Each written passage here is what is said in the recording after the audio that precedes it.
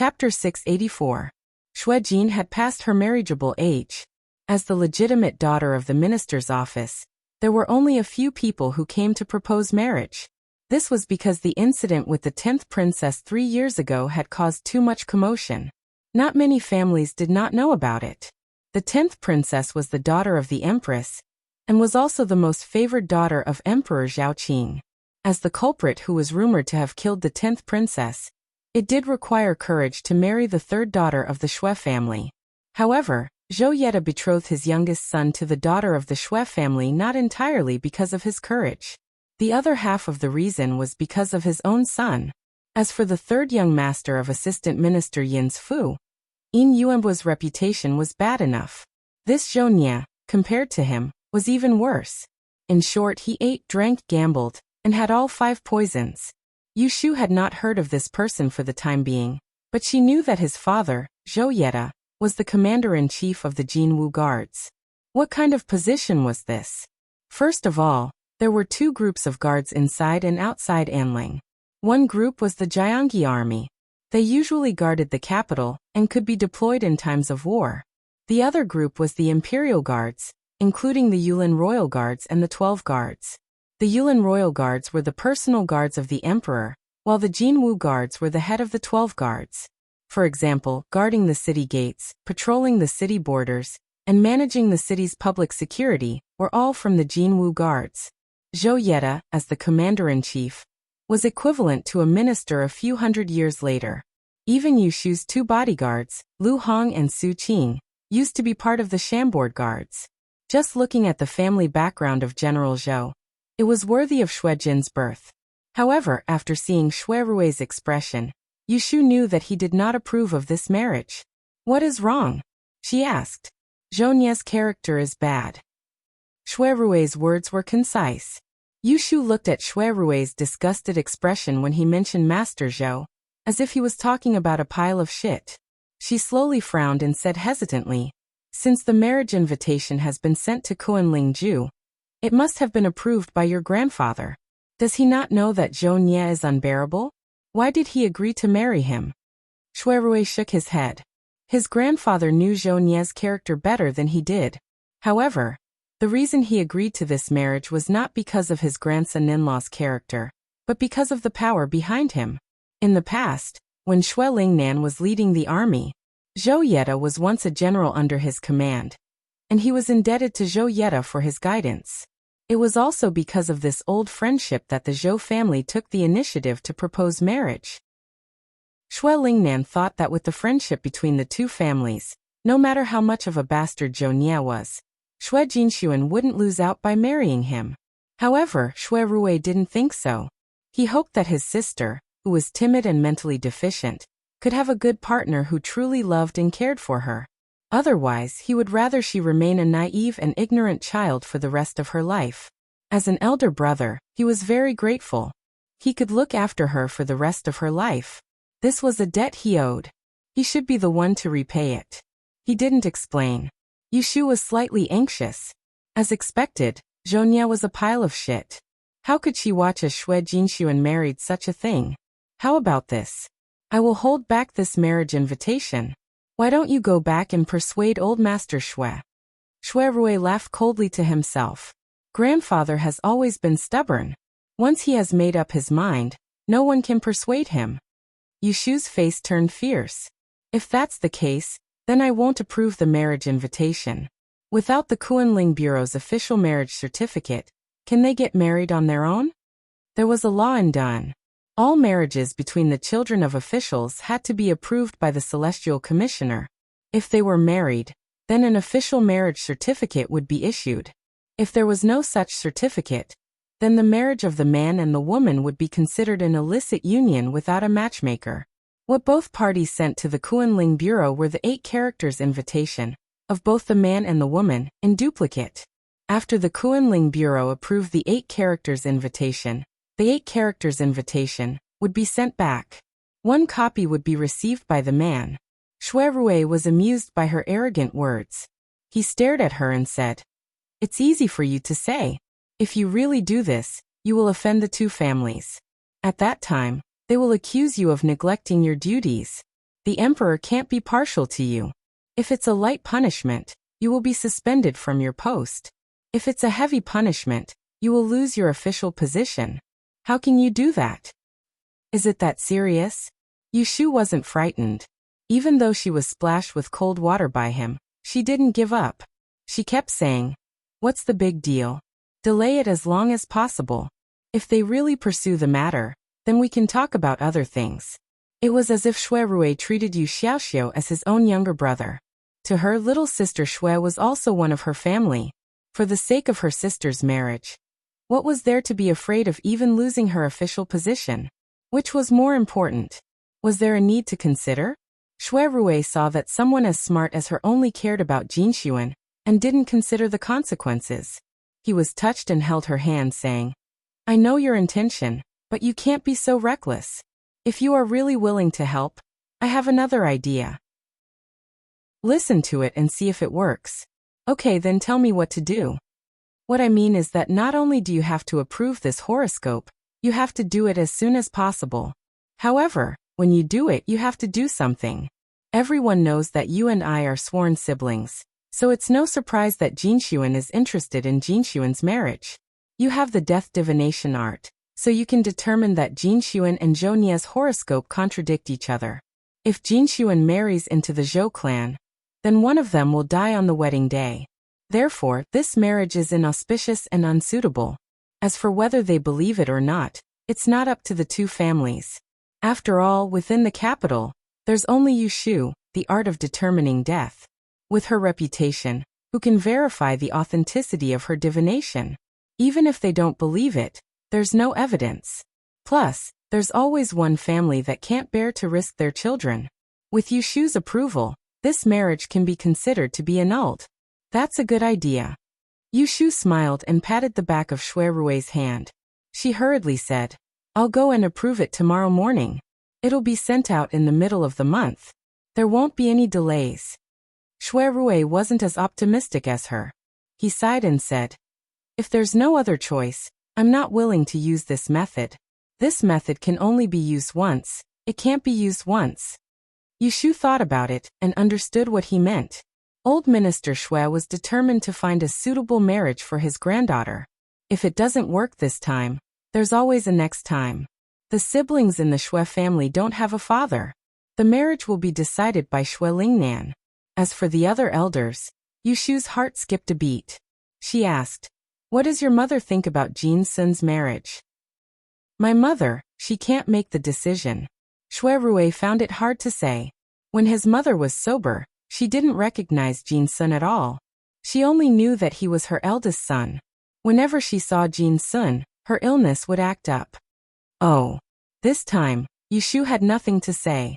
She very rarely heard Shui Rui mention his mother, and her impression of Madame Shui, who she had never met, was limited to the fact that she was frail and sickly, and that she spent most of her time recuperating. Shui Rui didn't seem to want to talk about his mother. She didn't ask more. However, as a mother, she couldn't interfere with her daughter's marriage. It was obvious that she didn't have much status in the Shui family. There are only two ways to solve this problem once and for all. One is to find a good husband for Jin before your grandfather decides. Yushu poked Shui Rui. "Do you have a suitable candidate in mind?" Shui Rui looked helpless. "Do you think I haven't thought about it? But those with good character, future, and family background won't enter my grandfather's eyes. Those with good character and family background won't be willing to attach themselves to our Shui family.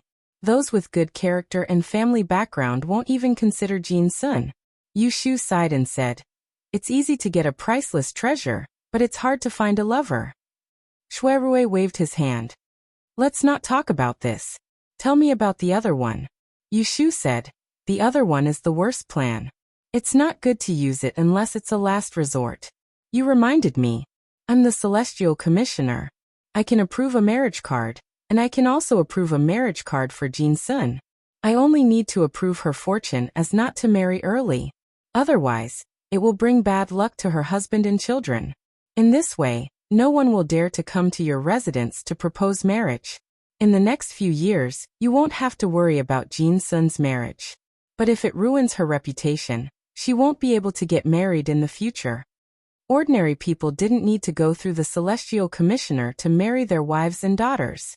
However, there were also people who went to the barter shop to ask for an identification card. It was used to predict a woman's fate.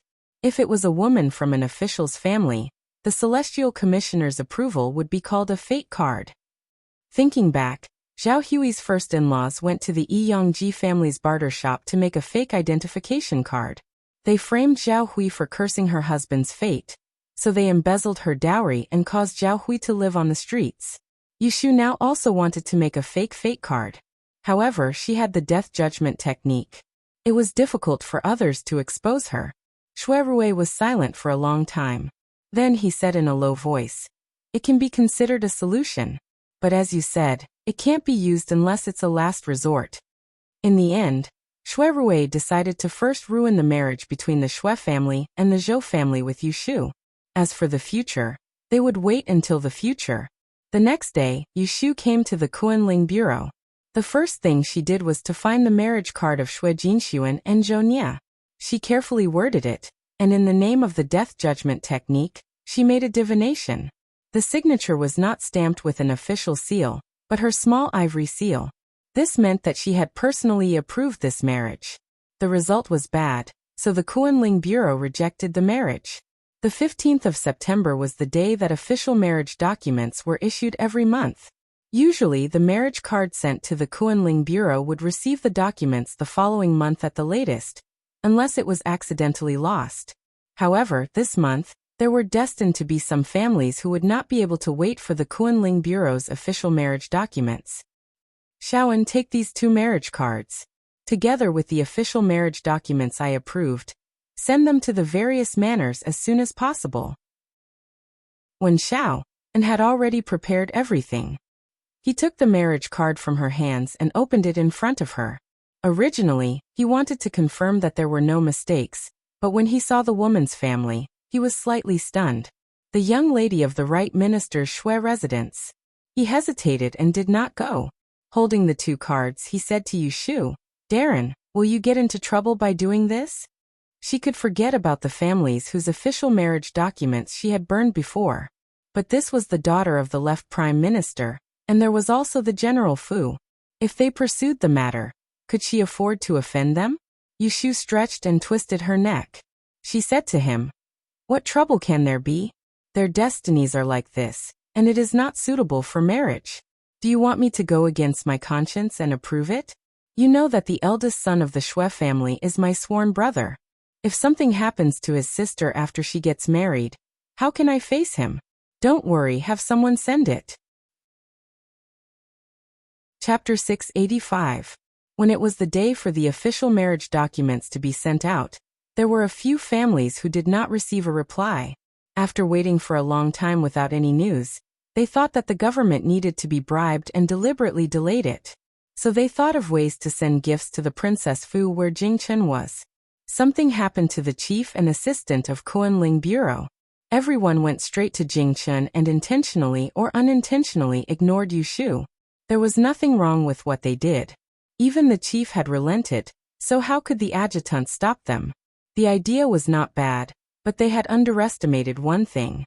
Jingchen, the right commander of the Celestial Commissioner, was a hands-off shopkeeper who did not care about anything. The person that Kunling Bureau was in charge of was actually Yushu. Jingchen stayed in the palace for 2 days, and was released by Emperor Zhaoqing. Returning to the Princess Fu, the steward eunuch dutifully presented the list of gifts that the Fu had received in recent days in front of him. Jingchen asked him with confusion, "What festivals are being celebrated recently?" The Mid-Autumn Festival had long passed. There shouldn't be any happy events in September. The steward eunuch reported in full detail. "Your servant found out that these people are here to urge for letters. It seems that their Fu did not receive the official marriage documents from Kunling Bureau, so they came to beg you, master." Jingchen nodded to indicate that he understood, and then had him return the list of gifts. He said disapprovingly, "If they did not send it, then let them wait. Why are they begging me? This matter is not under my control. They sent the gifts to the wrong person." The steward eunuch. Aren't you the right commander of the Celestial Commissioner? Shouldn't Kunling Bureau be under your control? Although he said so, the next day when Jing Chen went to Kunling Bureau, he remembered to ask her when Yushu reported to him as usual. How many families did not send the marriage documents? They've sent gifts to my residence. Yushu's expression didn't change as she asked him, which families? Jing Chen was silent for a moment and said, I did not notice.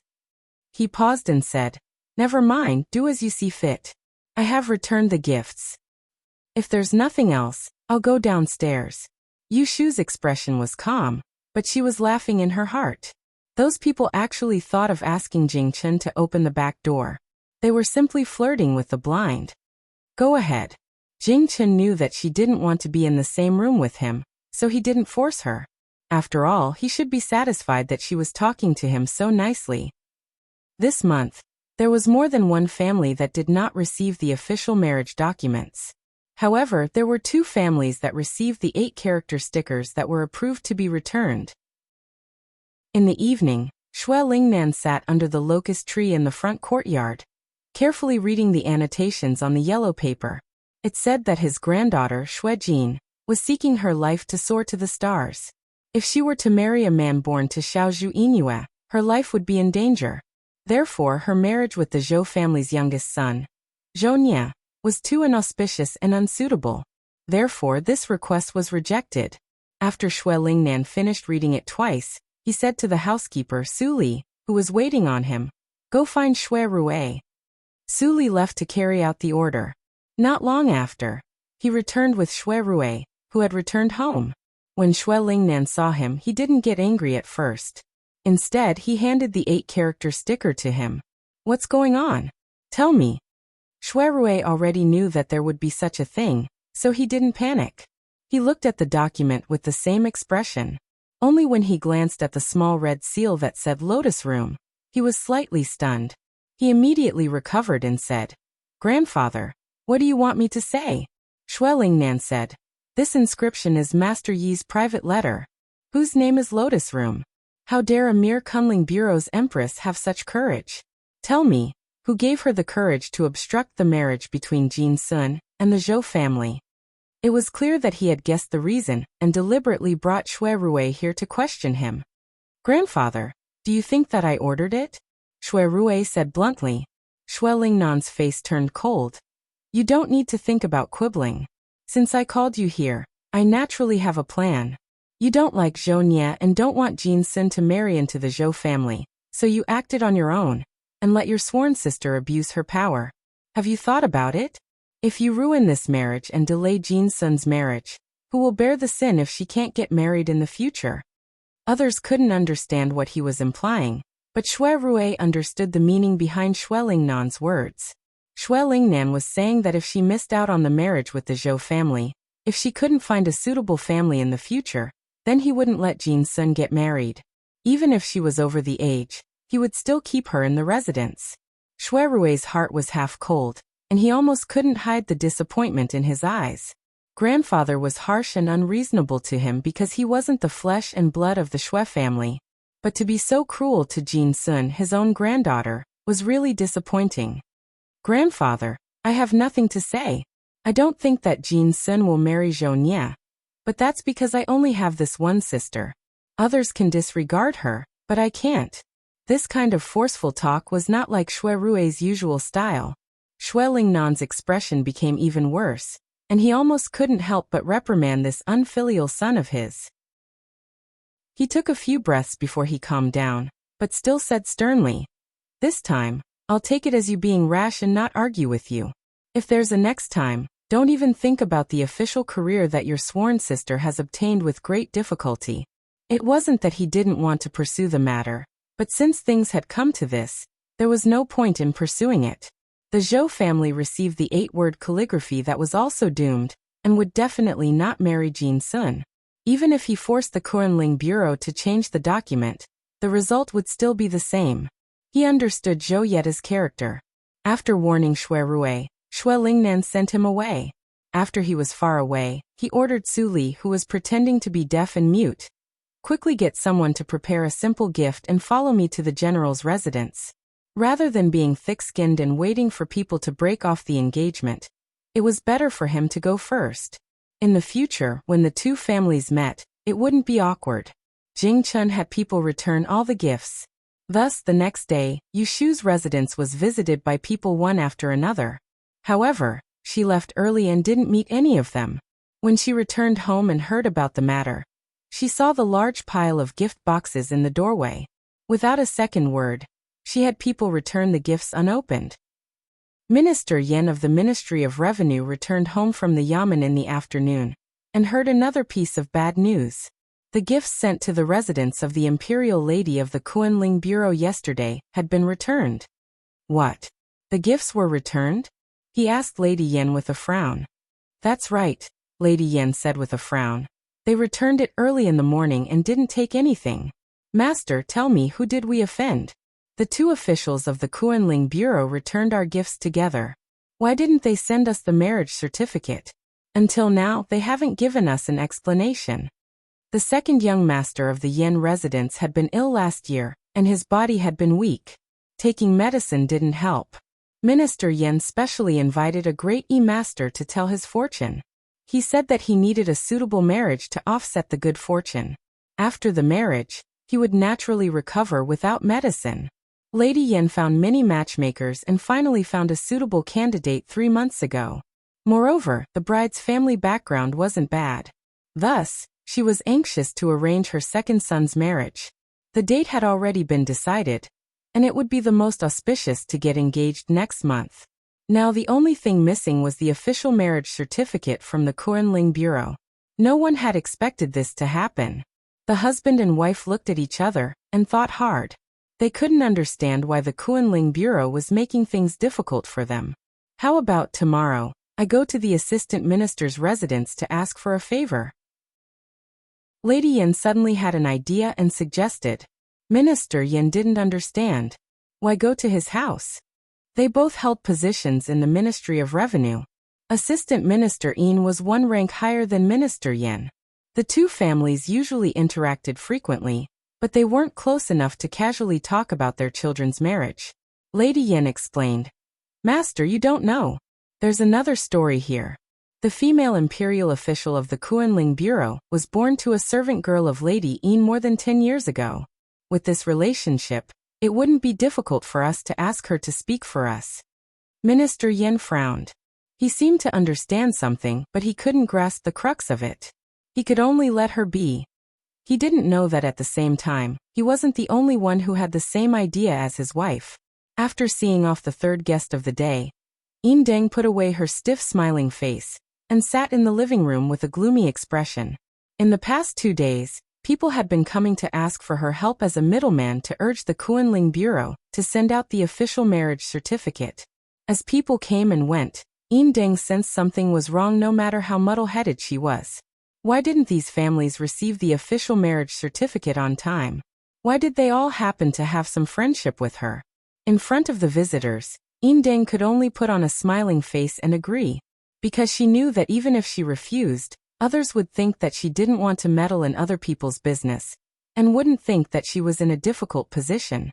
She held a banquet on her last birthday, invited Yu Shu's parents, and made everyone know that Aunt Cui used to be a servant in her family. In fact, it was nonsense to ask her to go to Yu Shu to speak for them.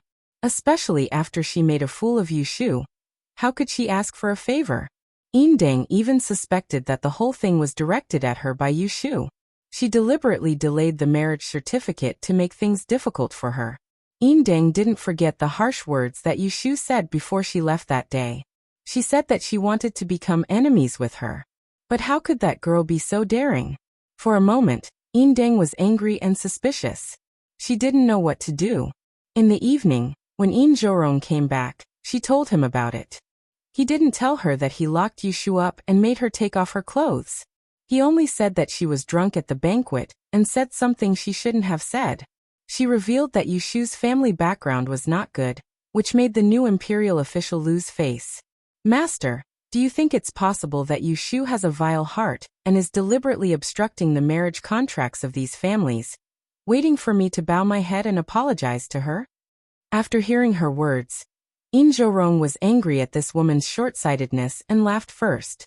Madam, you are so silly. Do you really think that she is a lowly person born by your maid?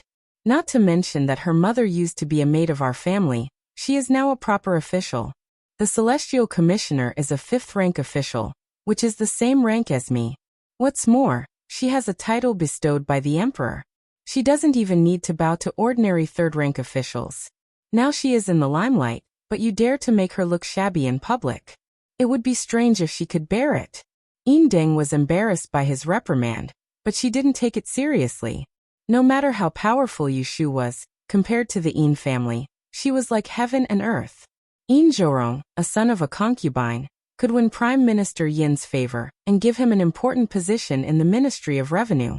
It could be seen that he was not a mediocre person. After understanding the situation, she ordered Deng, "Don't be unconvinced. Tomorrow, go to her and apologize. Everyone has children. We still have children who haven't married yet. Yushu will be in the Kunling Bureau for a long time. Don't be stubborn. If you really make enemies with her, you will hurt my children." Chapter 686. The next day, Madame Deng obediently went to the Yu's mansion. However, she didn't come to apologize but to visit Madame Yu. In the morning, the main gate of the Yu's mansion was not open. There was a small door next to the main gate, which only allowed 2 people to pass through. Sitting in the sedan chair, Madame Deng asked a maid to knock on the door. The 2 servants on duty in the main gatehouse were chatting. When they heard the question, the younger one ran out to answer. He heard that it was the wife of the assistant minister's residence who had come to visit their Madame Yu, and asked them to open the main gate to welcome her. There was an old servant in the gatehouse, who also came out while talking. He looked at the soft sedan chair in front of the gate, and said politely to the maid in front of him, "Miss, please forgive us. It's not that we didn't open the gate on purpose, but there are rules in the mansion. The Lord goes to the yamen during the day, and the mansion is not allowed to see guests. No matter who your master is looking for, please come after sunset." There was no such thing as not seeing any guests during the day, and only opening the door at night. However, this was the rule set by Yushu. Inside and outside of this mansion, all the servants were personally selected and arranged by her.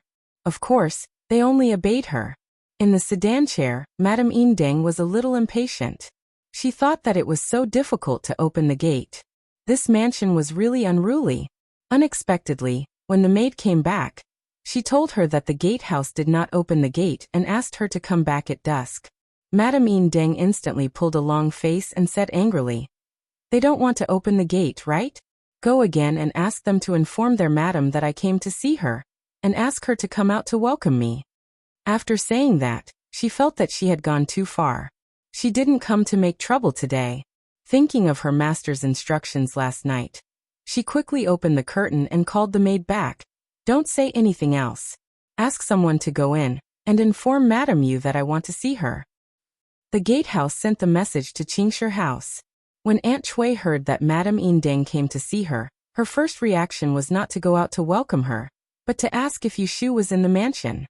Is the young lady at home now? Since Madame Deng's birthday, she had been grounded by Yushu. She was not allowed to go out. Every day, whatever she said or did, someone would report it to the North Courtyard. If she accidentally cursed, Yushu would send someone to Qingshi that night, catch her maids and old women, and force them to kneel in the yard for a whole night. Now her words and actions are restricted, and she can't go out of Qingshi House at will. If she does something wrong, the servants around her have to kneel down and kowtow to her, begging her to spare their lives. Aunt Chui could only curse Yushu in her heart for being disobedient, but she was afraid that she would cause her to lose her career and wealth. So she dared not say anything and gradually calmed down. As a matter of fact, it was rare for Madame Deng to come to visit. She was not happy at first, but she was afraid that Yushu would hear about it and give her a hard time. "Madam, my lord went to the yamen in the morning and hasn't come back yet." Aunt Chui was relieved and then ordered the gatekeeper to come. "What are you waiting for? Invite her in." Otherwise, she would say that she was simple-minded. Since Yushu was not at home now, she wouldn't come back at night. She knew that if she met Madame Deng, she would still be punished. The gatekeeper didn't leave obediently, but apologized to her and told her the rules set by Yushu, which meant that no one was allowed to visit when Yushu was not at home. When Aunt Chui heard that it was Yushu's order, she suddenly became listless. After hesitating for a while, she didn't dare to insist that the gatekeeper come in, but planned to see Madame in person. But when she was just about to go out, a group of servants came up to her and knelt down before her before she reached the gate of Qingshizhai, asking her to think twice and to spare her life. Aunt Chui had no choice but to go out of the gate. Madame Yin waited for a long time, but all she got was a lie that, Madame Yu is not well and can't see guests. Sorry to trouble you to come here in vain. Please come again another day. The old gatekeeper bowed and stood beside the sedan chair to convey the message. Madame Yin had long been gnashing her teeth in anger. She snorted coldly and went home without saying anything. She didn't leave the gifts she brought when she came and carried them back. When Yushu came back in the evening and heard about it, she just laughed and ordered, "If she comes again, no matter what time it is, don't let her in. The gatekeeper did a good job today. Who can't be blamed? Tip them 2 months' worth of salary and give them 2 more meat dishes for dinner." Although she didn't see Madame Yin and Deng, Yushu clearly knew her mind. She just found that the situation was not right, so she came to mediate. But she couldn't put down her pride to ask for peace, so she picked up Aunt Chui, who was a pushover. This kind of person really didn't know how to write the word death, until death was near. Madame Yin was full of anger. When she returned home, she smashed 2 cups to vent her anger. Just then, the third master of her family, Yin Yuanbo, came in from outside. When he saw the mess on the ground, he tooted twice and sat next to Madame Yin and asked with a fierce face, "Who made my mother angry? Let me teach him a lesson." Madame Yin looked at her youngest son, and her anger subsided a little. She reached out and pinched him, saying, "It's all because of you." "Hiss, why is it because of me?" Yin Yuanbo grimaced. Madame Yin hurriedly rubbed him. She was angry, so she said it all. "Didn't I find a wife for you before? I wanted to find someone to control you as soon as possible so that you could control your temper and stop wasting your time. I didn't expect that I was wrong. That girl is not a person who knows her place." On the one hand, she refused the marriage proposal from the matchmaker, but on the other hand, she spread rumors everywhere, saying that she doesn't like you and that our family won't let her go. When Yin Yuanbo heard half of it, he became furious and slammed the table, saying, "Who is this bitch? Mother, tell me her name." Although the third master of the assistant minister's mansion was a playboy, he usually couldn't stand others looking down on him and comparing him with the third master of the West Mansion, Yin Yuanrong. Madame Yin snorted. "You have seen this person. She is the wretched girl that you and Yuanrong ran into on my birthday in the backyard." Yin Yuanbo instantly remembered. It was really because Yushu's disheveled appearance that day left a deep impression on him. Even if her face was not beautiful, he couldn't forget it for a while. "It's her." Yin Yuanbo recalled and showed disdain.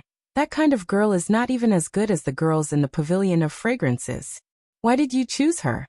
On one hand, he secretly rejoiced that the marriage did not go through.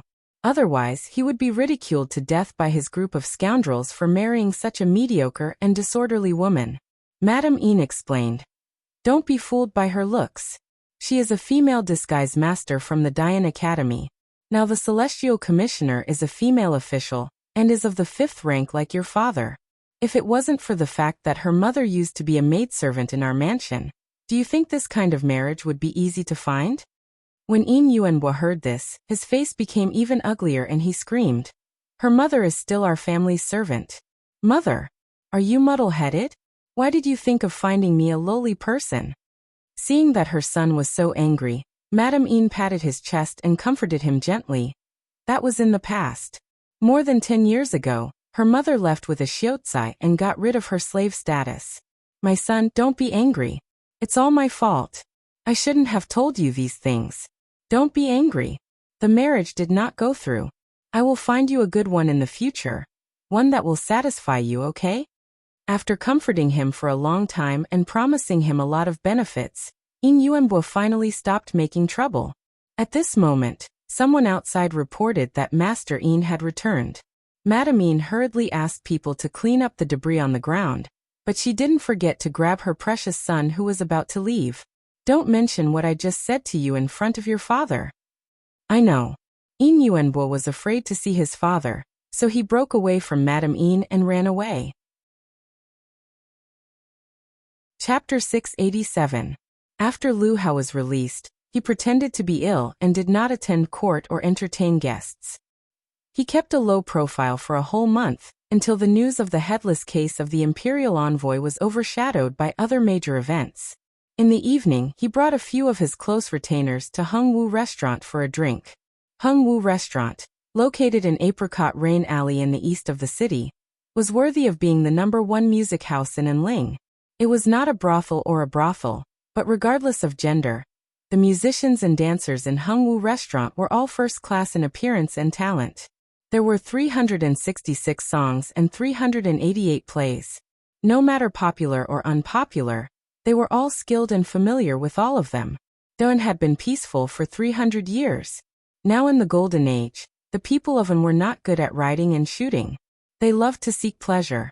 A place as elegant and not boring as Hung Wu Restaurant was naturally sought after. The road in Apricot Rain Alley was not wide. The path paved with bluestone could at most accommodate 2 sedan carriages side by side. Therefore, the passing carriages and horses would stop on the nearby streets and walk in. This was not a path drawn by Hung Wu Restaurant for the guests. This was a place filled with high officials and nobles. No one wanted to offend someone they shouldn't offend by blocking the road. Unless you were fearless.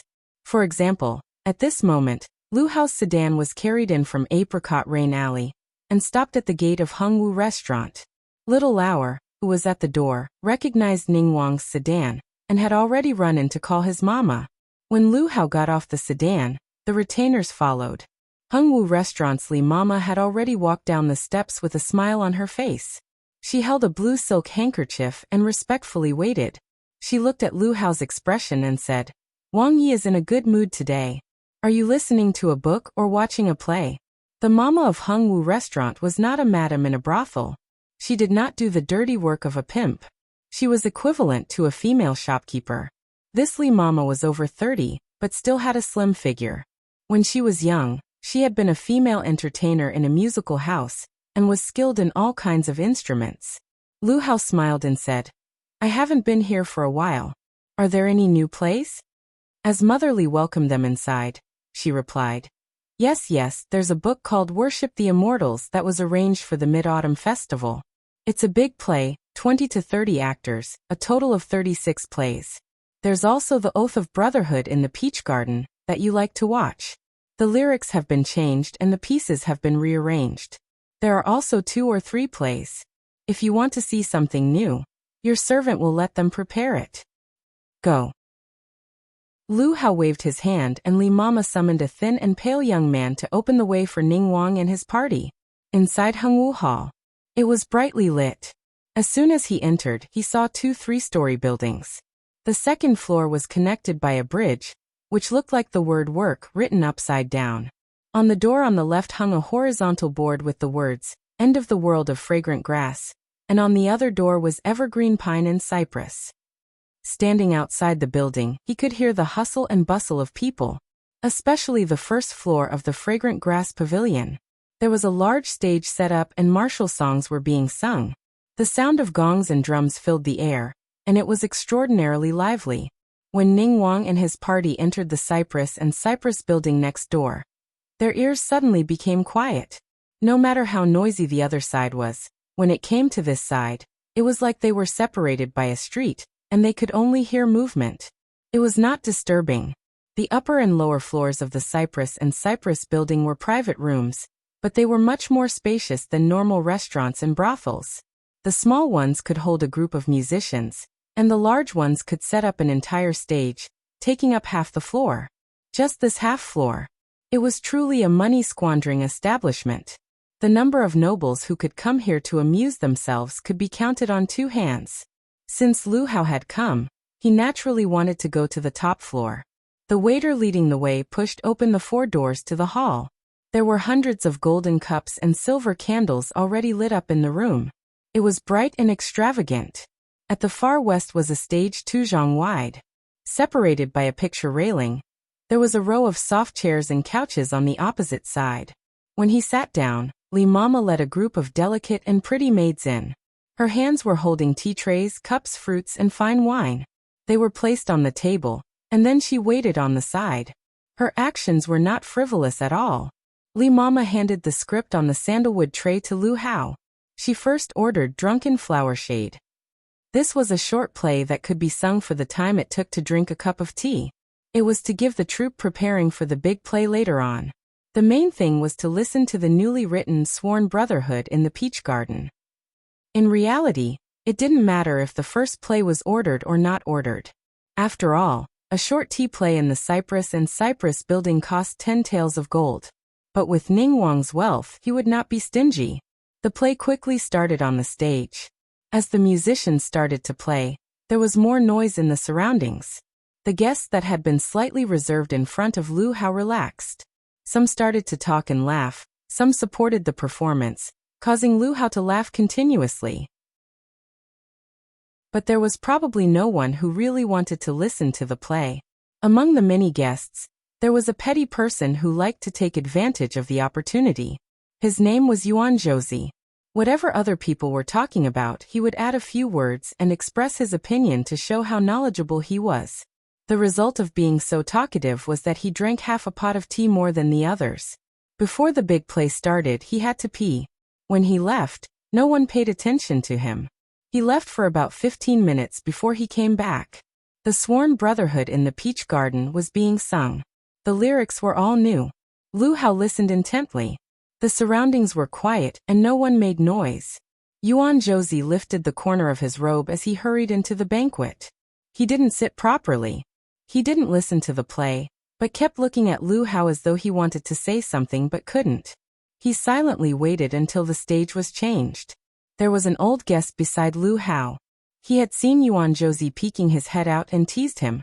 "Josie, your memory is the best. Can you hear the difference between this new play and the old one?" Yuan Josie didn't listen to what was being sung on the stage. However, he was worried that he didn't have a chance to speak. When he saw Lu Hao looking over, he quickly stood up and said, "I just left the banquet and missed the play in front of me. But I heard another good play. It's really interesting. I want to tell it to your highness. I don't know if it's okay." There were many capable people among Lu Hao's guests, and they had their own pride. They didn't like a petty person like Yuan Josie. Therefore, no one said anything to cater to him. However, Lu Hao was a little curious. He raised his hand and gestured to Yuan Josie. "What wife? Tell me." Yuan Josie hurriedly responded. He took 2 steps forward and stood in front of Lu Hao. He gestured with his hands and feet to start from when he went to the toilet a moment ago. It was his first time going to Hungwu Mansion. He didn't know everything. He walked around and went down to the 2nd floor. He crossed the bridge and went to the fragrant grass pavilion opposite. After a few steps, he saw that the door was not closed properly, so he mistakenly entered. Unexpectedly, it was a single room. Several playboys were drinking and chatting. In the west corner, someone was playing the lute, so no one noticed the intruder. Yuan Josie found that he went to the wrong door and was about to leave. At this moment, he heard voices in the room and stopped. Who was sitting in the room? It turned out that Yin Yuanbo and a few friends of scoundrels heard Madame Yin's nagging at home yesterday. They were upset and came to Hungwu Mansion to pass the time. You asked him why he didn't go to the brothel to find a lover. Fortunately, Master Yin had been strict with him recently. If he went to that kind of place and someone reported it to the family, he would inevitably be beaten up. Yin Yuanbo vented his anger by drinking. He drank too much and was coaxed by the people around him. Then he began to talk about the cause and effect. "My mother found a wife for me. Unexpectedly, she was the daughter of a servant who was let out of the house. How could such a lowly person be worthy of me?" Third Master Yin. "But this little girl was arrogant and looked down on me. She rejected the matchmaker and came to our house to show off her power." His friend asked curiously, "Is there such a thing? What kind of beauty dared to look down on our third master?" Yin Yuanbo laughed coldly. "Ha, beauty? With that kind of beauty, I wouldn't be able to get excited even if she stripped naked in front of me. She's just a woman who is good at playing tricks. It's good to have a good reputation. To put it bluntly, she's just a bitch who is greedy for power and wealth. On one hand, she rejected my family, but on the other hand, she came to show off. His friends looked at each other. The more they listened to him, the more confused they became. So they asked, "Who is this person? She sounds like she has some reputation. Have we heard of her?" Inyuembwa said, "Why haven't we heard of her? Isn't she the fairy Meowling who has the ability to call the wind and summon the rain and cast beans to form soldiers?" Everyone exclaimed in surprise. There was no one who didn't know the name of the person in the words. "Why do you say she came to your house to show off?" Ahem, show off. The person who asked the question did not believe it. After all, the rumor said that Yushu was a descendant of an immortal family. Even the emperor thought highly of her and gave her a title. Why would such a person want to seduce the young master of an assistant minister's residence? Inyuembwa said in a strange tone. "She didn't go for me, a good-for-nothing ruffian. She went for the real third young master of the prime minister's residence, my cousin Inyuenrong." Then he said that on the day of Indeng's birthday, they met a disheveled Yushu in the backyard. However, his words were biased and he said that this accident was a deliberate plan of Yushu. "If I didn't happen to be on the side and saw her ugly appearance with my third cousin, I'm afraid she would have shouted and forced my third cousin to take responsibility for her." Bah. After Inyuenbwa finished speaking, he spat on the ground with extreme disdain. There were still people who did not believe him. After a few noises, they saw him pointing to the sky and cursing with a red face and neck. "If I lied to you, let me be impotent." Hearing this, Yuan Josie saw that there was nothing else to say and quietly left. Back in front of them, on the top floor of Cypress and Cypress Building, Lu Hao and a group of guests listened to Yuan Josie's vivid narration. The former propped up his chin thoughtfully. He didn't speak, so no one could discuss. The performers on the stage were singing a passage. Just after the last note, Lu Hao gave a light laugh and sat up from the couch. He stretched out his leg for the manservant to help him wear his shoes. Then he said to everyone without another word of gossip, "Ben Wang is going to change." Everyone continued to listen to the play. Leaving behind the nervous Yuan Josie and a group of confused guests, he left with his hands behind his back. Outside, he called over Li Mama, who was outside, and whispered a few orders before turning to go to the empty room next door. Li Mama hurried down to the second floor. She grabbed a waiter and asked, "Do you know which room is the third young master of the assistant minister's fu? Quickly go ask." Ningguang wanted her to find Inyuembwa and secretly bring him here. If you think this website is good, please share it. Thank you for the support of the readers. Chapter 688. Shui Yin had come to the Celestial Commissioner. When Yushu heard the news, it was already afternoon. It was her bodyguard Su Qing who inquired about it. This morning, a new Xiaoqing came to the Celestial Bureau. It is said that she is an immortal from the Mount Longhu Jingyi School. She was appointed by the Great Commissioner. I went to see the scene and saw that the new Xiaoqing was a young woman.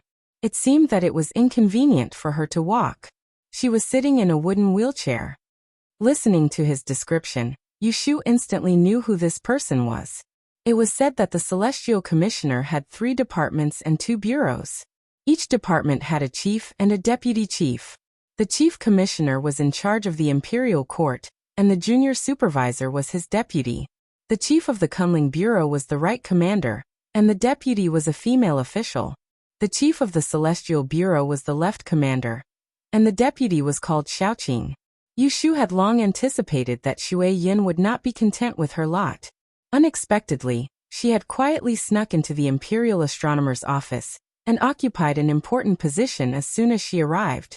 The Celestial Bureau was responsible for the die-in test and the nominal teacher exchange. It was a bit complicated to explain what it did. Let's put it this way. The position of the Celestial Commissioner in the Celestial Commissioner was like that of the Ministry of Personnel in the 6 ministries. The official assessment and audit of the Celestial Commissioner were not managed by the Ministry of Personnel. For example, Yushu was a female fortune teller in the die-in test in the 13th year of the Xiaoqing Festival. She was the nominal teacher exchange of the Celestial Commissioner, so she had the qualifications to become an official. Therefore, she became the deputy of the first bureau without much criticism. However, because she was a newly appointed official, there was a period of 3 to 5 months of observation. During this period, if she committed any dereliction of duty, the Minister of Justice had the right to report her, and report it to the imperial censor, who would make the final decision.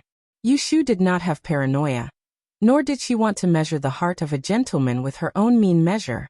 But her intuition told her that Shui Yun might not come with good intentions. Jingchen did not come today. Otherwise she would have asked him. His little sister had 2 broken legs. Why didn't she know how to behave? She knocked on the table and instructed Su Qing. You should go out and walk around more these days. Especially pay attention to the movements of Tai Chung Si. Once there is any news, report to me immediately. She stayed in the Kunling Bureau during the day. The 2 bodyguards who were supposed to protect her had no place to use their skills, so she sent them out as spies. Needless to say, one of them really had talent in this area. It was Su Qing. Don't be fooled by his gentle, shy and honest appearance. However, his ears and nose were very sensitive, and he could always bring back some useful information to Yu Shu, allowing her to be one step ahead of others. Yu Shu was not the only one who heard the news that a new female official had come to Taiching Department. The sudden appearance of a young girl took up the position that many people had been eyeing for a long time. Not many people in the Celestial Commissioner were happy. Even if Shui Yun had the banner of Mount Longhu above her head, it was not enough to convince people, especially when there was already a precedent of Jing Chun among the Celestial Commissioner. It was hard for people to have a good impression of Shui Yun, who had also entered through the back door. It had only been 2 days, but someone was already gossiping in front of Yu Shu. The new Miss Shui Yun from Taiching Si is not very old. She looks even younger than you, milord.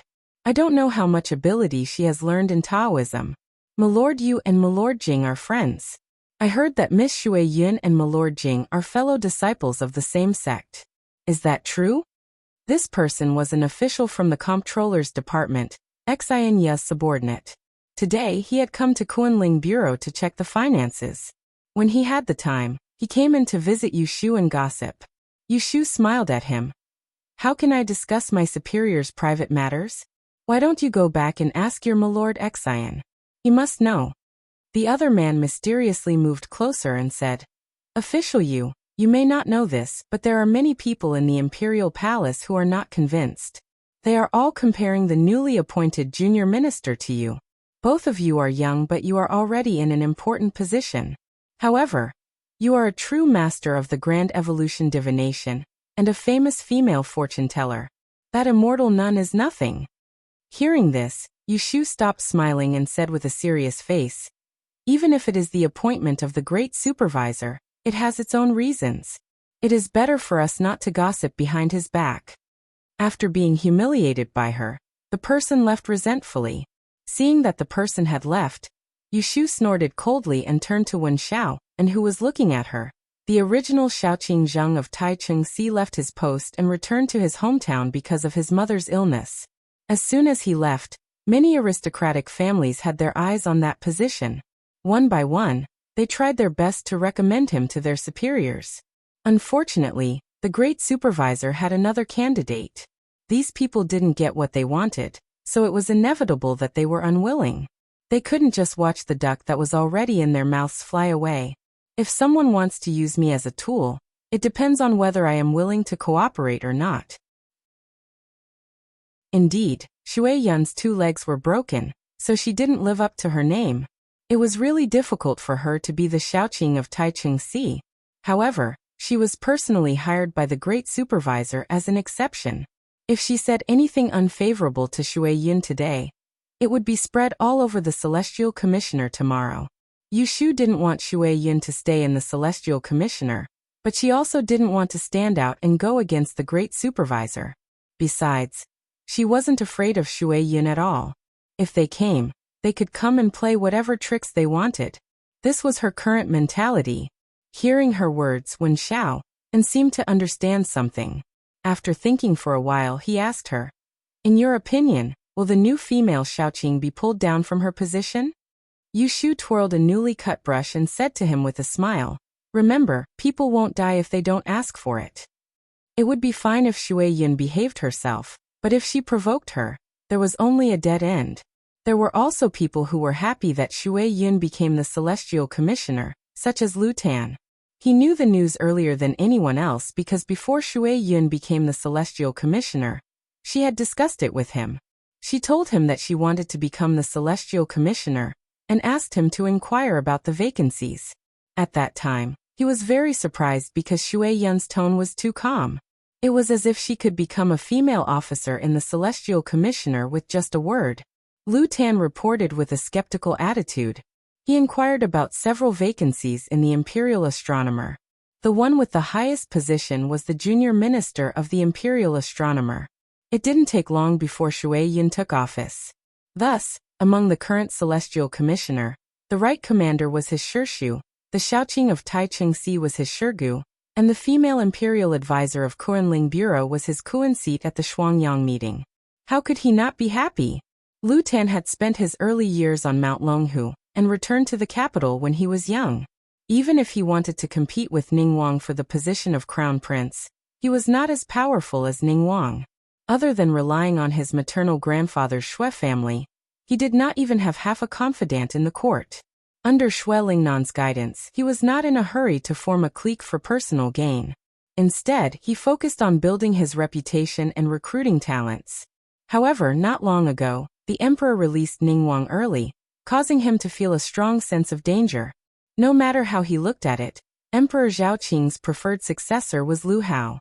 Otherwise, why would Lu Hao be involved in the imperial envoy's murder case? And Emperor Zhaoqing banished Lu Yi but was not willing to heavily punish Lu Hao. Otherwise, why would he be sent to a Daoist sect to cultivate while Lu Hao could stay in the stables from a young age and cultivate his power? Otherwise, why would Lu Hao's maternal grandfather, Yin Tianhou, still have military power while his maternal grandfather, Shui Lingnan, had his military seal taken away before he returned to the capital? Lu Tan was afraid that he would not make it in time. Before he could fully develop his wings, Emperor Zhaoqing would announce the candidates for the position of crown prince. Thus, after Jingchen, it was a good thing that Shui Yun could occupy a seat on the Celestial Commissioner. In his view, whether it was Jingchen or Shui Yun, they would become his supporters sooner or later. Otherwise, who would they help? There were actually only a few princes who had the potential to become crown prince: Lu Hao, Lu Du, Lu Zhan, and him. The others were either young or had been eliminated early and were not a threat. 8th Prince Lu Du's birth was not enough. His mother was only a noble, and had only been promoted because she had done a meritorious service in giving birth to him. 12th brother Lu Chan did not have great ambitions. Now that he was close to him, he could be pulled in as a helper.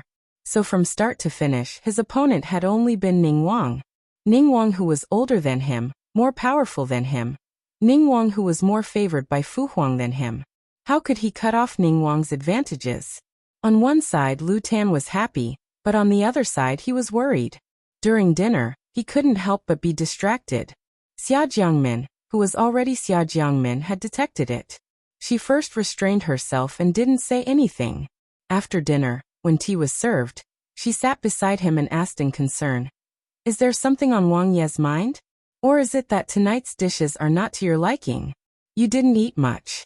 Lu Ten came back to his senses and found that his beautiful and lovely Wang Fei was looking at him with a face full of worry.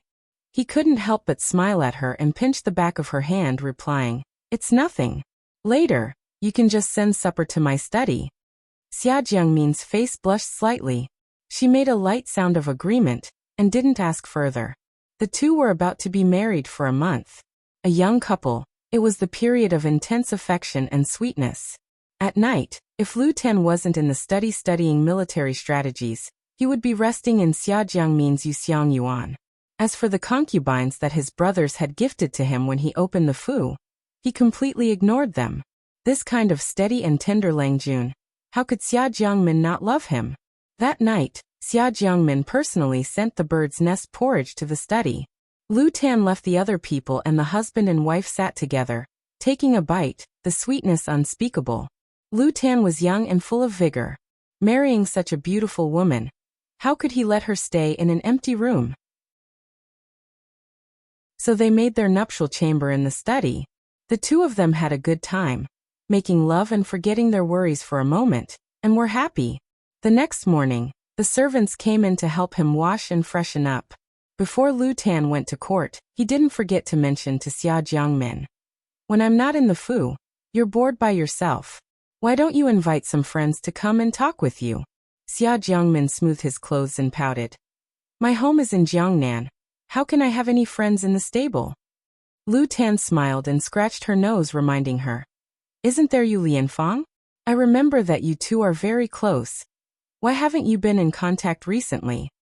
At the mention of Yushu, Xia Jiangmin's eyes lit up. "Can I invite her to the Fu as a guest?" Lu Tan said, "Why not? This Jingwang Fu belongs to me. You're the mistress. You can invite whoever you want, as long as you're happy." Xia Jiangmin instantly beamed with joy. She didn't bother to help him wash and freshen up. She picked up her skirt and walked out. "I'll write an invitation to invite her now." Lu Tan wasn't angry. He shook his head and smiled behind her. "This impatient temper you need to change. P.S. Sad face, I don't know how many students are following this article. I wish the students taking the college entrance exam all the best, and do better than usual. If you think this website is good, please share it more. Thank you for your support." Chapter 689. The person Xue Rui sent to the south to gather information came back. Because it was related to his secret, he didn't trust anyone else to do it. The person who went was a loyal servant left by his adoptive father. Gui de Xue Rui had kept a total of 9 servants that started with the word Gui. Besides the first Gui that was given to him by Xue Rui's father in the beginning, the others were either convict slaves that Xue Rui had carefully selected from the provider's courtyard, or they were poor people that he'd taken in when he was wandering outside for the past 2 years. They didn't need to go through Xue Lingnan's hands at all, and they obeyed his orders obediently. Not all of these 9 people were loyal. So until now only Gui De, Gui San or Gui Lu, Gui Qi and Gui Ba were left. Gui De was the oldest. When Xue Rui was still a baby, he had already recognized Xue Lingnan's father as his master. It seemed that he had been a wanderer for a while when he was young. He was proud of his martial arts and righteousness. Later, he offended a local tyrant and his family was killed. When Xue Lingnan's father returned to the capital to report on his work, he tried to clear the injustice of his family. After Xue Lingnan's father died, Xue Lingnan felt an unbearable pain in his heart. At one point, he wanted to sell the surviving Gui Dafa, but this loyal servant knelt in front of Xue Lingnan's father's coffin and kowtowed a few dozen times until his head was bleeding. He said that Xue Lingnan's father had left a will for him to serve the eldest young master, so he insisted on staying by the young Xue Rui's side. In order to avoid Yushu, Xue Rui didn't meet anyone in Wangji Tower. Instead, he went to Nanlin Lumber Company. This was a property left to him by Xue Lingnan after his father's death. Gui De arrived at the capital in the morning. Before he came to see Xue Rui, he had washed himself clean. However, he looked much thinner, which meant that he had suffered a lot during this trip. There was a basement in Nanlin Lumber Company. Gui Sen was guarding the entrance above. Even a mouse couldn't hear anything. "Uncle Gui, did you find anything?" Xue Rui went straight to the point. He didn't hide anything in front of Gui De. He was not Xue family's flesh and blood. Gui De knew this 3 years ago. Seeing that he was in a hurry, Gui De did not waste any time and reported everything they had gained from the trip to Yang.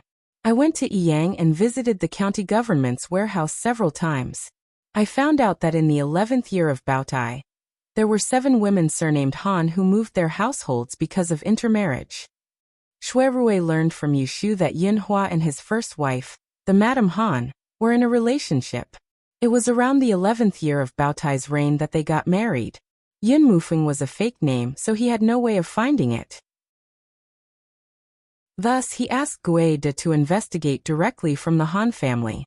After a woman got married, she would move her family to the man's name. This would be recorded in the local government office. True enough, Gui De found 7 suspects and interviewed them one by one. Finally, they locked onto one of them. It was suspected that Yin Hua's first wife was Xue Rui's birth mother. There was a daughter, Madame Han. She married in the 7th month of the 11th year of Baotai. Her husband's surname was Liu and his given name was Yan. He settled down in Sheeping Alley. This old servant found the couple's former acquaintances. According to their recollections, Liu Yan was a guest who went to the capital to take the imperial examination and left his family behind.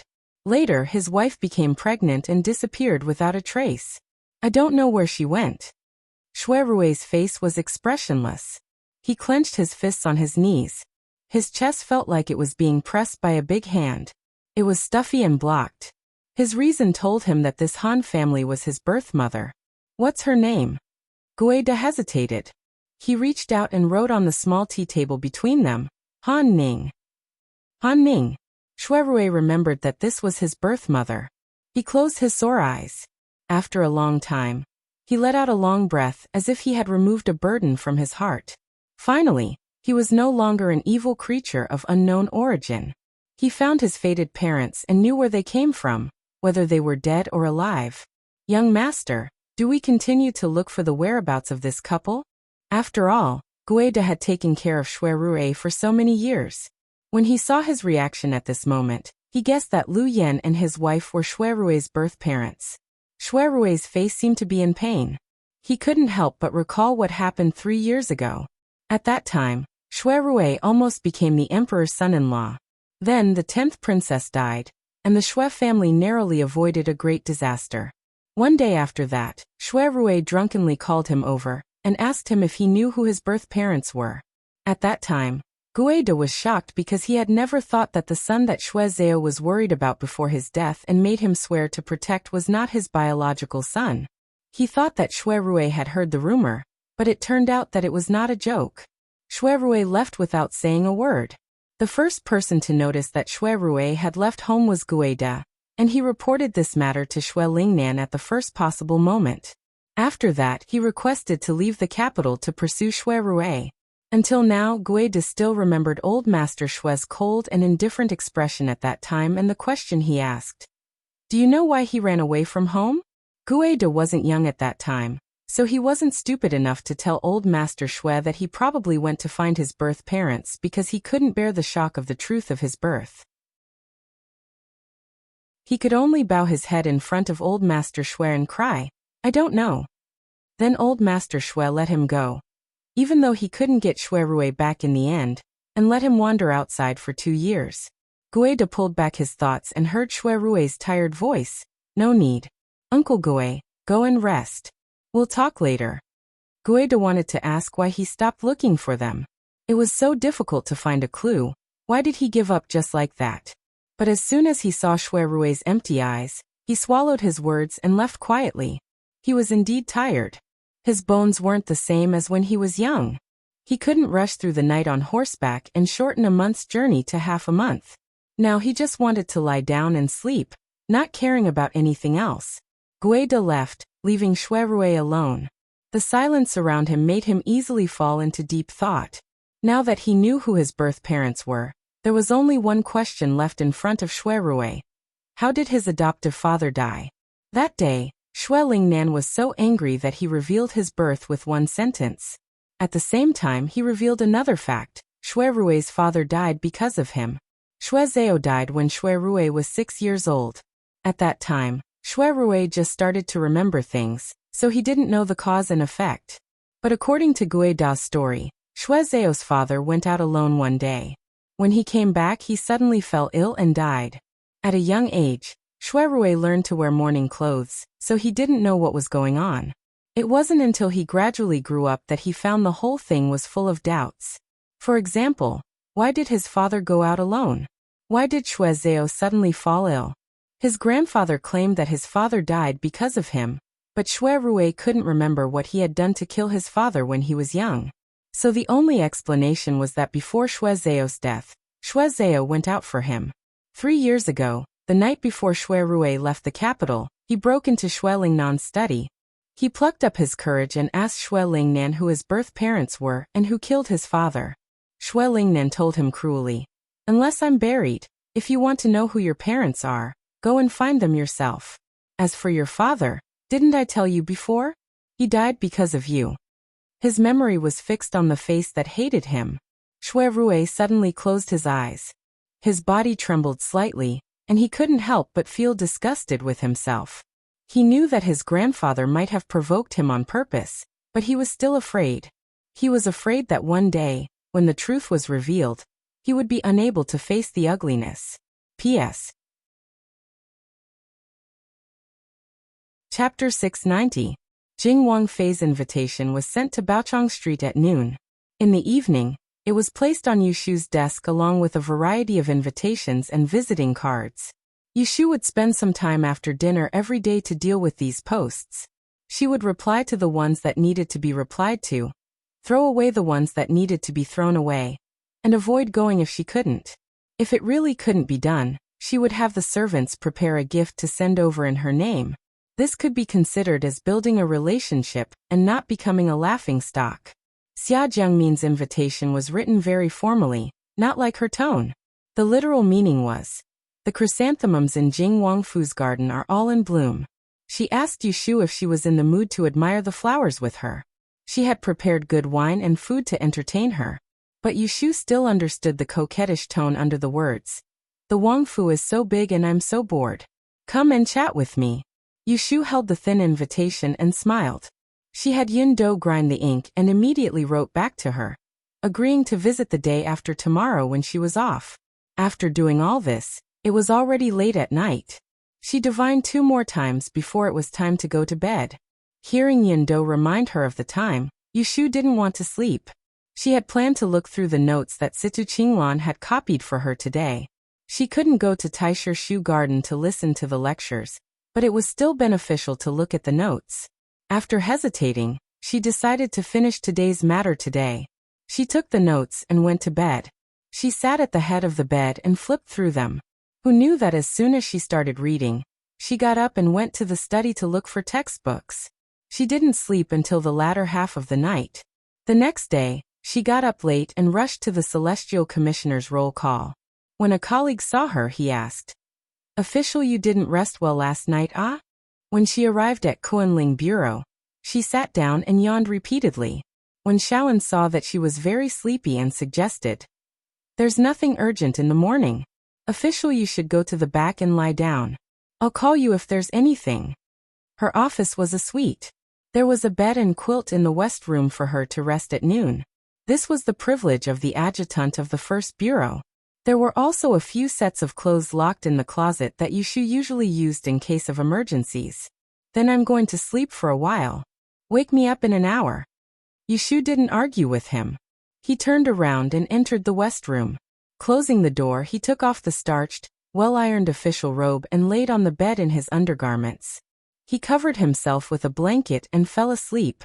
Then he slept for an unknown period of time. He could vaguely hear someone talking outside. She was awoken by the disturbance. He sat up in a daze and was putting on his clothes when he heard someone knocking on the door. It was as if he was afraid that she would still be asleep and wake her up. "What's the matter?" she asked. When Xiao and serious voice came from the other side of the door, "Your Excellency, Minister Taiching is here to inspect." He didn't say anything else, but Yushu could tell that something was wrong. So she quickly cleaned up, wiped her face with cold water, and opened the door to go out. It was about 4 in the morning. The shadows of the trees outside the window shone in. With a glance, Yushu saw Shui Yun, who had stopped in front of her wide and long birch table. Why did she stop there? It was because she was sitting in a wheelchair. After 2 months, Shui Yun's complexion was much better than when Yushu last saw her at Jing Wangfu. At least, she wasn't pale and weak like a gust of wind could blow her away. Yushu noticed that she was wearing a slightly loose official robe.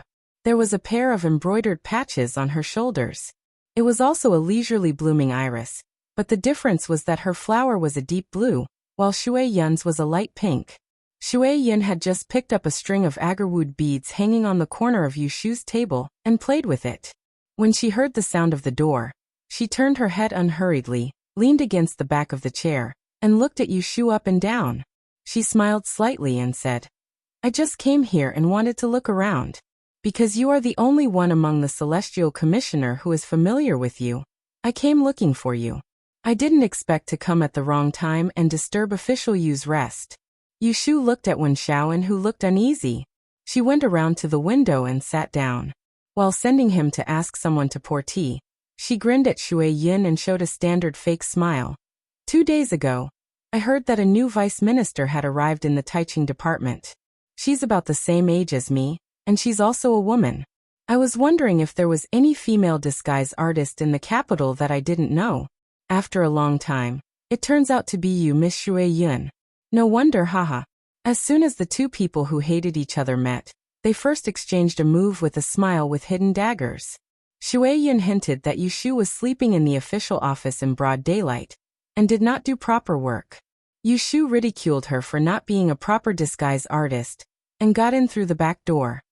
Now I am also an official in the Celestial Commissioner. Official Yu doesn't need to call me miss. It is improper. My rank is the same as yours, so you can call me Minister Taiching Shui. Just now, she said that she was familiar with Yu Shu, but in the blink of an eye, she put on airs. Shui Yin made it clear that she did not come with good intentions. Yu Shu was not a vegetarian. She glanced at Shui Yun's left hand that was holding the bead. It seemed that it was not a big deal, so she asked quite straightforwardly, Official Shui's injury is better? I don't know when you can walk again.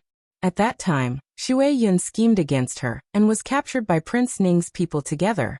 She experienced a death tribulation and had the tendons of her hands and feet cut. Under Jing Chen's careful treatment, her hands were saved and gradually healed. However, her legs never got better. This was a sore point in her heart. When Yu Shu mentioned it in front of her, she almost couldn't maintain her amiable appearance. You don't need to worry about my injury. Yu Shu sneered. Who cares about you? I want you to be a cripple for the rest of your life. She and Jing Chen had fallen from a life-and-death friendship to today's situation. Jing Chen was partly responsible for Jing Chen's lack of assertiveness, but what disgusted Yu Shu the most was Shui Yun's role as a troublemaker. Shui Yun believed that she was clear about Jing Chen's fate, so she regarded her as a thorn in her side. After meeting her a few times, she had the intention to kill her. She thought that if she died, Jing Chen's Taoist heart would not be moved, so he could not threaten the group of ox-nosed Taoists of Mount Longhu. No matter how she calculated, she made a fool of herself. She did not expect that she, who had almost been killed by her, was the person who they had been looking for. When Xiao and came in with tea and found that the atmosphere was not as harmonious as before, he first refilled Yu Shu's cup and hesitated for a moment. When he was about to show the tea to Shui Yun, he heard Yu Shu say to him, There's no need to trouble yourself.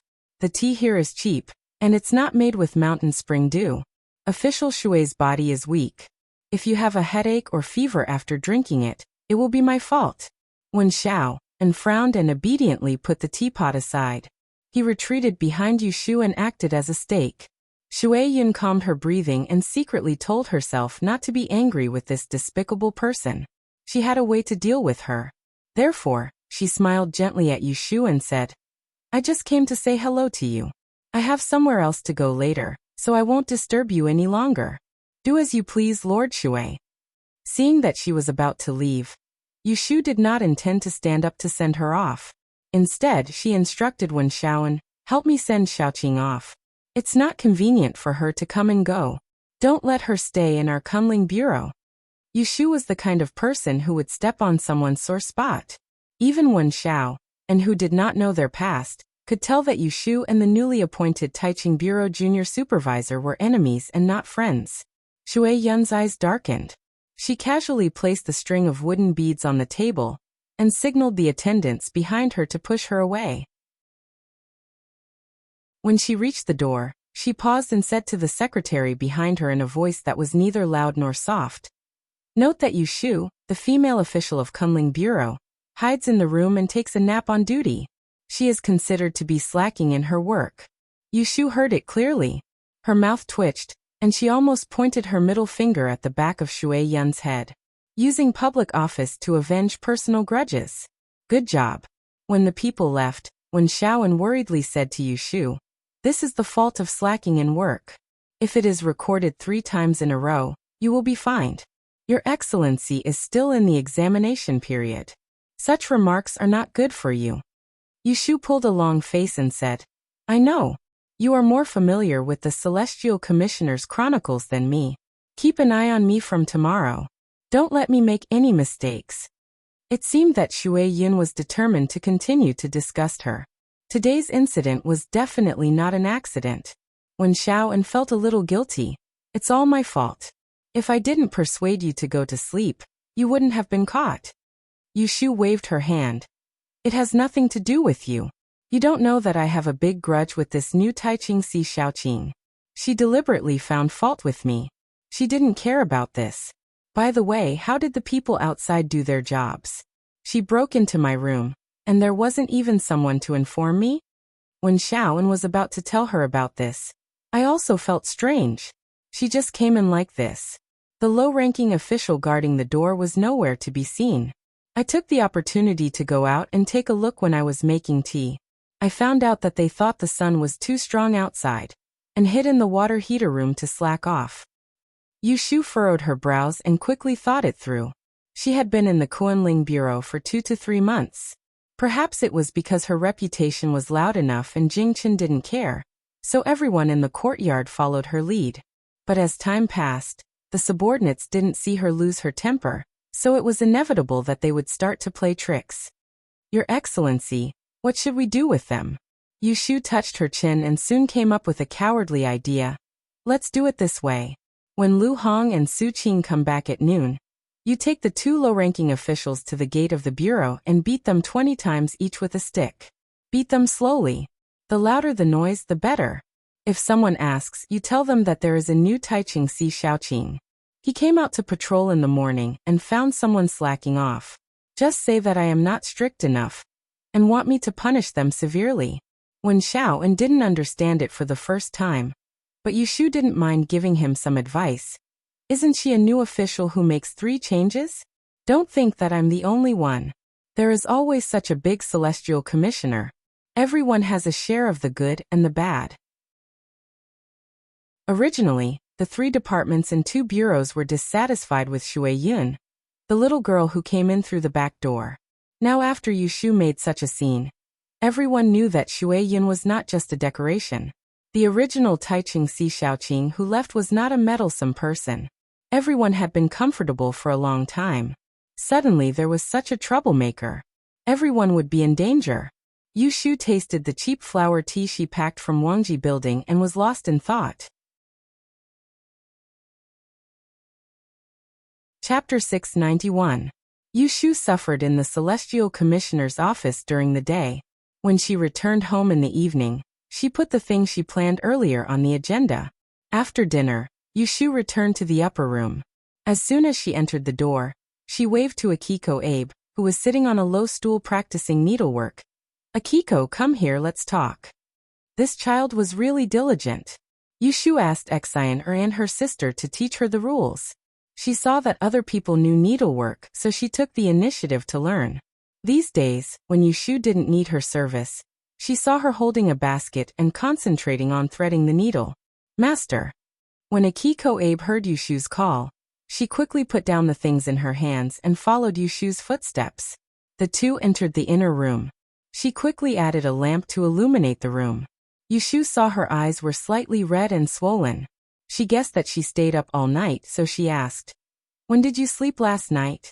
There were servants and maids on duty outside the master's bedroom in a big family. There was no such rule in her house, but after she bought Exiner and Lin from the provider's house, she slowly picked them up. Yesterday, it was not Akiko who slept outside her room. It could be seen that she stayed up all night to learn needlework. Akiko Abe lowered her head and didn't dare to lie. About 3 o'clock. It's almost dawn, Yushu thought. Did you doze during the day? No. Akiko Abe quickly shook her head and looked at Yushu with wide eyes. She nervously said, I didn't sleep during the day. I know. Yushu patted her to comfort her. The shoulder under her hand was thin and small. When she thought that this child came to this place across the sea and had no relatives in the world, she couldn't help but feel a different kind of intimacy. Just like her, when she came here, she was like a rootless duckweed. No one would ever know where she came from. Just like her, coming here, She was like a rootless duckweed. No one would ever know where she came from. People who can adapt to circumstances always have a way to live. Akiko Abe was brought back from the provider's house less than 2 months ago. Those who could adapt to their circumstances would always have a way to survive. It had been less than 2 months since she brought Mbiki back from the orphanage. The habits of the Japanese could no longer be seen from him. His speech was fluent, and even the rules of being a servant seemed to have been learned well. Her origins were unknown. Although Yushu had made her a servant, she had shown special concern for her. However, regardless of whether it was Yundo who had followed her since the beginning, or Exiner and Lin, or who had caught up later, none of them had rejected her. Instead, they had taken care of her. This was enough to show that Mbiki was not a fool who only knew how to kowtow and call her master. Mbekue received her sudden compliment. Her face quickly turned red, and she seemed a little excited. She rubbed her fingers together, wanting to kneel down and worship him. She then remembered that Yushu didn't like her kowtowing. He knelt down and quietly raised his head.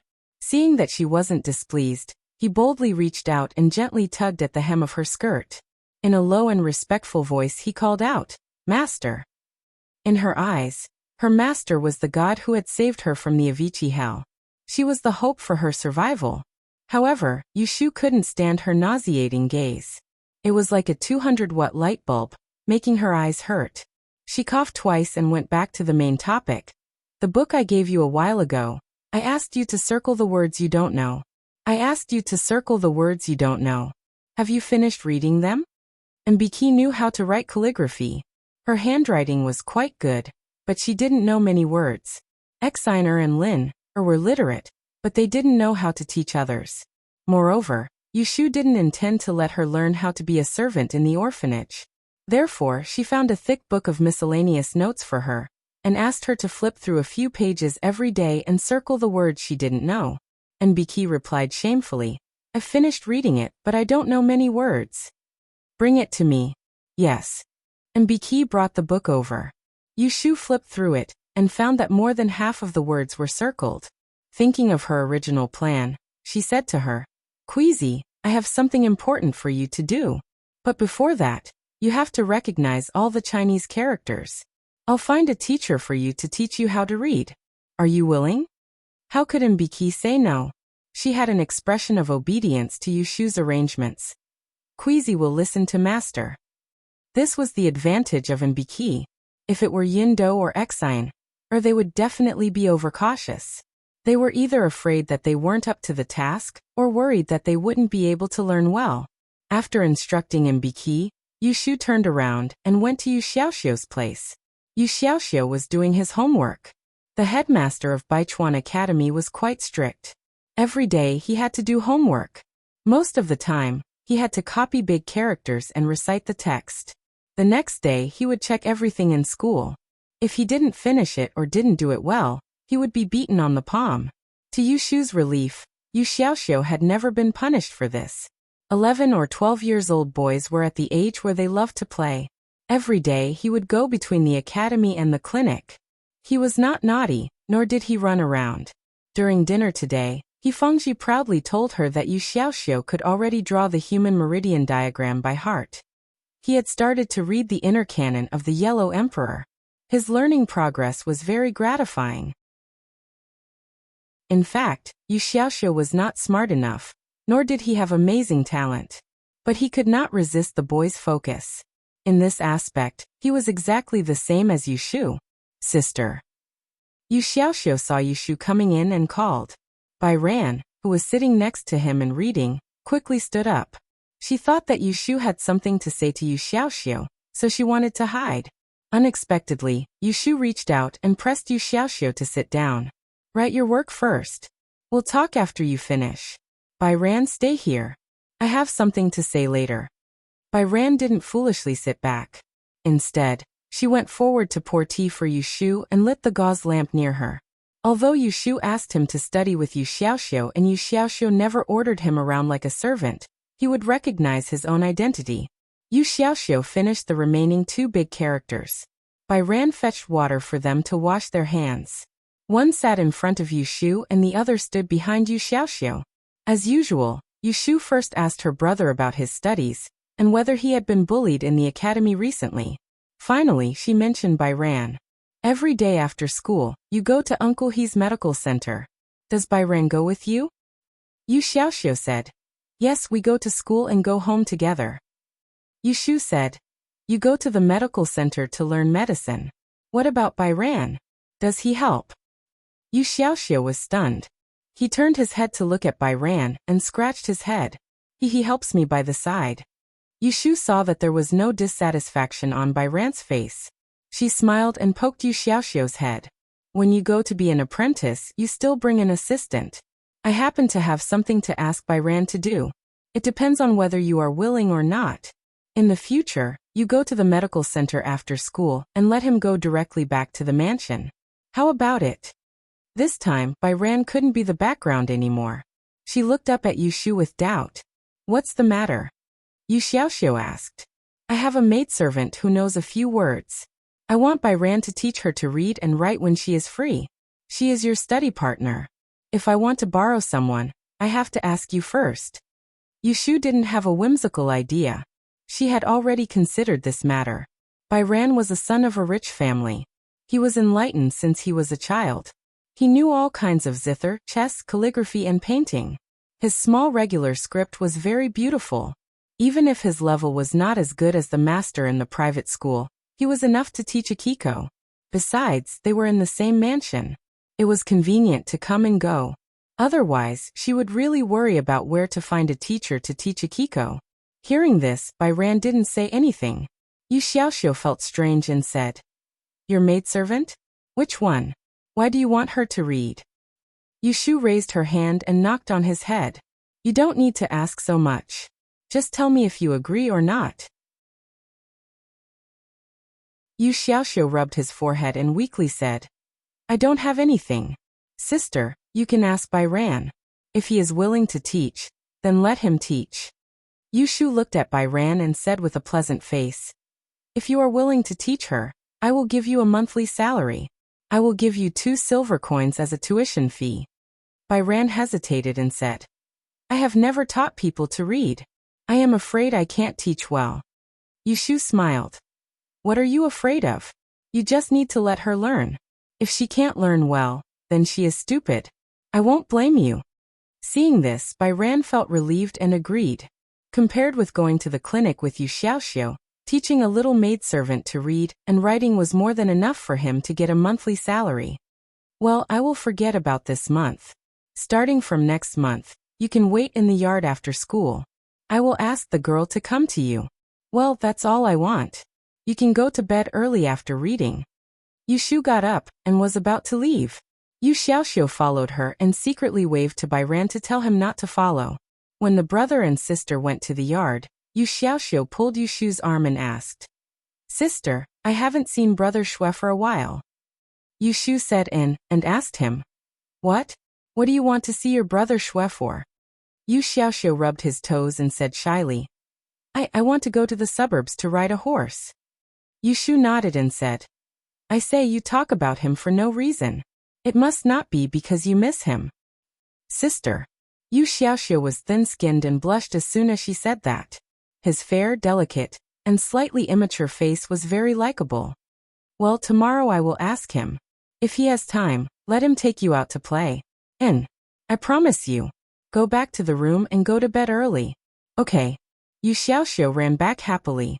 Yushu looked at his happy back and felt much better. With the change of living environment, Yu Xiaoxiu became more cheerful and carefree day by day, which made her feel a sense of achievement as his sister. Walking back with her hands behind her back, Yushu thought along the way. During the day, she was troubled by Shui Yun in the Celestial Commissioner office. In fact, it was her fault. If she had not stayed up late to read last night, she would not have been so sleepy during the day. Thinking about it, after she entered the Kunling Bureau, she never had enough time. Every day, she wasted a lot of time on unnecessary things. She did everything by herself, so she had no time to spare. She asked Mbekwe to learn to read with Bairan. In fact, she wanted to train a personal assistant to help her record her daily schedule, reply to letters, etc., and help her deal with some private things. Yushu wanted to find such a candidate for a long time. But as a confidant, she always felt that she did not trust Exiner and Lin, who were sinful slaves from the family institute. On the contrary, she did not have this concern with Nbekue. Chapter 692. At the end of September, the families who didn't receive the official marriage documents waited for half a month without any news from the Kunling Bureau. The people they sent to send gifts were rejected at the door, and those who went to Madame Indeng to make arrangements did not come back. Besides, these families all knew each other and bumped into each other a few times outside the princesses and Yu's residences. Gradually, some people felt that something was wrong. This month, there was more than one family that didn't send the marriage documents. More or less, all of them were involved. Why didn't people think too much about it when the Kunling Bureau blocked their marriage documents for no reason? Some smart people could see that there was a reason for this. Obviously, someone had offended someone. The Kunling Bureau's decision-makers were the right commander and a female imperial official. The right commander was the emperor's nephew and usually spoke in simple terms. How could they have offended him? Since it wasn't the right commander, then there was something wrong with the female imperial official. After thinking about it, when did they offend Yushu? Soon, some people linked it to Madame Yin. A while ago, Yushu was present at Madame Indeng's birthday banquet. Because she had a disgraceful mother, everyone had a deep impression of her. Now that they thought about it, Madame Yin publicly revealed that Yushu's mother used to be her family's servant. How could Yushu be willing to accept it? The more they thought about it, the more they felt that it was true. Thus, someone took the lead and several families went to the assistant minister's residence. You asked them why they didn't go to Yushu? They had a guilty conscience. That day at Madame Yin's birthday banquet, everyone was present.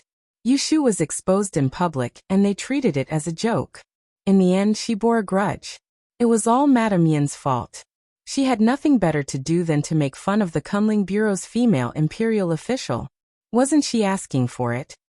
When Madame Indeng heard the gatekeeper reporting the arrival of the guests, she felt a headache. She thought that this group of people was here to plead for her again. This time, they were all here. She couldn't hide even if she wanted to. She had no choice but to invite them in and let them go to the reception hall. As soon as the madam sat down, Madame Indeng took the initiative to speak. She sighed first and then put on a bitter smile. I know why you are here. Listen to me first. It's not that I don't want to interfere, but I can't rush it. A few days ago, I personally paid a visit to Yunu's Yufu and met her. When I brought up the marriage certificate, she told me that it was the decision of the higher-ups and that it wasn't up to her. But don't worry, I've already asked her to ask the right commander to find out what's going on. Don't worry, I'll inform you as soon as I hear back. She went to look for Yushu, but she couldn't even get in.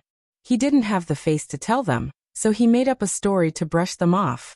Madame Indeng knew that Yushu probably did it for her, but she didn't take it seriously. Even if Yushu did withhold the official marriage certificate on purpose, she couldn't withhold it for the rest of her life. 2 to 3 months at most. It was just a bluff. That was what Madame Indeng thought. She didn't know that the madams in front of her had told each other before they came. They all thought that they were implicated by her, and had complaints in their hearts. How could they be fooled by her words? Looking at each other, Madame Zhao was straightforward and couldn't help but complain first. It's not that I'm impatient. We've already set a date, and we're just waiting for the marriage certificate to be issued this month. The betrothal gifts will be issued next month. With this mess, I don't know how long it will be delayed. Madam, can you give us a definite reply, or be the middleman, and invite Yunu out? We'll meet and ask her in person. This was what everyone was thinking. Which family didn't follow the official marriage certificate of the Celestial Commissioner? This was the law of Dawn. Without that piece of paper, no one dared to proceed. To put it more seriously, it would be a violation of the law and both parties would be treated as adultery. Yeah, why don't we invite Yunuyu over? Someone agreed. Hearing this, Indeng barely maintained her expression and said, The Celestial Commissioner is busy. She's just a female official and doesn't have as much free time as us. How can we meet her whenever we want? No matter how busy she is, She has to go home at night. Madame Zhao interrupted. Why don't you show us the way? We can go to her house and look for her. She can't just close the door and refuse to see us. She's just a junior. It's not appropriate for us to mobilize so many people. We don't dare to treat her as a junior. She's a 5th-level official of the Celestial Commissioner. She's 1 level higher than our master. We have to salute her when we see her. Yin Deng didn't expect them to be so difficult to deal with. She was speechless and her face fell. After a while, someone said with dissatisfaction, Madam Yin, it's really suspicious of you to make excuses like this. Forgive me for being blunt, but before I came here, I heard some rumors. They said that the marriage certificate wasn't sent to us this time. And it was all you knew you's doing. It was all because we got close to your family, and you offended her, so we were implicated. The one who spoke was Madame Song. Her master was the vice minister of Guanglu Temple, and had the same rank as Yin Zhourong. The Song family was an old family of officials and eunuchs in Anling City. The late old master Song was once the right prime minister of the late emperor. Therefore, when Madame Song questioned them, she was more confident than others. The other families more or less had to listen to Yin Deng, but she didn't have to. Now that the window paper was broken, Yin Deng felt guilty, but she had to force herself to continue. She pretended to be surprised and said, What do you mean? Why? Why did I offend someone and cause you to suffer?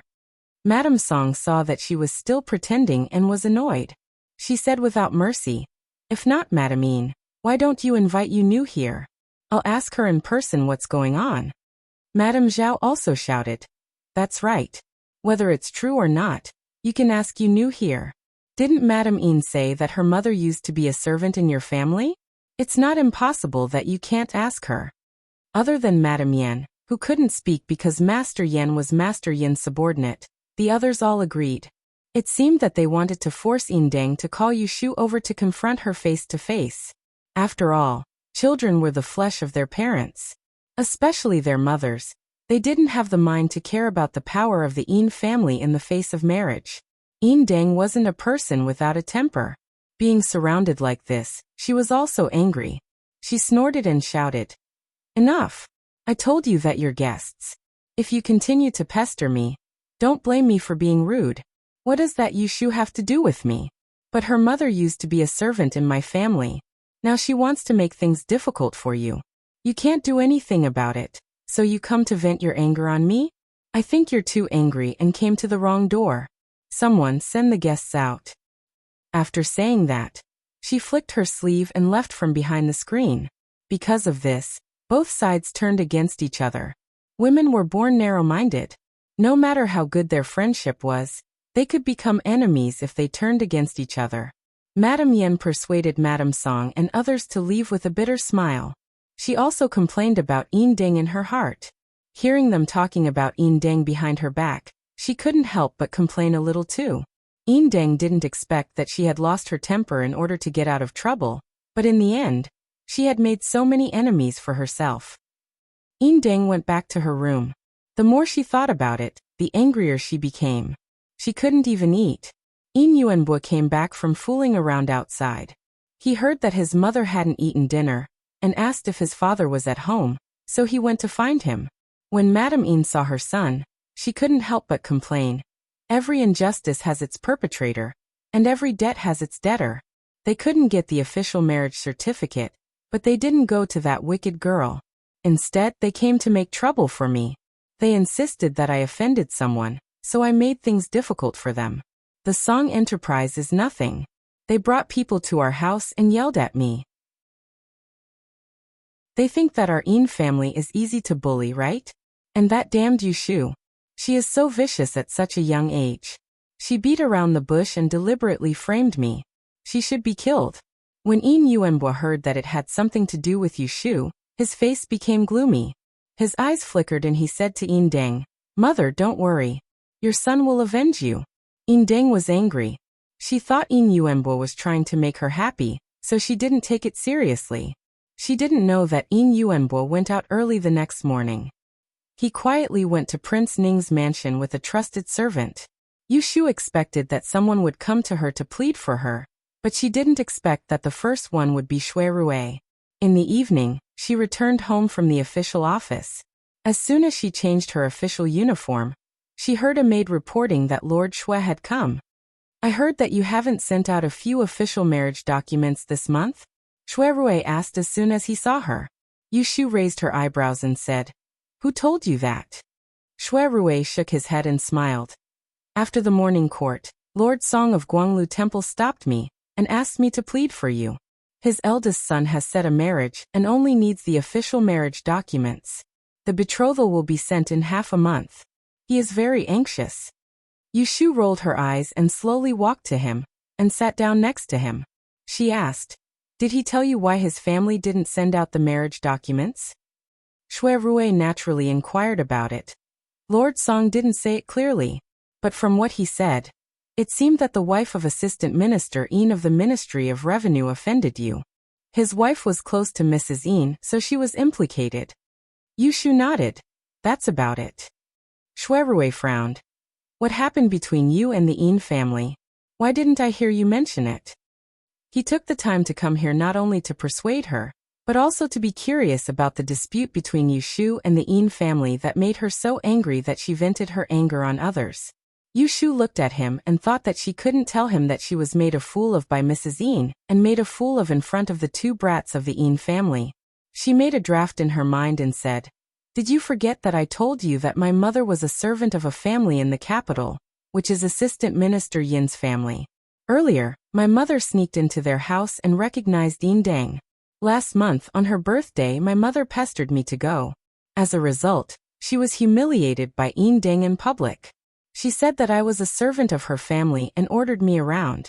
At that time, most of the people present saw it as a joke. I was so angry that I tore up the official marriage documents of those families." Hearing this, Shui Rui was angry and amused. "You've only been in office for 2 months, and you've already learned to avenge private grudges. That Mrs. Yin was really stupid." Regardless of how disgraceful Shu's background was, she was now an official of the imperial court and the favored messenger meowing by the emperor. Her reputation was known by everyone in the city. If one went out for a walk, he should have heard 1 or 2 glorious deeds of hers. How stupid one was to provoke her. Yushu curled her lips and said, "What I did is nothing. Someone has just been in office for 2 days, and she has already begun to avenge private grudges." "What?" Yushu waved her hand, and didn't want to mention Shui Yun's stare at her all day. She changed the topic. "Anyway, I have done it. I can't swallow it. But since you have come to intercede, I can't embarrass others." "You mean Lord Song of the Guanglu Temple, right? I'll remember it. When you see him tomorrow, tell him that I will send the official marriage documents to his house 3 days later. Tell him not to worry and wait for the wedding." She could not give face to anyone, but she could not embarrass Shui Rui. Seeing that she was so easy to talk to, Shui Rui didn't know whether he should be happy or worried. He pondered for a moment and said, "You can't keep these marriage documents. After all, not everyone is as perceptive as Song Xiaoxue. They know that you are not to be trifled with. If someone is stubborn and goes to the Celestial Commissioner, it won't be easy for you to deal with it." Yushu said coldly, "If anyone dares to come and make trouble, I will return their family's 8-word calligraphy and give them a warning. Let them make trouble." Shui Rui was a little regretful. Did he give her some bad inspiration when solving Jin Son's marriage? Seeing the tangled expression on Shui Rui's face, Yushu couldn't help laughing. She patted him on the shoulder and laughed. "Brother, don't worry. I'm not so stupid. After all, it's only Madame Yin and Deng who annoyed me. It has nothing to do with others. When they find out who they are implicated by, I think they will stop and won't ruin the marriage." Shui Rui thought for a while and decided to see Lord Song tomorrow. At least he could give an explanation. Yushu kept the marriage documents. It was Madame Yin and Deng's fault for mocking her family background. It was also wrong for the madams of their families to watch the fun. Don't hit people in the face. Don't expose people's shortcomings. After that, Yushu asked Shui Rui again, "Has there been any news from the people who went to the south?" Shui Rui's eyes flashed and he shook his head. "No, let's wait." Chapter 693. As the sun set, Jing Chen came out of the palace. In the carriage that accompanied him was an imperial physician who had been appointed by the emperor.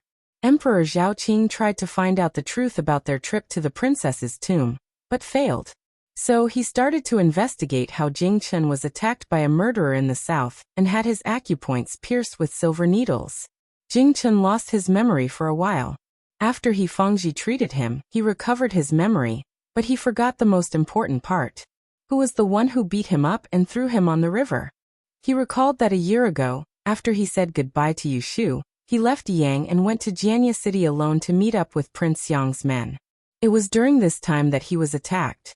However, he couldn't remember the details. How he was poisoned, and how he floated on the river. Emperor Zhaoqing knew about this and thought it was because he was poisoned. He found a few good royal doctors to diagnose him, but they couldn't tell him anything. So he put it down. In the blink of an eye, a year had passed. Today he brought up the past again, and gave him a royal doctor to follow him back to the princess's mansion. The doctor helped Jing Chen recuperate his memory, so that he could catch the murderer. In short, no matter if it was Yin Hua who stole the Book of Fairy Woman, or the thieves who poisoned the great and people, Emperor Zhaoqing wouldn't let them go. He would catch and kill them all. Back at the princess's mansion, Jing Chen was tired for many days and couldn't eat. He washed up and was about to sleep when Shui Yun heard the news. Jing Chen didn't see her, so she stayed outside Sushi Pavilion. He rested for an hour. When he woke up, the moon was high in the sky. Hearing that she was still waiting outside, he put on his clothes and asked someone to bring her in. Senior brother. It was a cold autumn night. Shui Yun sat on a wooden wheelchair. She wore a heavy cloak and a hood. It was obvious that she came prepared. She knew that Jing Chen wouldn't see her easily. But she knew better. Jing Chen was soft-hearted. He wouldn't leave her alone. It's so late. What are you doing here instead of sleeping? Jing Chen walked down the stairs. His black hair fell loosely on his shoulders, making his skin look too pale. His clothes were thin and his shoulders were thin. Shui Yun hadn't seen him for half a month. Seeing him like this, she couldn't help but worry. What have you been busy with recently? Are you injured or sick? I heard that you brought an imperial physician back and was worried, so I came over to ask about it. Jing Chen put his hands behind his back and stopped 3 feet away from her. With a faint expression, he said, "The imperial physician was bestowed by the emperor. I'm not sick." Shui Yun was puzzled. Then why did the emperor grant you the title of imperial physician? Jing Chen looked back at her.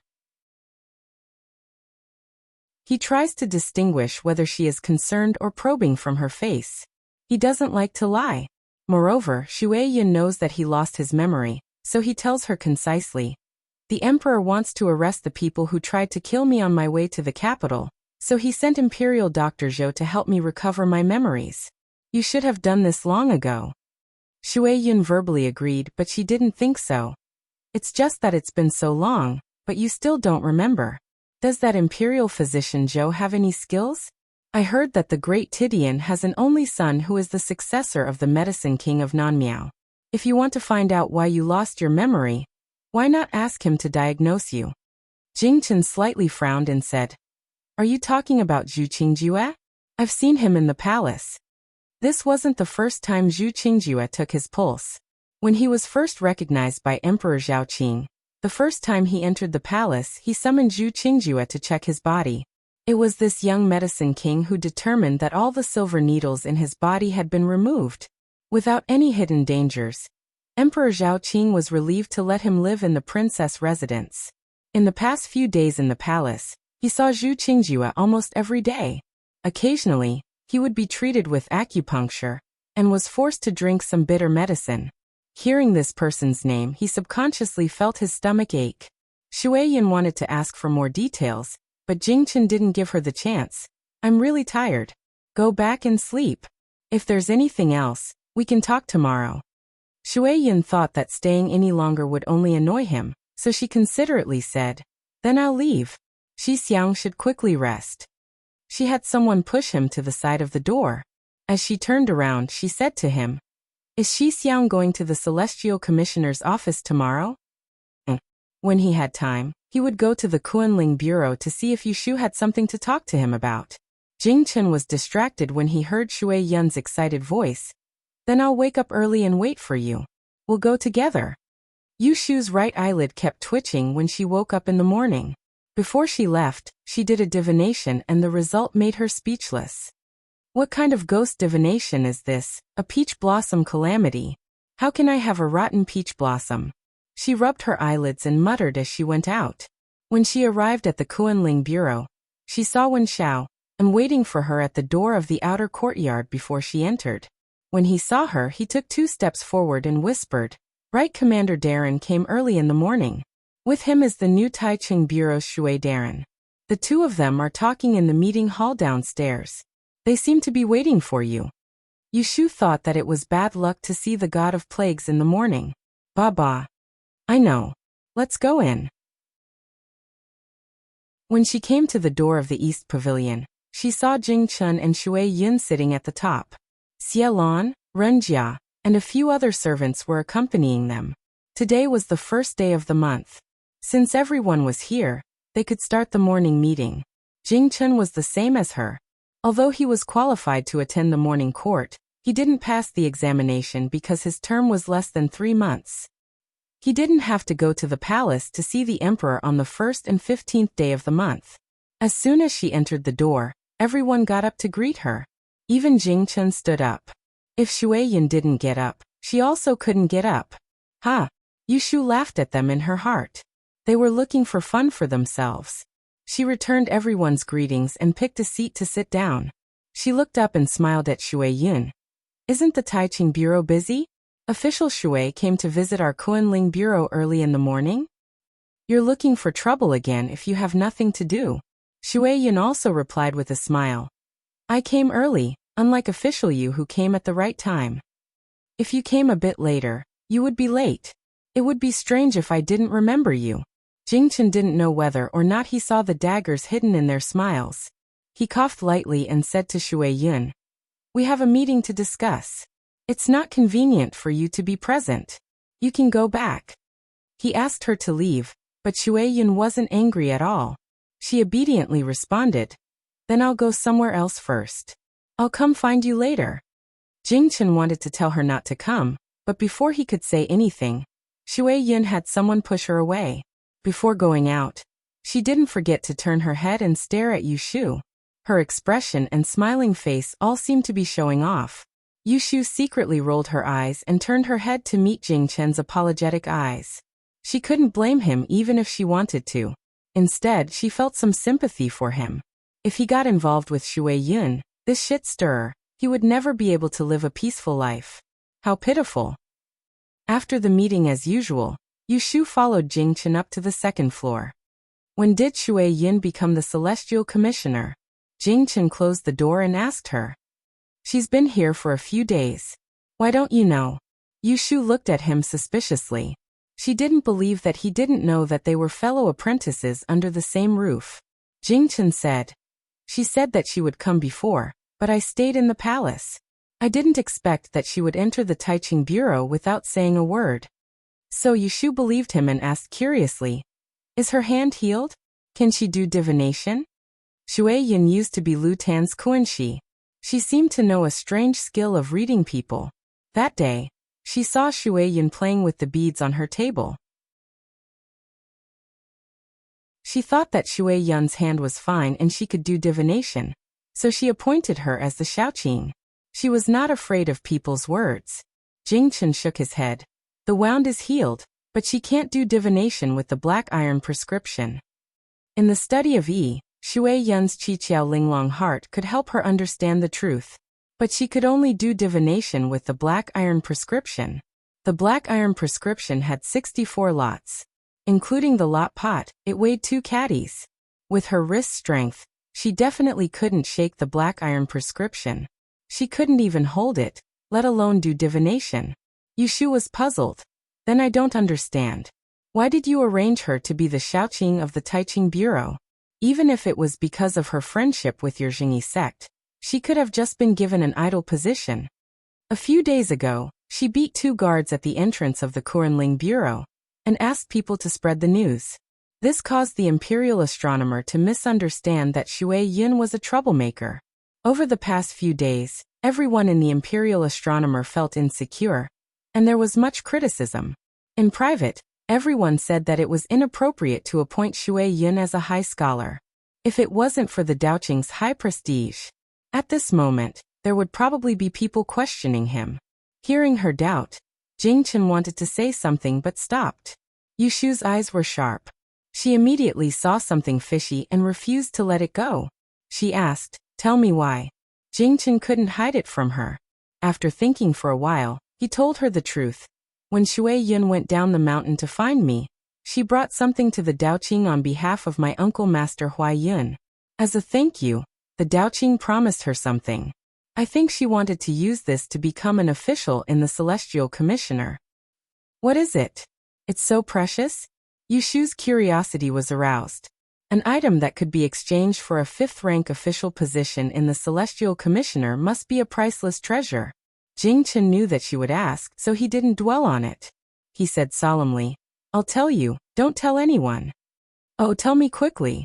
My mouth is sealed." "I won't tell anyone," Yushu urged. TSK, Jingchen had learned to talk about conditions. It was probably because he had been deceived for a long time that he became more shrewd. "Not even your sworn brother." "I promise I won't say anything, okay?" She just praised him for being smart and he was stupid. If she wanted to tell Shui Rui, she wouldn't care about this temporary promise. "It's the Chunjun sword." "What?" Yushu didn't hear it clearly the first time. So Jingchen said it again. The Chunjun sword, one of the 6 founding instruments of Dan. He automatically added an annotation. Yushu hesitated for a moment. She took a deep breath and said to him with a serious face, "You're joking with me." "What a joke." Didn't Xianya tell her that the 6 founding instruments, which were rumored to be heaven-defying, were all buried with Empress Ningjin? Where did this Chunjun sword come from?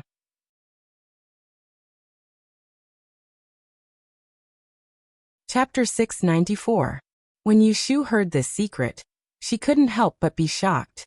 She first heard about the 6 founding weapons when she was a student of the Taisher Library. She was selected to be part of the procession on the day of the sacrifice. At that time, each of the 6 people held a fake bronze weapon, namely the book, sword, ruler, tripod, compass and rui. It was said that the real weapons were buried under the emperor's mausoleum to suppress souls. As the founding emperor of Da'an, Emperor Anwu himself was a legendary figure, not to mention his mysterious Empress Ningjin. It was rumored that Emperor Anwu used these 6 magic treasures to lead the revolutionary army and overthrow the tyranny of the Genes against the Han people. Originally, such a legend was just a rumor. But Yushu got a fake Tai Ching tripod from Xianya. She burned incense and divined. It allowed her to use the 6 lines technique, which required a high qualification of a teacher. It completely ignored her poor root bone. Furthermore, she had the black ring given to her by Taoist Qingzheng, which came from the same place as the secret treasure on the emperor's body. They were both stars carved out from another of the 6 founding artifacts, the 7-star ruler. A fake and a part had such a magical effect. How could the 6 founding weapons go against the natural order? Just thinking about it made people excited and couldn't help but want to bow down in worship. Now Jingchen actually told her that Shui Yun brought a real thing from Mount Longhu to the capital, and handed it to the great tipping point. It was incredible.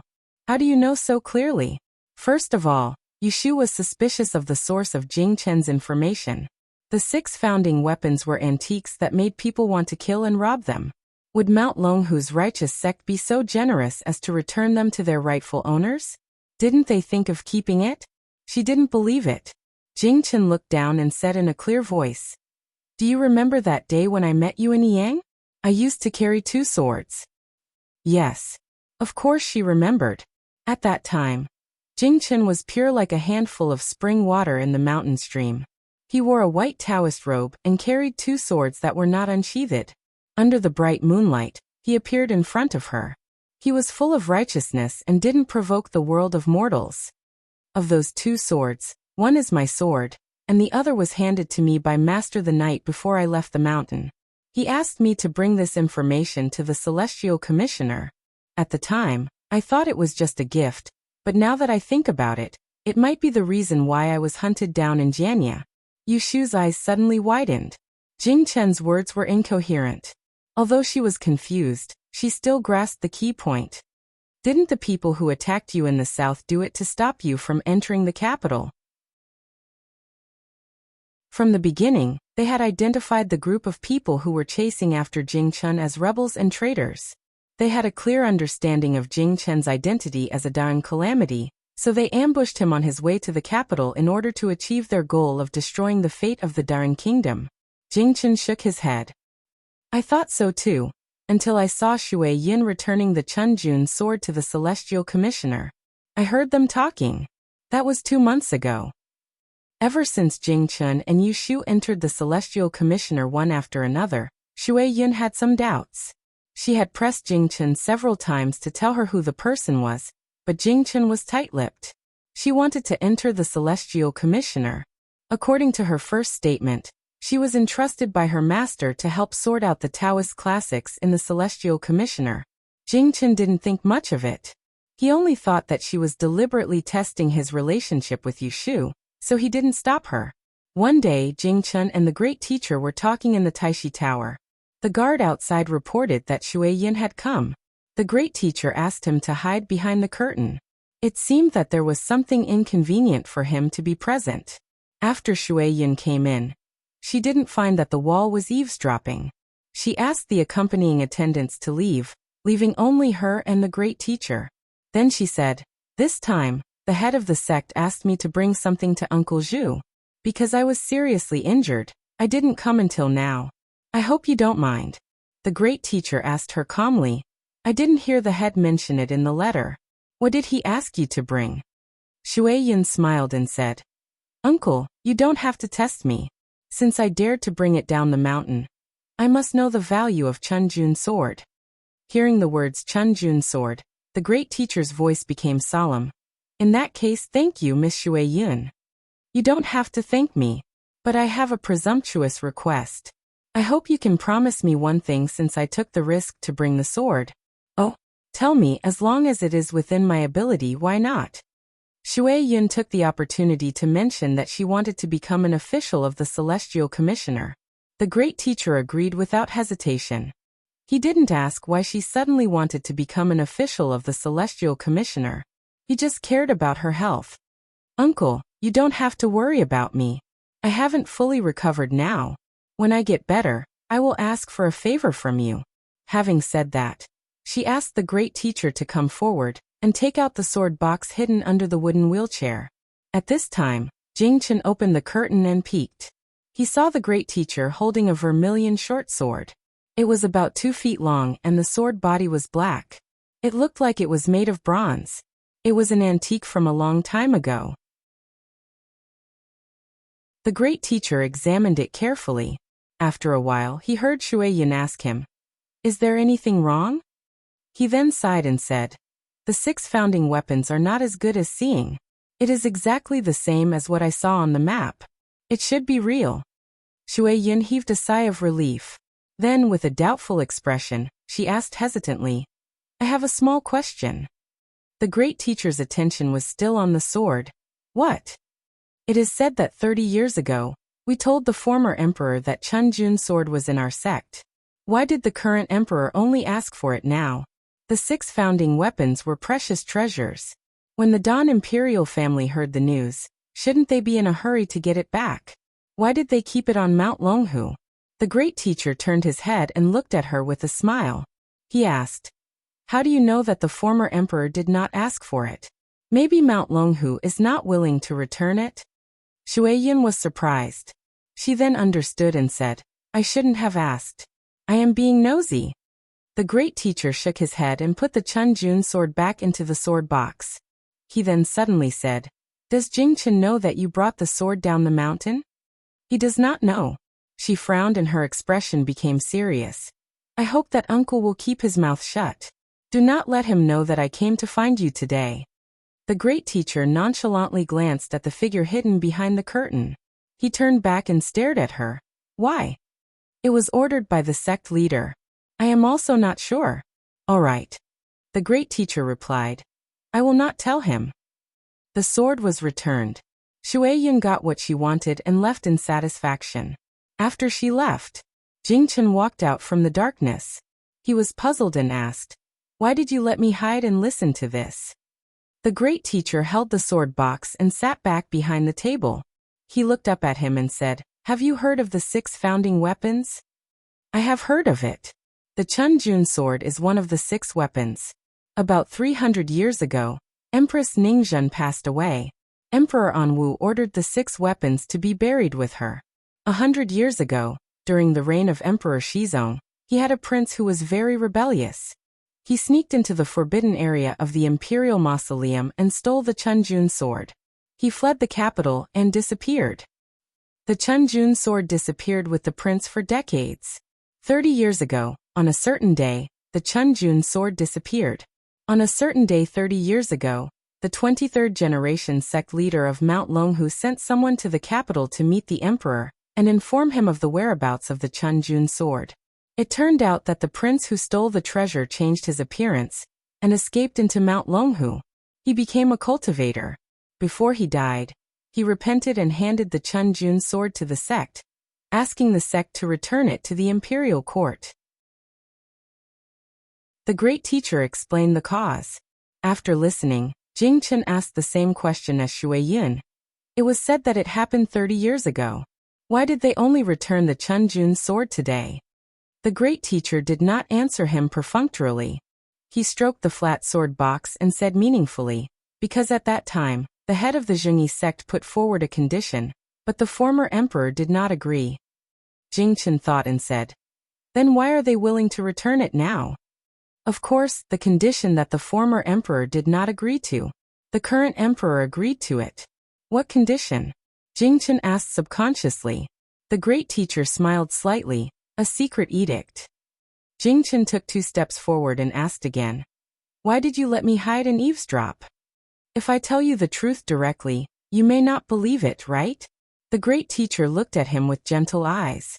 He completely showed the patience that an elder should have. In fact, according to our agreement with Mount Longhu, you should have brought the Chunjun sword back to the capital. The emperor sent Prince Xiang to the south to pick you up, which was to protect you. He also escorted the Chunjun sword back to the capital. Who knew that the Zhengyi sect did not give the sword to you? And you disappeared for no reason, so Prince Xiang came empty-handed. Besides the emperor, me and Prince Xiang, who else knew your whereabouts in the capital? Why were you intercepted on the way? Have you thought about it carefully? Jingchen followed the great teacher's lead and continued. Someone leaked my whereabouts. Except for you, only the sect knew where I was going. I am a big trouble. The head and master have no reason to harm me. So the one who leaked my whereabouts is. He did not say the name, but he already had the answer in his heart. The great teacher nodded lightly and said, There are many experts in Mount Longhu who can predict good or bad luck. The elders in your sect probably predicted that you would be plotted against on the way, so they did not hand the Chunjun sword to you. Instead, they entrusted it to your junior sister, and let her go to the capital with the 9th prince to secretly bring back the Chunjun sword. Do you know why that group of thieves captured you and severely injured you? Yet they left you alive and didn't eliminate you once and for all? That is because their purpose was not to kill you, but to get the 6 founding weapons that you are likely to have with you. Do you remember, when I first met you in the Celestial Commissioner, you told me that your master wanted you to bring me a sword, but you lost it on the way. I did not expect it. Today, when I saw your junior sister, I just figured out what the elders in your sect were thinking. The great teacher's eyes were cold and he said in a deep voice, Before they got the secret edict of the emperor, how could they rest assured to return the Chunjun sword? They were worried that the emperor would go back on his words after getting the Chunjun sword, or send someone to snatch the treasure. So they used you as a cover. Knowing that you will not be in danger, they did not care about your safety.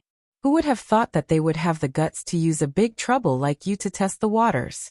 Hearing this, Jingchen finally understood. The great teacher asked him to hide in the dark and eavesdrop, to let him realize that the sect, which had been very kind to him, only regarded him as a chess piece. It should have been a heavy blow, But Jing Chen did not feel very disappointed at the moment. It was probably because in his mind, Mount Longhu was no longer the home that sheltered him from the wind and rain. Why do you think your junior sister took out the Chun Jun sword today? That was because the secret edict of the emperor had reached Mount Longhu. She received the news and was relieved to return the sword to its original owner. And she was afraid that you would guess the truth and be angry. So she told me to keep it a secret before she left. Jing Chen stood in the same place. For the first time, he understood what it meant to be disheartened.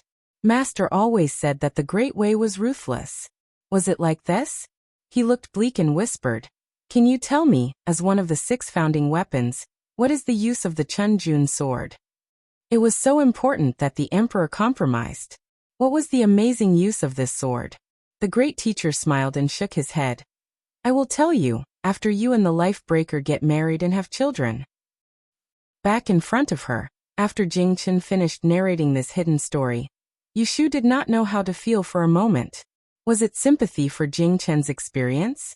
Was it contempt for the group of sanctimonious old Taoists in Mount Longhu? Or was it the last hint of the great teacher? She rubbed her thumb with her index finger and fell into a period of contemplation. "Do you think that the group of people who chased after you in Jianya City was Prince Xiang's men?" Jing Chen looked up and met Yushu's dark eyes. He sighed and said, "I can't remember the process of me being chased." So after getting the Chun Jun sword, the emperor summoned him to the palace to avoid Prince Xiang's eyes and ears. He asked Zhu Qingjue to diagnose him every day. He wanted him to remember that part, so that he could follow the clues and find the culprit behind the scenes. Yushu frowned. She had long suspected that there was something wrong with Prince Xiang. After all, he was the one who went to the south to meet Jing Chen under the guise of sightseeing. In the end, he did not receive Jing Chen. After returning to the capital, he announced to the public that he lost a painting and used it as a question in the Dian examination. But Prince Xiang had always acted like an idle marquis. He did not care about politics. He did not have any real power in his hands, and he did not form any cliques. He completely enjoyed his life and had no ambitions.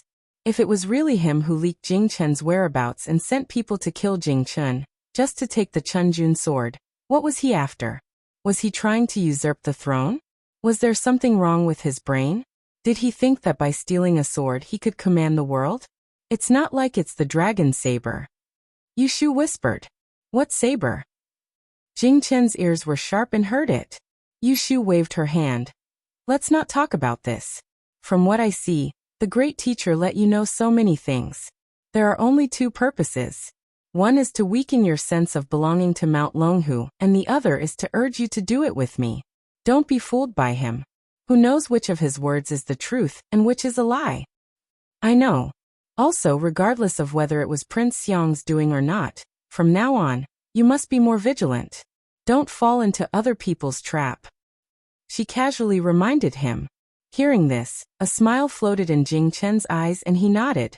Yushu stared at him inexplicably. "I've been up there for too long. I'll go down first." She went down the stairs alone and met Shui Yun, who was being pushed into the hall in a wheelchair. When Shui Yun saw her coming down the stairs, she quickly frowned.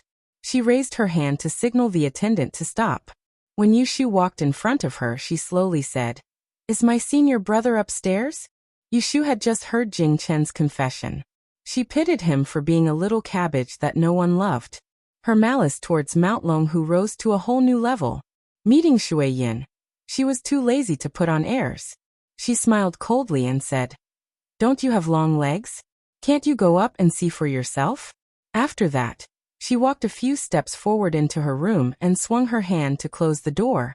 Opposite her, when Shaoan stared behind her and hesitantly advised in a low voice, "Lord Shui's face is green. Your Excellency, you misspoke." Yushu spat. "Am I afraid of her? What a troublemaker. P.S. Chapter 695. On the second day after Jing Chen returned to the princess mansion, Zhu Qingjue followed him. In order to avoid Shui Yun's eyes and ears, Jing Chen directly asked someone to bring him to Sushi Pavilion. Zhu Qingjue carried a pitch-black medicine box with him. He still looked like the wanderer of Weijin with wide sleeves. He looked like he was going through his routine. After sitting down, he did not exchange greetings and directly asked Jingchen, "How did you rest these 2 days? Did you have insomnia at night?" Jingchen answered, "Yes, I didn't sleep well." Ever since he came back from paying respects to Princess Liyue, Emperor Zhaoqing frequently asked him to stay in the palace. Every day, he called Zhu Qingjue to examine him and prescribe medicine in an attempt to make him remember the lost memory. Who knew that after drinking a few bites of his medicine, he would occasionally have nightmares and suffer from insomnia? Zhu Qingjue asked again, "Did you take the medicine on time?" "Yes." Zhu Qingjue nodded and explained again, "You were once buried with silver needles in your acupoints. This is a secret technique that has been lost in Jianghu. The method is very sinister and cruel. Fortunately, you were treated by someone who removed all the poisonous needles and did not cause more harm. The reason why you can't remember some parts is because of the sequelae.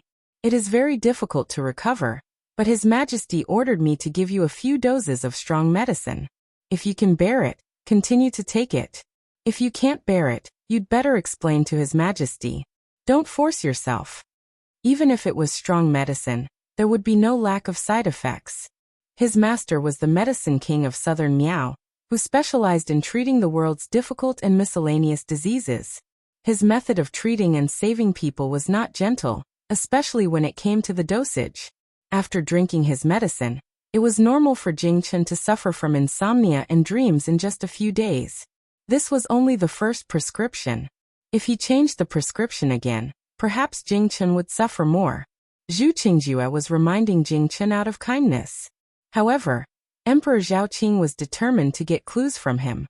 This illness was not something he could not treat even if he wanted to. "Brother Zhu, don't worry. When I cultivate in the mountains, I often don't sleep or rest for 3 to 5 days. The symptoms right now are not serious." Zhu Qingjue stopped there and did not try to persuade him any further. She immediately checked his pulse and examined his condition, and then wrote a new prescription. She added a few more herbs to the original one. The drug was also very strange. It was made with 2 pieces of cicada skin ground into powder and sucked through the mouth and nose before taking the medicine. Take the medicine on time every day. After 3 days you may see results. Once you remember something, send someone to find me and I will help you. Don't delay. After reminding Jingchen twice, Zhu Qingjue took his leave. He had no intention of chatting with Jingchen. Jingchen didn't urge him to stay. After thanking him, he had someone send him away. Later, he sent someone to the imperial physician's office to get the medicine according to the prescription. To Chun Xiahedian. To say he Chun Xiachen, Wang Yu Yuan Shu. Xia Jiangmin got up early in the morning to dress up. She changed her clothes several times in front of the mirror, but was still not satisfied. She dawdled until Yu Shu came to her door. Then she chose a light yellow feather coat and dragged herself to the garden to meet her. The last time they met was at Jing Wang's wedding. After 10 days, when Yu Shu saw Xia Jiangmin again, there was a different kind of surprise. The married young lady took off her inexperienced outer clothes and added a bit of a charming charm to her. She wore a red hairpin and a tourmaline, and her entire body exuded a noble aura. She leisurely walked out from the sea of dazzling flowers, almost blinding people's eyes. Ashu. When Xia Jiangmin saw Yu Shu, she smiled happily and ran a few steps. A group of maids behind her hurried to catch up and whispered, "Wang Fei, be careful not to sprain your ankle." Hearing this, Xia Jiangmin resentfully dragged her overly long skirt as she walked step by step in front of Yu Shu. She was helped to sit down. She then looked Yu Shu up and down and sweetly said, "You haven't come to see me for so long. If I didn't send someone to invite you, would you have forgotten about me?" Yu Shu shook her head with a smile. Seeing her like this, she guessed that Lu Tan treated her very well. The two talked for a while before Xia Jiangmin shooed away the surrounding servants. She then intimately pulled Yu Shu's hand and shook it. She glanced at the crowd that had retreated to the distance and complained in a small voice, "It's so annoying.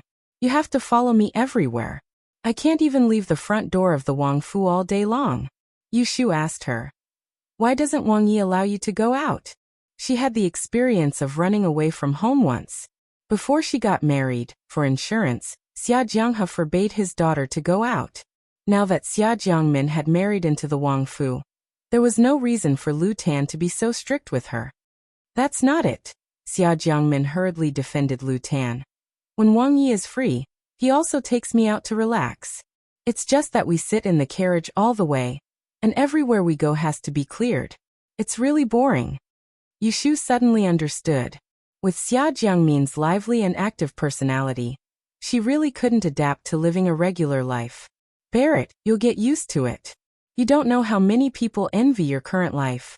It's not that you haven't suffered with me. You have everything you need. It's a blessing from your previous life. Even if Yu Shu had a way to take her out to have fun, she wouldn't encourage her. After all, her identity was different. As a Wang Fei, she couldn't do whatever she wanted. Lu Tan had unspeakable ambitions. She should restrain her temper. Otherwise, if one day she caused trouble and caused a gap between husband and wife, it would be harming her.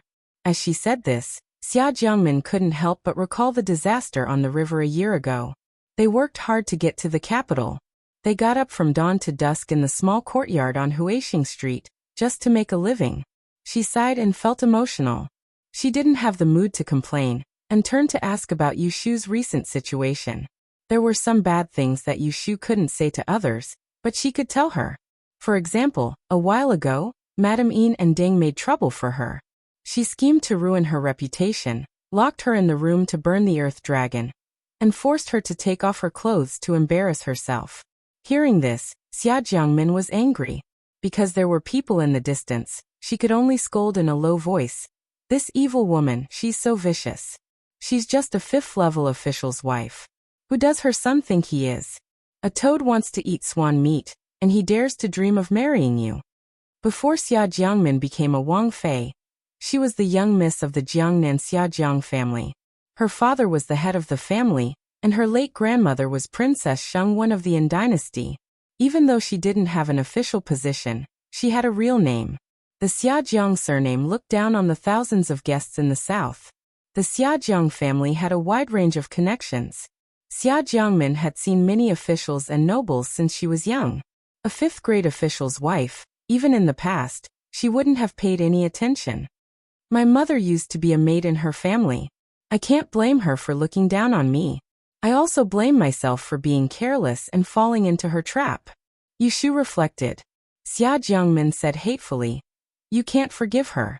She will think that you are easy to bully and come back to harm you. Think about it. If this thing gets out, how will you get married in the future?" Yu Shu thought. Even if this didn't happen, it would be a problem for her to get married in this life.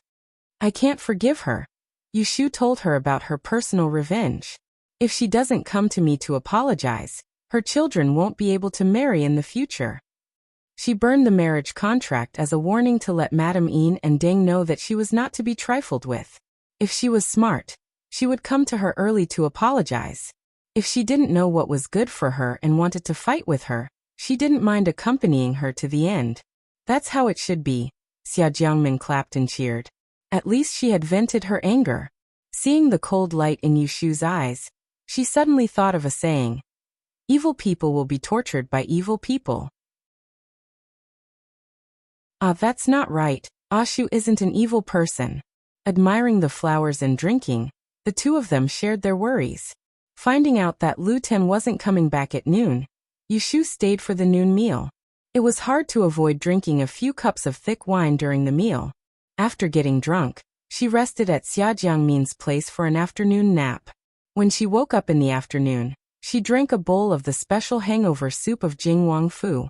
Then, under the reluctance of the beautiful Wang Fei, she left in high spirits.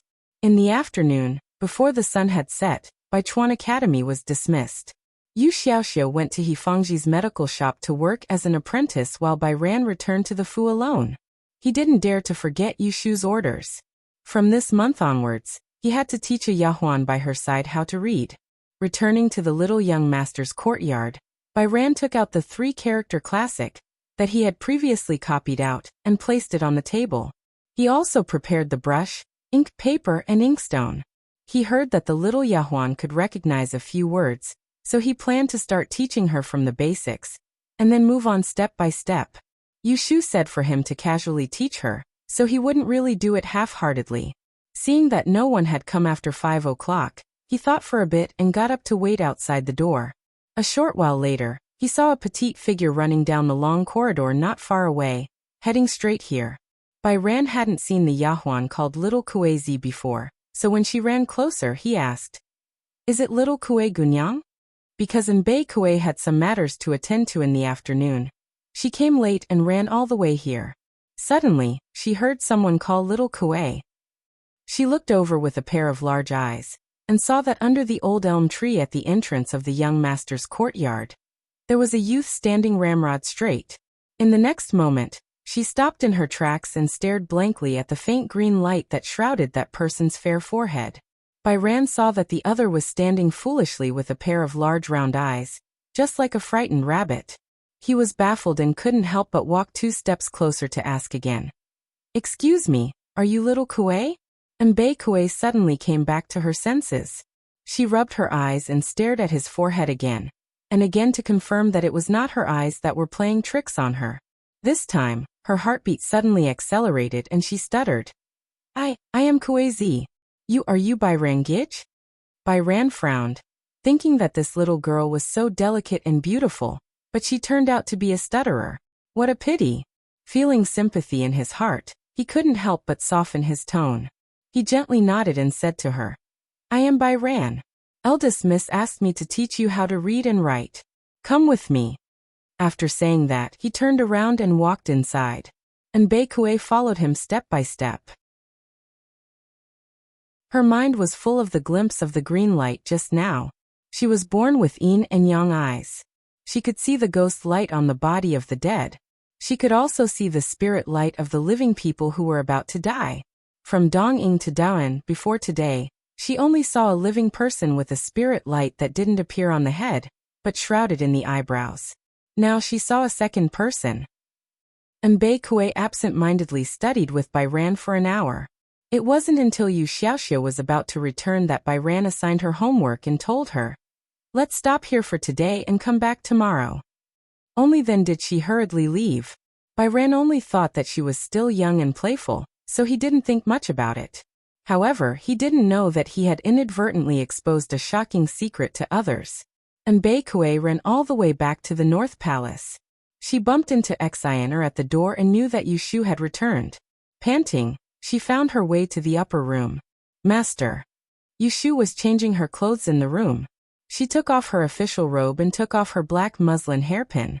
She was only wearing a white shirt and was sitting on the couch, letting Yindo loosen her hair. She opened her collar and saw Bei Kuei barging in recklessly. Yindo put on a straight face and scolded in a low voice. "Why didn't you knock?" The first rule of the North Palace was to knock on the door when entering and exiting, especially Yushu's bedroom and study. No one was allowed to enter without permission. After all, Yindo had been a head maidservant for a few months. She was in charge of more than a dozen people and was getting more and more imposing. And Bei Kuei didn't talk back. She immediately knelt down and whispered to Yushu, "Master, please punish me later. I have something to report." Yushu wasn't angry. She took the comb and waved her hand to let Yindo go see if dinner was delivered. After she left, only the master and servant were left in the room. And Bei Kuei didn't get up from her kneeling position. She knelt in front of Yushu and carefully said, "Master, I saw a person today. Just like you, there was a divine light on his forehead." Yushu was combing a lock of hair. Hearing this, she suddenly looked up, causing her scalp to go numb. Gritting her teeth, she pressed down on Bei Kuei's shoulder and asked her to look up. Her eyes lit up and she asked sternly, "Who? Where did you see him?" God, did she really catch a fellow townsman? Chapter 696. When Yushu first took Mbiki in, she learned from her that she was extraordinary, so she imagined that there might be someone in this world like her, who came from 500 years in the future. This thought made her feel both excited and worried. She was excited because as a foreigner, she could meet a fellow countryman. It really made her feel an indescribable excitement. She was worried because if the other person was not the same as her, then it was very likely that he would become a potential threat to her in this world. She had been secretly conflicted about this. Until now, when she confirmed the existence of such a person through Embark's special ability, she actually let out a sigh of relief. There was no other reason than that this fellow countryman was a servant she had bought from the Providers Institute. With such an identity, no matter what, he would not be able to make waves under her hands. This dispelled her unnecessary worry. The rest was purely the excitement of finding a fellow countryman. Embark secretly looked at the shocked and happy expression on Yushu's face. She was very nervous and called out, "Master." Yushu came back to her senses and realized that she had been holding on to this child. She quickly let go of her hand and gently rubbed her shoulder. She said with a smile, "Well done, Biki. You should be rewarded. If there is anything you want, just say it." Only then did Embark relax. Hearing Yushu's praise, she smiled shyly and knelt at Yushu's feet. She shook her head and said sincerely, "This servant doesn't want anything, as long as you are happy." If someone else said this, it would be hypocritical, but Yushu knew that it was difficult for Embark to maintain a pure heart. She said that she didn't want a reward because she had never wanted to take credit for it. She just wanted to please her. "How can that be? I have always been clear about rewards and punishments." Yushu patted her little head. After thinking for a moment, she touched the lanyard on her neck and took it off. It was a goose carved from white crystal. It was only the size of an almond and had the effect of helping people sleep. She had worn it for many days. And Bakue watched as Yushu took off her undergarments and put them on her neck. She was flattered and hurriedly refused. "This servant doesn't dare." Yushu ignored her and smiled as she put the white crystal on her head. She said, "You have a pair of eyes more than anyone else in this world. You have to go through hardships that others can't even imagine. Wandering in a foreign land, alone in the dead of night, I'm afraid you will be sad and lonely. You won't know your future. This crystal goose was personally raised by me. I hope it will let you have a good dream and sleep well so that you won't be troubled by the past." These words were directed at Embark, but they also seemed like her monologue. The warm crystal pendant was pressed against her chest. In an instant, Embark's eyes welled up with tears. She had been hiding her deep fears for the past few days, but Yushu's words had exposed them. She felt endless sorrow. In an instant, she recalled many dark memories. Those unrecognizable corpses, those cruel training, and the days that made her so miserable that she wanted to die were gone forever. "Master, thank you, Master." She choked with sobs and crawled at the feet of Yushu. Her gratitude was overflowing from her chest. Yushu let Embark hold the corner of her clothes and wiped her tears. There was a rare pity, but there was no impatience. Fortunately, Embark didn't dwell on it for too long. She stopped crying and looked up, waiting for her instructions. Yushu coughed and pulled the corner of her clothes out of her hands. She said, "Tell me, what did Byran teach you today?"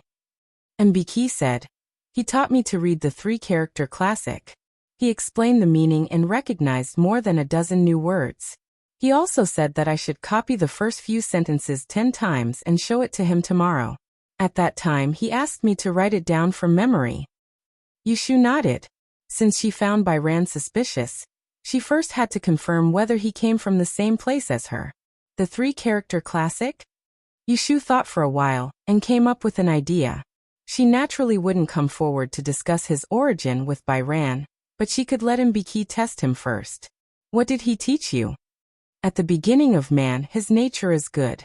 His nature is similar, but his habits are different." She had just learned a few sentences not long ago. She recited them without any difficulty. Yushu nodded. "Well, Biki, I will give you a task. From tomorrow onwards, you will go to Byran's place to study. Pay more attention to his words and actions. Later, when you go to see him tomorrow, he will ask you to write down your homework. Don't write it according to what he taught you. Come here, I will write it for you." After saying that, she got up and put on her shoes. She walked to the small window.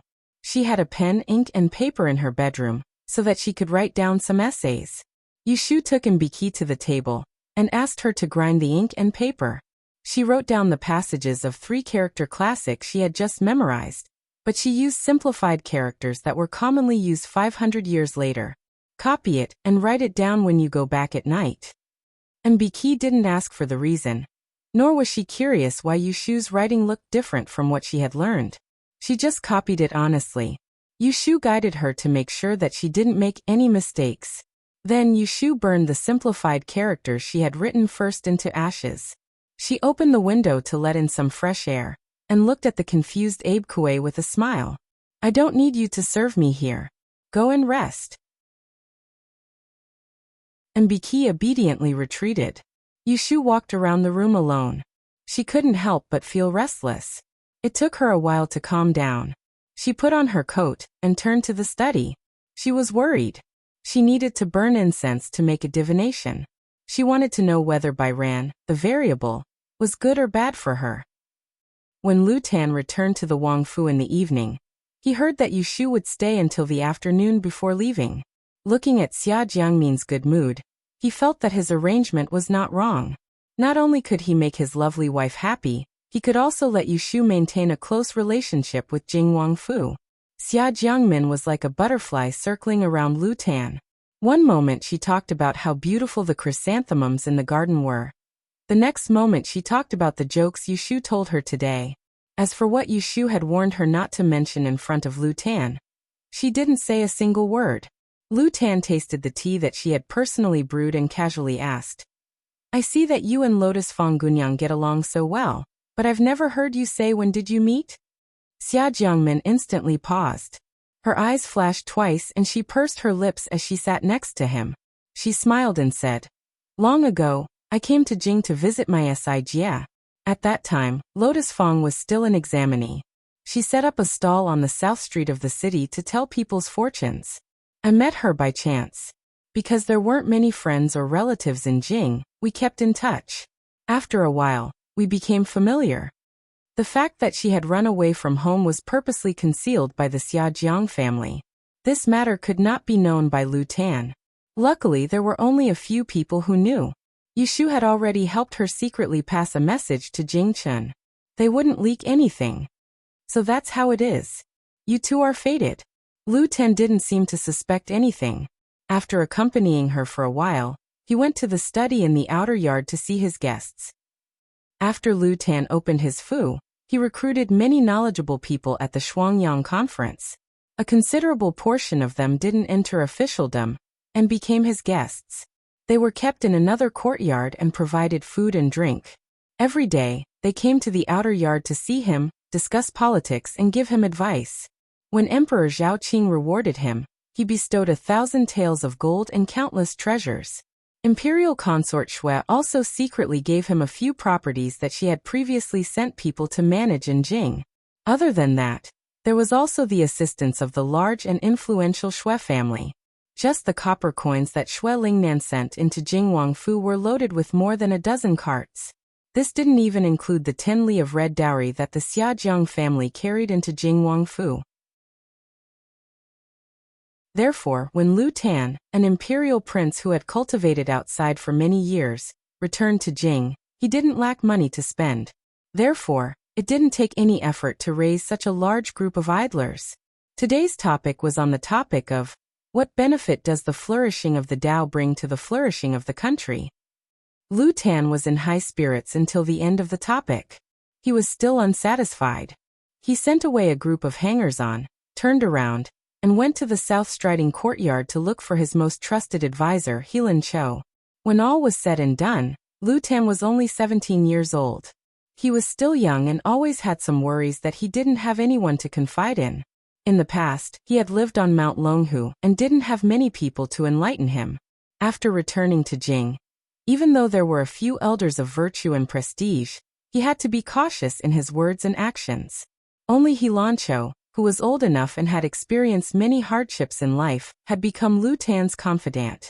In the 10 years I spent on the mountain, everything I learned and saw was related to the Tao. At first, I thought it would be of no benefit to the affairs of the country. But after thinking about it, all things in this world are related to the word reason. There is a Tao in governing a country, and a Tao in being a person. Often, A sentence of Tao hides a great mystery that only needs to be unraveled.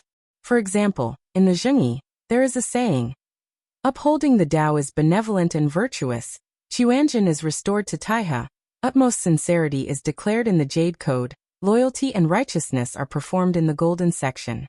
Lu Tan vented his frustrations, and Helen Chu listened attentively from beginning to end. His eyes were filled with hope. He believed that this young prince, who was bold and decisive, already had the embryonic form of a wise ruler. After venting, Lu Tan finally felt carefree and relaxed. He calmed down and listened to He Lanche's words of consolation. Finally, he suggested, ever since Your Highness returned to the capital, you have been buried in official business all day. You are too diligent, and this has tortured your mind. If you have time, why don't you invite a few friends and relatives to go out and play? If you don't want to go too far, there are many good places in Jing. Hearing this, Lu Tan was interested and asked, Teacher, please tell me about it. The lookout pavilion on Jade Lion Lake, the concubine courtyard at the head of Shisi Bridge, and the ginger house in Apricot Rain Lane. Lu Tan frowned slightly. I have been to the lookout pavilion and the ginger house. Isn't the concubine courtyard a place to deal with criminals? What is there to go to? Ilancho only smiled. Seeing that Lu Tan did not think much of it, he did not go into detail. There is a wonderful person hidden in there. Lu Tan noted down his words. Then he changed the topic and said, we can go to the Hongwu mansion to relax. I haven't seen my cousin brother Shui Rui in private for a while, so I'll look for him first. Helen Chu secretly thought that Lu Tan's handling of matters was still lacking in slyness. His intelligence was sufficient, but he lacked vision and methods. The eldest young master of the Shui family was like a dragon in the clouds. If Lu Tan wanted to use him, it would not be so easy.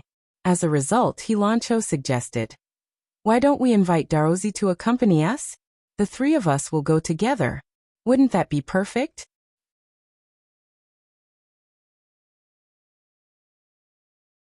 Chapter 697. Lu Tan invited Shui Rui and Jing Chen to the Hongwu building to listen to the opera. The two did not decline and arranged a date.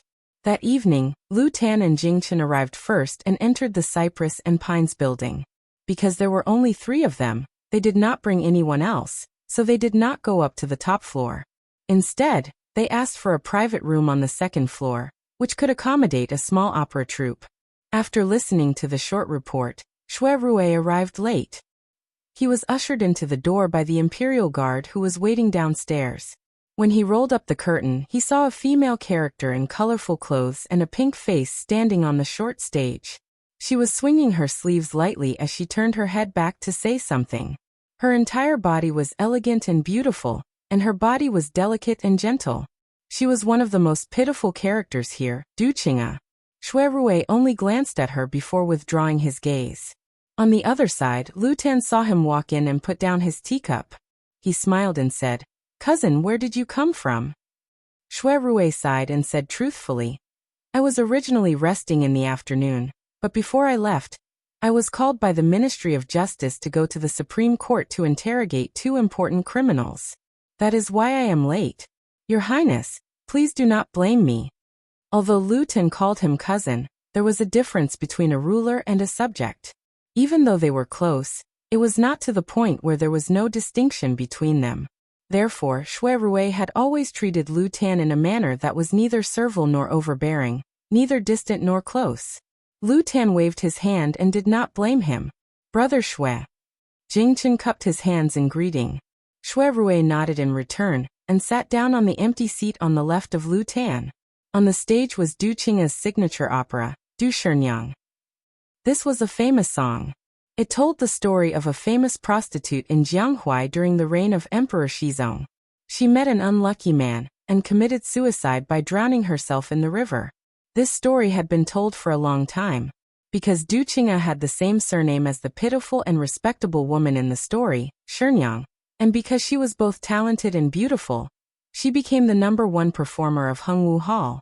If it was not the children of the nobility who entered the chaste and cypress building, it would be very difficult for outsiders to listen to her song. Ever since Shui Rui entered the room, Du Qingyi's eyes would occasionally glance over. When she reached the end of her song, it was the most melancholic. If you don't know how to flirt, don't talk nonsense. Just the word love is a waste of effort. If you can understand the word love, you wouldn't be ashamed to call yourself a flirt. Lu Ten cast a glance at Shui Rui as if he had sensed something.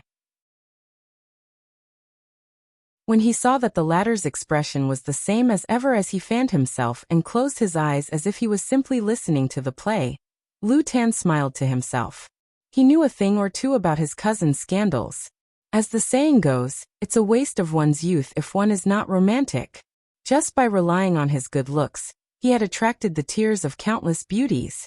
It was a pity that the falling flowers yearn for love, but the heartless water flows. Now it seemed that Shui Rui had restrained his temper, but he didn't know if it was for the late 10th princess, or if there was another reason. After Du Shirnyang was sung, it was time for the next play. The people on stage prepared while the audience chatted. Recently, there has been a lot of noise in the morning court about attacking Wei country. Father is hesitating. Grandfather's intention is to transfer troops from Liangjiang. Cousin, what do you think? Lu Tan turned his body and asked. After the Land and Water Conference, Emperor Zhaoqing wanted to send troops to Dongying. Because of the question of whether to fight or not, all the parties and sects argued in the court for half a month. Finally, they decided to fight, but they were in a dilemma about who to send and who to lead the troops. Since Emperor Zhaoqing succeeded the throne, he hadn't taken the initiative to mobilize troops for more than 10 years. This was the first time. So from the emperor down to the civil and military officials, they all treated it with caution. First of all, in the eyes of most people, with Daan's vast national power, subduing a small island country was a piece of cake. This military achievement of opening up new territories was practically free. So there were many boorish people who wanted to lead the troops on an expedition. On the other hand, some people suggested that it would be better to let Lord Dongjing, who was guarding the north, send troops nearby. Firstly, it was close and could reduce losses. Secondly, Lord Dongjing had a well-trained navy under him, which could be put to good use. It was fine to let Lord Dongjing send troops, but this suggestion of letting Lord Dongjing send troops was immediately fiercely opposed by some people in the court. There were various reasons. Some people thought that the Jiang family was already a noble. If they let Lord Dongjing make the merit of opening up new territories, it would be too much of a disadvantage. Some people were worried about the Mongols in the north, who were eager to make trouble in recent years. They were afraid that the Northeast Army would split up to attack Wei country. At that time, the Mongols would attack on a large scale, and the garrison in the north would be defeated. Both of these concerns were reasonable. The court was noisy all day, and Emperor Zhaoqing was annoyed. Every day when he met with close officials in the upper study room, he would complain. The princes were all old enough to discuss politics. Prince Ning had been released from house arrest a while ago and had a seat in the upper study room again, so he had some say. However, Lu Tan was young and weak, so he did not dare to make a rash proposal. Lu Tan was not convinced, but he could not find out the truth from Shui Lingnan's words. So he settled for the next best thing, which was to dig out political opinions from Shui Rui. Shui Rui looked at Lu Tan's inquisitive expression and confirmed that he did not know about his relationship with Jiang Huaying. Then he slowly fanned the Mujiang fan in his hand and said, "Hundreds of years ago, when the Tang Empire was ruling, there were Baekje, Silla, and Goguryeo on the other side of the East Sea. Baekje once invaded Silla, and the Tang Empire sent troops to help, but Baekje was defeated. According to historical records, after Baekje was defeated, they turned to Neon for help. So Neon and Baekje joined forces and gathered troops to go to the mouth of the Bai River to fight the Tang army. In the end, Neon and Baekje were defeated, and Baekje was destroyed. This is the only time in history that the Central Plains fought with Neon. Although the Han won, it was Baekje who destroyed the country. Now Silla no longer exists. Only Neon still exists in the world after several generations, and it has developed great ambitions. Your Highness, do you think that sending troops across the sea to attack Dongying is really an easy task?" Lu Tan was deep in thought. He seemed to have gained some inspiration from Shui Rui's words. Before he could understand, he heard Shui Rui say something meaningful. The peace of a country will lead to laziness after a long time. War is a must, but it is not the right time. Lu Ten almost blurted out. If it is not the right time now, then when will it be? Hee. Shui Rui suddenly put away his serious expression. He twirled his fan and said to himself, "It is my shallow opinion. Your Highness, you can just listen to it. There is no need to take it seriously." Lu Tan was puzzled in his heart, but he didn't want to reveal himself in front of Shui Rui, so he smiled and changed the topic. "Cousin brother's fan has distinct muscles and bones. I can tell with a single glance that it's not an ordinary object. May I know where you got it from?" Shui Rui curled up the corner of his mouth and said, "It was a gift from someone. It is my beloved object." Jing Chen had been listening quietly. He glanced at the amethyst fan pendant hanging at the end of the fan handle in Shui Rui's hand and suddenly said, "Is it a gift from Xiaoyu?" Shui Rui looked back at him, and the smile on his face disappeared. He nodded and said, "It is a birthday gift from her. She said it can drive away evil spirits." Jing Chen saw that Shui Rui loved the fan so much that he could not put it down. His 5 senses were very sensitive, so he could naturally sense that the yang wood qi on the fan was very thick. It was a treasure. Jing Chen's feelings toward Shui Rui were a little complicated. On one hand, he was Yushu's trusted big brother. Jing Chen was grateful to him for taking care of Yushu. On the other hand, Jing Chen could not help but be afraid of him. This person knew everything about them, and he had also seen Yin Hua. He was not sure if he could keep this secret. If he leaked something or had bad intentions, the first person to suffer would be Yushu. She cares a lot about you, her big brother. Jing Chen said in his heart. So you must not let her down. Shui Rui raised his eyebrows. He wanted to say something, but because of Lu Tan's presence he held back. He thought, she also cares a lot about you, but you let her down. In the end he only replied, I know. How can I not understand her kindness? Lu Ten could not understand the two of them talking in riddles. Since he mentioned Yushu, he brought the topic to her and said, speaking of which, Miss Lotus Room has been in Kunling Bureau for 3 months. When she passes the assessment, she can go to the court to discuss politics. At that time, we must congratulate her properly. Soon. As Yushu's direct superior, Jing Chen had a lot of say. Today the Grand Commissioner asked me about Yushu's tenure. Her assessment should be arranged in the next few days. The assessment of Kunling Bureau was divided into 2 parts. The Grand Commissioner personally presided over the chief officers of the 3 departments and 2 bureaus. Tai Chung-si supervised from the side. The rest was the responsibility of the chief officers of each department. Tai Chung-si retained the right to report to avoid favoritism. Yushu had officially taken up her post the day before the aquatic conference. It had been almost 3 months, and she was about to undergo her first evaluation as an official, as well as the most important one. This was related to whether or not she could continue to stay in her current position, as well as obtain the right to discuss politics in the royal court. Going to the court to meet the emperor and participating in state affairs was the threshold of an official's career. Many officials worked hard for their entire lives, but stopped at the Meridian Gate and never got a chance. Only by taking this step would there be greater opportunities, and only then would they be able to fight for greater power. There shouldn't be any problems, Lu Tan said. Youngest martial aunt is serving as a Xiaoqing in Tai Chung-si. We are all on the same side. If there are no accidents, she will pass the assessment. On the same side, haha. Only Lu Tan, who didn't know the truth, could say this. Jing Chen and Shui Rui looked at each other, each worried. Jing Chen suspected that Shui Yun was deliberately targeting Yushu. Shui Rui knew how much Yushu disliked Jing Chen's junior sister. As they spoke, the stage was set up. The next play was a martial arts play called Wanderer. Lu Tan liked it. The martial artist came up and performed a set of sword techniques. Lu Tan raised his hand and rewarded him with an ingot of gold. Shui Rui watched for a while and found an excuse to leave. Jing Chen was even less interested in these showy but impractical moves, and also went outside to get some fresh air. The 2 of them went to the bridge between Pines and Cypress's house and Fragrant Grass House. The bright moon was in the sky. A sudden burst of cheers came from the opposite building, causing the two of them to look sideways. It sounded like someone was telling a story in the hall.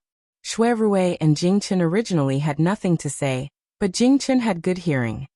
He tilted his head and listened for a moment. He smiled and turned back saying, "He's telling a story about the Aquatic and Land Conference. It's about little you cleverly breaking the Donging invoice trick and summoning the wind and rain outside Fengqing Palace." As soon as he finished, his expression changed and he frowned. Without waiting for Shui Rui to speak, he turned around and strode toward the opposite building. Shui Rui was bewildered by this sudden action of his, and he hesitated for a moment before choosing to follow up. After passing through layers of soundproof curtains, the lights in front of them were brightly lit. The two of them walked to the corridor on the second floor. Before they stood still, they heard an ear-piercing voice shouting impudently in the midst of the noise downstairs.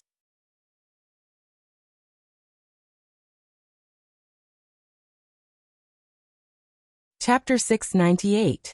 The Water and Continent Meet was first told by Hungwu Mansion, and its popularity hadn't died down yet.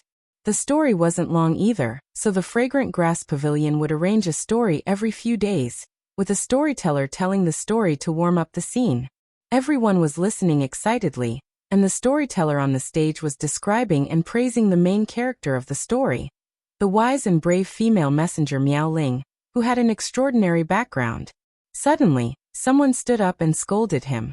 The hall was in a mess. Yin Yuanbo, who was sitting in the front row, stepped on a chair with the smell of alcohol. He slammed the teacup in his hand on the table and shouted, "You didn't hear me clearly? Then I'll say it again. What bullsh *T female fortune teller, female immortal. She's just a shameless, licentious, stinky woman." Yin Yuanbo looked around and found that every guest in the hall was looking at him. Many people were pointing at him, and soon someone recognized him. "Hey, isn't this Third Master Yin? Are you drunk? Why are you here to act like a drunkard? I say, Third Master Yin, you can't say things like that. She's a pure and innocent woman. How can you slander her like this?" Yin Yuanbo's eyes darted around, but he couldn't figure out which one of them was sent by Prince Ning to act with him. He spat on the ground and shouted at the top of his lungs, "Innocent my ass. I'll let you know that the female immortal you're talking about was born by my family's servant. A few days ago, my mother had a birthday party, and we invited her and her mother. Who would have thought that she would come to my house and find out that my cousin, Yin Yuanrong, was also in the mansion? She took off her clothes in the wing room in the backyard and tempted my third cousin to go there. Seeing her naked, if I hadn't followed her, I would have been blamed by her. I saw it with my own eyes. If I lie to you, I'll kill my parents." His spittle flew everywhere as he spoke. Although his last curse was disrespectful to his parents, there was a group of people who believed him immediately. They all started talking at once, and there were a few lechers who winked at him and said some vulgar things. For a moment, Yin Yuanbo felt very happy. He felt that he had avenged his mother and smeared Yin Yuanrong's face again.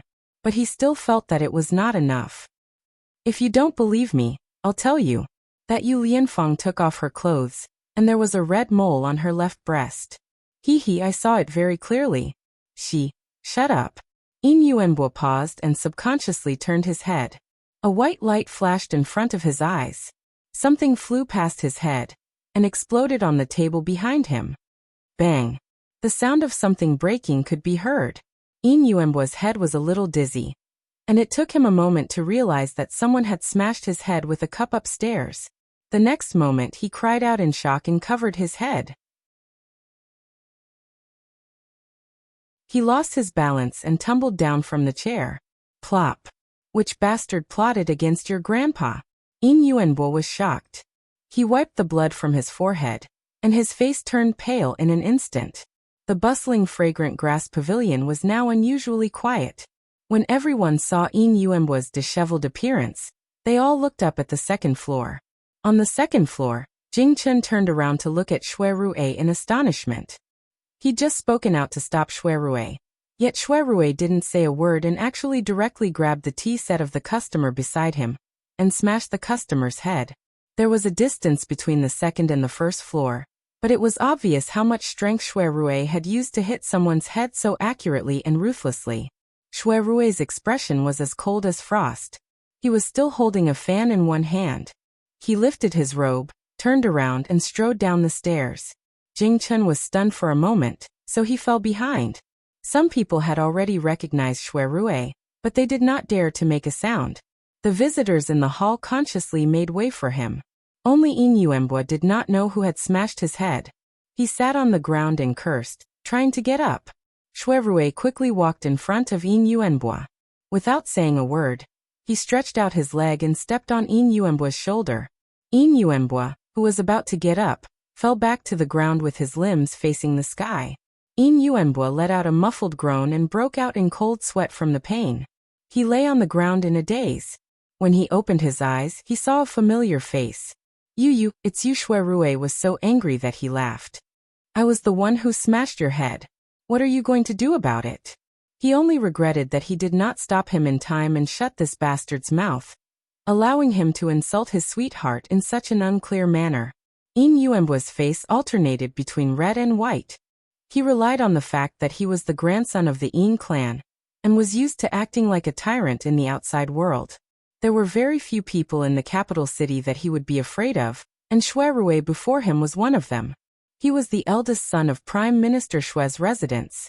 He was someone who was as famous as his third cousin, Yin Yuanrong, whom he envied and was jealous of. He knew that he could not provoke him, but he was not willing to be beaten for nothing. Xue Qingbi, don't go too far. Yin Yuanbo shouted at Xue Rui without confidence. You are an official of the imperial court, but you still hurt someone. You broke the law knowingly.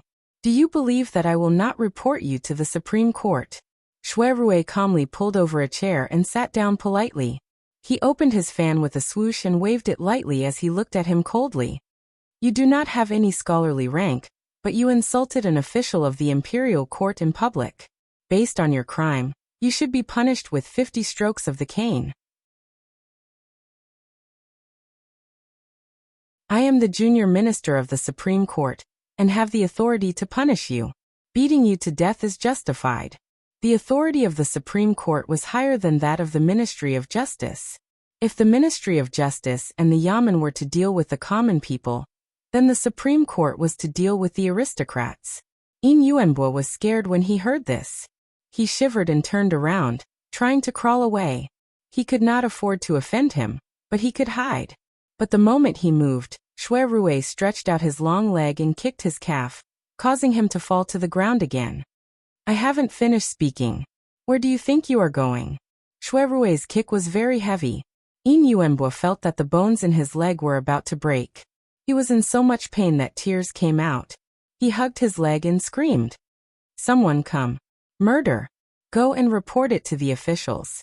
Help. Xue Rui did not blink and kicked his buttocks again. Shut up. If you dare to move again, I will break your leg. Yin Yuanbo was in so much pain that he convulsed. He had never suffered such a loss before. He was so scared that he did not dare to move again. He lay on the ground and whimpered. Seeing his useless appearance, someone could not help but sneer. There were also some who saw that the situation was not good, and wanted to take advantage of the chaos to sneak out. Xue Rui glanced at them from the corner of his eyes, and turned around to instruct Jing Chun. Brother Jing, please don't let anyone leave before the matter is cleared up. Jing Chun nodded. He was also angry that the man had slandered Yushu, but he knew that he could not compare to Xue Rui in dealing with things, so he listened to his orders. He frowned at the man on the ground, and turned to guard the stairs and the door. With his ability, there were hundreds of guests here. Unless they could fly, none of them would be able to escape under his watch. Third Master Yin, right? Xue Rui wasn't familiar with Yin Yuanbo. He only recognized that Yin Yuanbo was a young master of the Yin clan, and he was the cousin of that bastard Yin Yuanrong, yet he was unable to recall Yin Yuanbo's name. Let me ask you, why did you slander an official of the imperial court? Does official Yu of the Celestial Commissioner have a grudge against you? Although Xue Rui was angry, he still had his reason. Today's farce was obviously deliberately arranged by someone. If Yin Yuanbo's word spread, whether it was true or not, Yushu's reputation would be in danger, and the other party's goal would be achieved. With so many people here, it was impossible to shut their mouths and stop them from talking nonsense. So the most important thing now was to change the topic before the rumors spread. In Yuanbo was a stubborn person. Even though his head was bleeding, he still stubbornly said, "How did I slander her? I'm telling the truth. I can swear. If you don't believe me, you can ask my cousin to verify it. Let's see if I'm lying or it's true." He wanted to get away as soon as possible, but he refused to change his words. He thought that Shuirue would let him go if he said that. Unexpectedly, Shuirue sneered and raised his voice. "Where's the steward?" Very quickly someone ran forward. In fact, there was a steward on every floor of the fragrant grass pavilion. Just now the incident was too sudden. When Shuirue showed up, the steward selectively pretended to be deaf and mute. Now that he was called, he stood up. "Lord Shui, this lowly one is Sun Wu. Sun Wu, send someone to the neighboring street to find third young Master Yin, and tell him about the situation here. He can decide whether to come or not." Shuirue was very clear about Yin Yuanrong's character. He wouldn't be at home at this time of night. He must be having fun in the red light district. There were more than 10 brothels on the neighboring street. It was said that there was a new courtesan there. Yin Yuanrong was most likely there at this time. "Ah, this lowly one will go now." Sun Wu agreed and ran away like a wisp of smoke. Yin Yuanbo, who was lying on the ground, was dumbfounded. He only said it casually, but why did Shuirue really go to find someone? He felt guilty for a moment. He comforted himself. "What's there to be afraid of? I didn't say anything false. At most, I'm just exaggerating." On the other hand, Shuirue concluded that Yin Yuanbo was bullshitting. Not to mention anything else, just based on the last point, he had once taken advantage of a beautiful woman. How could he not know whether there was a mole on Yushu's chest? However, this matter couldn't be verified. After all, he couldn't let Yushu take off her clothes and let others examine her body. The more Shuirue thought about it, the more annoyed he became. Looking at Yin Yuanbo, who was smeared with blood on the ground, he felt that Yin Yuanbo was wretched and hateful. When he came back to his senses, he kicked him again. Ouch! Yin Yuanbo cried out in pain. Tears welled up in his eyes.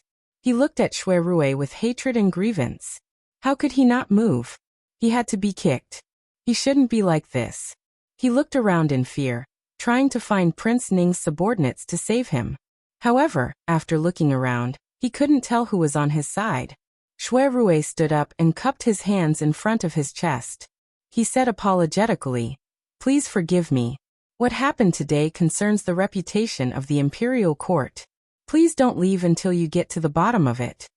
The people who came here to spend money were all people who had free time, and they were just here to watch a good show. Even if Shuirue didn't say anything, there wouldn't be many people who wanted to leave, but since Shuirue was so courteous, they still felt good in their hearts. In this way, no one wanted to leave. The group of people accompanied Shuirue until Sun Wu ran in from outside, panting. He's here, he's here. The third Master Yin is here." As soon as he finished speaking, the real third Master Yin, who was wearing a flashy pink tunic and waving a paper fan, swaggered in from the door.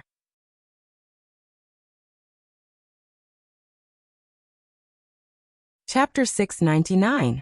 Shuirue and Yin Yuanrong were the eldest grandson of the right Prime Minister and the eldest grandson of the left Prime Minister. Because they were of similar age, they were often compared to each other ever since they entered school. In addition, Zhu Qingjue, the only son of the Prime Minister, was a young talent from illustrious families.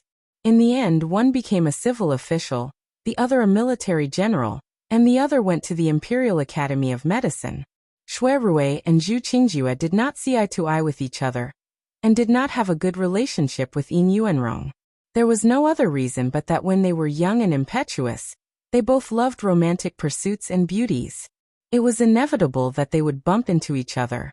When one won the favor of a beauty, the other was naturally dissatisfied. A quarter of an hour ago, Yin Yuanrong was in the brothel trying to curry favor with the newly promoted courtesan queen. He was extremely unhappy when he was disturbed, but when he heard the whole story, He immediately abandoned the beauty and rushed over. On the way here, he asked about the cause of the incident in detail.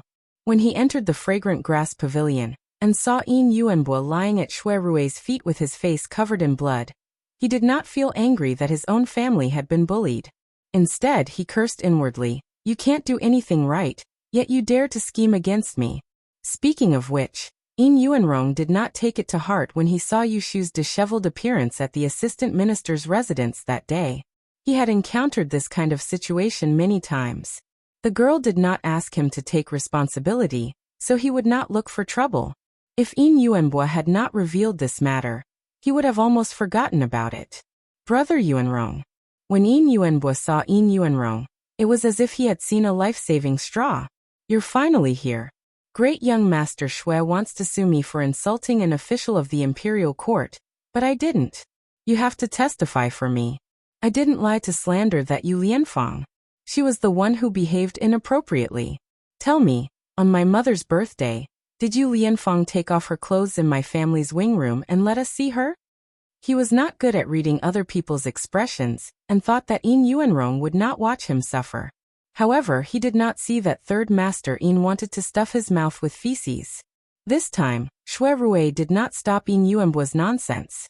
After he finished complaining, he said to In Yuanrong, "Today, I happened to come to the opera and saw your younger brother spouting nonsense in public, slandering the officials of the imperial court. His words were vulgar, and the victim was the female imperial official of the Imperial Celestial Bureau, Yushu, a fifth-rank official who was appointed by His Majesty as the female envoy of Miaoling.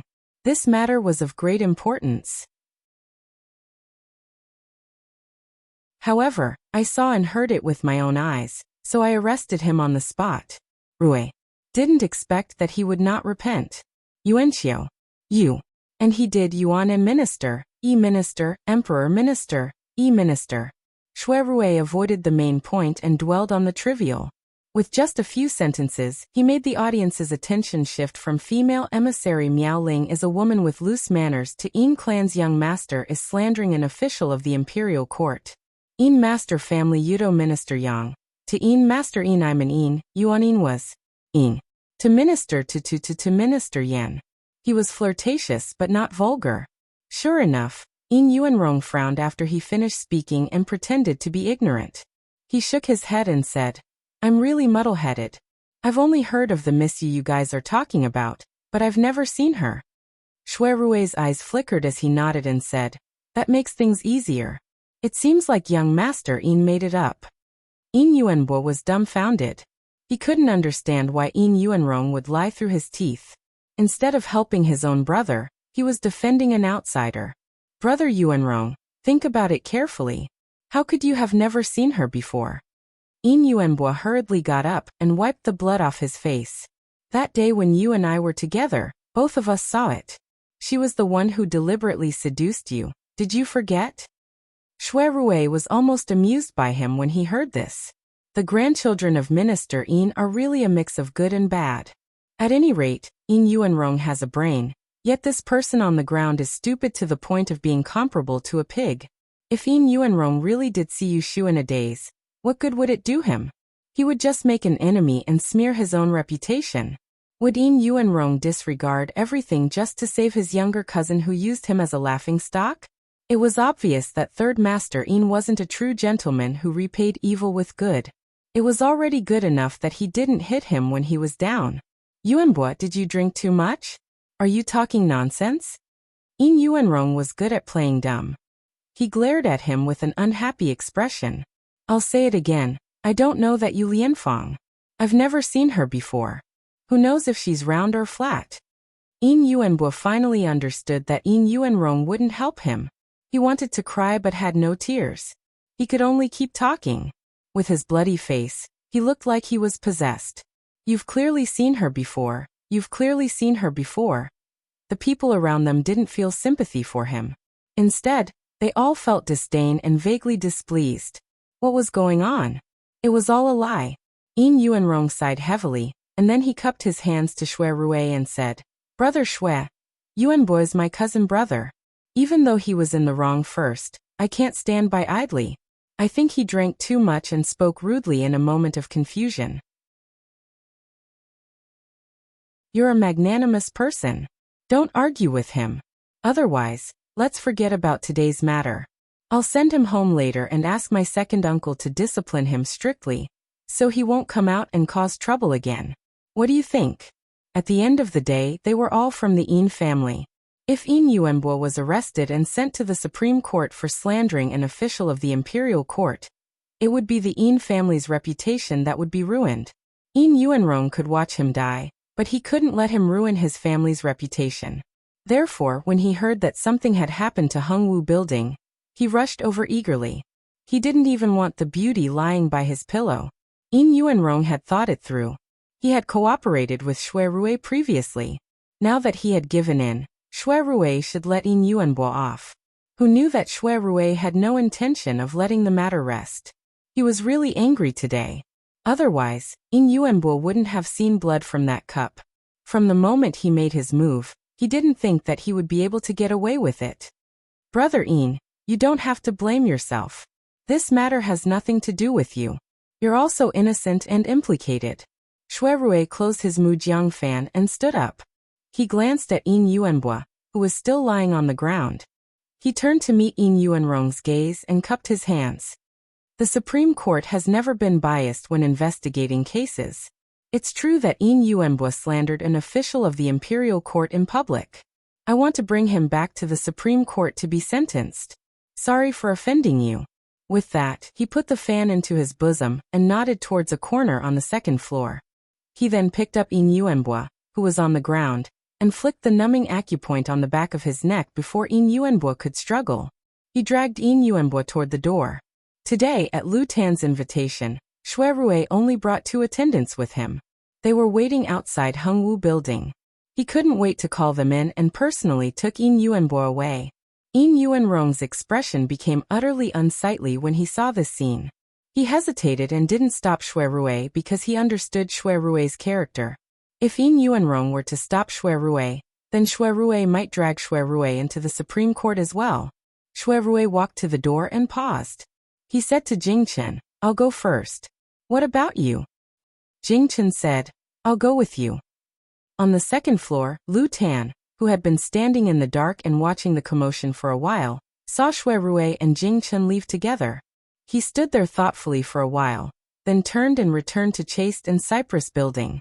Today's incident was not a coincidence. Yin Yuanbo slandered Yushu. There was definitely someone behind it. What was the purpose of that person? Was it purely to ruin Yushu's reputation? Shui Rui brought Yin Yuanbo back to the Supreme Court. He didn't wait until the next day and interrogated him that very night. Jing Chen listened on the side and didn't leave. Who ordered you to slander the Celestial Commissioner's female imperial official, Yushu?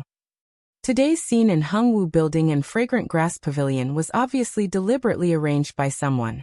Someone in the crowd echoed Yin Yuanbo's words, intending to ruin Yushu's reputation. Yin Yuanbo didn't have the brains, so who could it be? Shui Rui swiftly went through them in his heart, and he had a few candidates. Thus, even though Yin Yuanbo intentionally concealed it, he was unable to avoid Shui Rui's repeated questioning, and merely the expression on Yin Yuanbo's face was able to allow Shui Rui to confirm that it was the mastermind. Unsurprisingly, it was Ningguang Luhao. Shui Rui wasn't as angry as imagined. He calmly analyzed Ningguang's thoughts and came to a conclusion.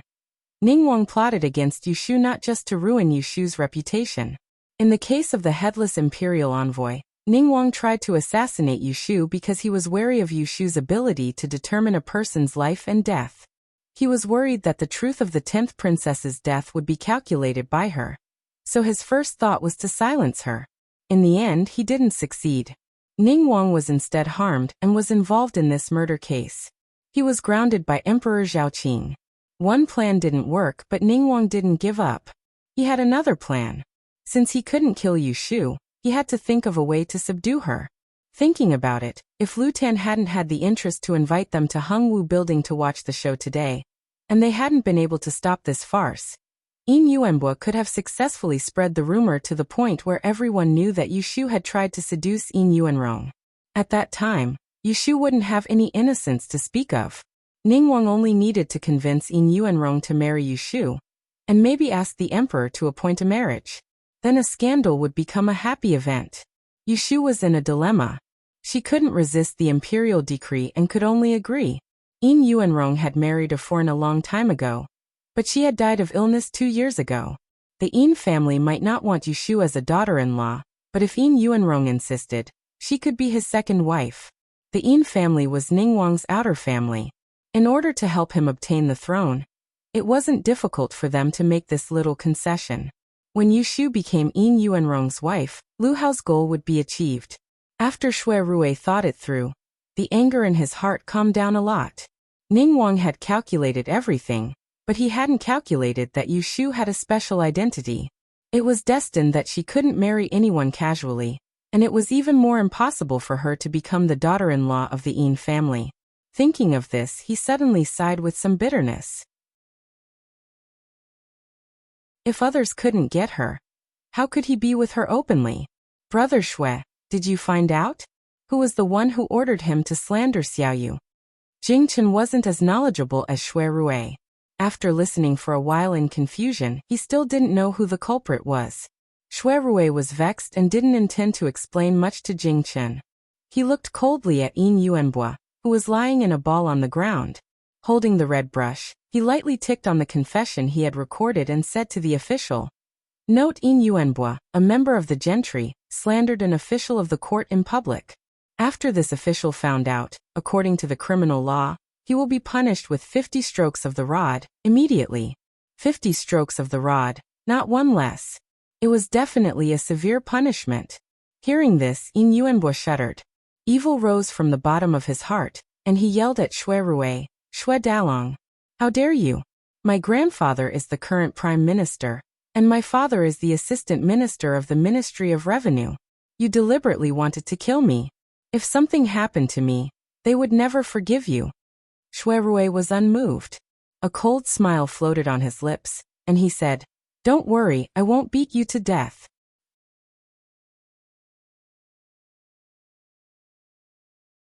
Chapter 700. Yin Yuanrong couldn't stop Xue Rui from taking Yin Yuanbo away, nor could he go back to his gentle home as if nothing had happened. After Xue Rui and Jingchen left, he hurried to his second uncle's assistant minister's mansion. Yin Zhorong and his wife were asleep. Hearing the announcement outside, Assistant Minister Yin asked someone to come in and light the lamp. Yin Dengshi sat up unhappily and muttered, "It's midnight. What's so important that it can't wait until tomorrow?" Yin Zhorong said, "You don't need to get up. Go back to sleep. I'll go see what happened to Yuanrong." At this time, the steward on night duty outside the door leaned against the window and said anxiously, "Master, madam, get up quickly. It seems that something happened to the third young master, and he was taken away by the officials." "What?" Yin Dengshi suddenly woke up. In less than 10 minutes, the couple finished cleaning up and rushed to the front yard one after the other. They saw Yin Yuanrong and listened to him briefly explain the situation. Yuanbo drank too much in Hengwu Mansion and said some nonsense in public. He insulted a female official of the Celestial Commissioner and was seen by the Shaoqing of the Supreme Court, Xue Rui. He concluded that he insulted an official and despised the court, so he took him to the Supreme Court for interrogation. He was very careful in what he said. He didn't mention the details and drew a clear line to avoid being entangled in the current situation. Yin Dengshi was furious when she heard this, but it wasn't because Yin Yuanbo had caused trouble outside. How can he arrest someone just because he said so? Is there any law? Yin Yuanrong secretly rolled his eyes and thought that a loving mother would spoil her son. Yin Yuanbo had become an ignorant and incompetent bastard, all thanks to his second aunt. What was the law? As the junior chancellor of the Supreme Court, Xue Rui did indeed have the authority to issue punishments. It was perfectly justifiable for him to arrest someone. This time, Yin Yuanbo fell into Xue Rui's hands. "Yuanrong, he is your younger brother. Are you going to watch him be arrested and not do anything?" Yin Dengshi was so angry that she didn't choose her words carefully. "All right, stop talking." Yin Zhorong was the one who kept his composure. He stopped his wife, who was getting angry at Yin Yuanrong, and apologized to Yin Yuanrong. Your second aunt is confused. Don't listen to her nonsense. You said that Yuanbo was taken to the Supreme Court by the Shui family. How long ago was it? Yin Yuanrong didn't take Yin Ding seriously at all, so he didn't argue with her. Facing Yin Zhourong, who could still keep his composure, he kindly reminded him. Around an hour has passed. Second uncle, quickly follow me to the Supreme Court of Justice to look for him. If we delay for too long, then I'm afraid Yuanbo will suffer.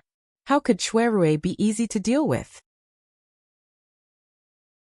Uncharacteristically, Shui Rui didn't give him any face at all, and took Yin Yuanbo away with an unyielding attitude. Yin Yuanrong knew that the situation wasn't good, and there was an 80% chance that Yin Yuanbo had already been tortured. Yin Deng hurriedly said, Zhourong master, Yuanrong, send someone to the Prime Minister's mansion and ask father to help. No matter what, Yuanbo must be brought back. How can he stay in a place like the Supreme Court? Nonsense, Yin Zhourong glared at her. It's just a small matter. It's not good to disturb father. Wait at home and don't make trouble for me. Then he turned and ordered the servants to prepare horses. He didn't even set up a carriage and rushed to the Supreme Court's yamen with Yin Yuanrong. However, they were too late in the end. Yin Yuanbo had already received the full 50 strokes of the cane and was beaten half to death. Shui Rui threw him into the prison that was temporarily used to hold suspects. After dealing with this matter, Shui Rui didn't leave. He knew that Yin Yuanrong wouldn't leave, so he waited for people to come to him. Yin Zhourong was polite and bowed to Shui Rui, who was of the same rank as him, and said, Lord Shui, may I ask where my son is now? Can I see him for a moment? He didn't mention Yin Yuanbo's mistake because he wanted to see him first, ask about the cause and effect, and then think of a way to get his son out. Shui Rui was also very polite and returned the greeting. He glanced at Yin Yuanrong, who was in the background, and said sternly, Your son has publicly fabricated rumors and framed officials of the imperial court. He has already pleaded guilty. Moreover, he doesn't have any scholarly honors, so his crime is even more serious. I've already given him 50 strokes and put him in prison. He can only be released after a month. If Lord Yin wants to see him, go to the yamen to register tomorrow morning, and then visit him in prison. Yin Zhourong was dumbfounded. He never expected things to turn out like this. Speaking of which, who hadn't scolded an official these days? There were even people who scolded the emperor. Scolding an official was a crime. It wasn't a big deal, but it wasn't a small one either. It all depended on the court's judgment. The most serious punishment was 50 strokes of the rod and a month in prison. When he came back to his senses, Yin Zhourong felt angry. He couldn't help but point at Shui Rui and interrogate him. You didn't go to court to interrogate the case, and you didn't have any evidence to prove my son's crime. Do you know that this is called private punishment? Aren't you afraid that I'll report you to the imperial censorate? Yin Yuanrong turned his head away, not having the heart to continue listening. Shui Rui's expression was solemn. He said, Lord Yin is too serious. As the Shaoqing of the Supreme Court, I have the authority to order punishment at any time. Tonight, when I saw your son's crime, I interrogated him on the spot. I saw it with my own eyes and heard it with my own ears. Both the witness and the material evidence are true. Here is a confession. You can take a look at it. As he said this, he took Yin Yuanbo's confession from the table, including the words he used to scold Yushu in Hengwu Mansion, and the story of Yushu seducing Yin Yuanrong at Lady Yin's birthday banquet. Shui Rui clearly recorded every word. Halfway through, Yin Zhourong's face turned green. He didn't dare to turn his head to look at Yin Yuanrong's expression. Shui Rui added fuel to the fire. In reality, the person Yin Yuanbo framed was the female celestial commissioner, Yushu. After the Land and Water Conference, she received His Majesty's grace and was conferred the title of Messenger Miao Ling. But she was insulted by your son. It is enough to show contempt for His Majesty's grace. I have already given him a light sentence. Otherwise, you, Lord Yin, would not be able to absolve yourself from the blame for his disobedient words and deeds. Who had given Yushu the title? It had been given by the emperor himself. Those who had been immersed in the officialdom for many years could see that Yu Shu's thunderous reputation was just to correct Emperor Zhao Qing's reputation as a holy ruler. Whoever wanted to ruin her reputation would be going against Emperor Zhao Qing. So Ningguang had cleverly chosen Yin Yuanbo as a sacrificial pawn. An unremarkable young master of the Yin family, even if he made a big fuss, he could be abandoned at any time. Contempt for His Majesty's grace was a big hat. Yin Zhorong couldn't even take it, and immediately became listless. Clutching the confession, he didn't dare to clamor to accuse Xue Rui of dereliction of duty. Yin Yuanrong clicked his tongue. Standing behind his second uncle, he glared at Xue Rui. "Xue Dalong, you've gone too far." Xue Rui slightly twisted the corners of his mouth at him, and his tone eased. "But rest assured, Lord Yin, in my opinion, your son had a momentary slip of the tongue, and had no intention of disobedience. I will let it go. But the crime of him framing an official of the imperial court is absolutely true and cannot be shirked." Yin Zhorong had a belly full of anger and nowhere to vent it. He stiffly said to Xue Rui, "I lost my composure just now. Lord Xue, please don't blame me. Since you are handling this case impartially, I have nothing else to say. Farewell." He knew that he wouldn't be able to get a favor from Xue Rui. So he didn't linger and immediately left the Supreme Court to find another way to save Yin Yuanbo. Yin Yuanrong stayed behind. Since Yin Zhorong had left, he couldn't be bothered to put on an act. He mocked and ridiculed Xue Rui. "Lord Xue is truly angered by a beauty. If that you knew that you were willing to offend the Yin family for her, I guarantee that she would be dead set on you and devote herself to you." Xue Rui put away the confession and sneered. "Other than male thieves and female prostitutes, is there nothing good in your mind? Everyone knows that Yu Shu is my adopted sister, but there are people who are blind enough to target her. You're smart this time and didn't get involved in this mess. Otherwise you'll regret it." Yin Yuanrong angrily said after being looked down on. "I helped you, but you're still accusing me. If I had known earlier, I would have admitted to seeing Miss Yu. Let's see how you deal with this." Xue Rui paused and suddenly turned his head to look at him. "What did you say? You've seen her?" He had never heard Yu Shu mention it, so he originally thought that Yin Yuanbo was just making it up. Could there be more to it? Yin Yuanrong didn't notice that the atmosphere was strange and said, "Humph, Yin Yuanbo isn't really lying." "Humph, Yin Yuanbo didn't really lie. It was my second aunt's birthday that day, and I was dragged out to drink with them. Then Yin Yuanbo tricked me into going to his backyard, where I saw your adopted sister hiding in a side room with disheveled clothes. Later, my second aunt came, and everyone wanted to keep the peace, so they didn't spread the news. Your adopted sister isn't stupid. It was obvious that my second aunt wanted to matchmake her with Yin Yuanbo, but I ruined her plans. She was right not to make a fuss. TSK. In fact, I didn't see clearly. She just took off her outer clothes and inside." Before he could finish speaking, the wind in front of him moved. Yin Yuanrong reacted quickly and leaned back, but he still couldn't avoid Xue Rui's long fist, which hit his chin. "Ah." Yin Yuanrong took 2 steps back in pain, and tasted blood in his mouth.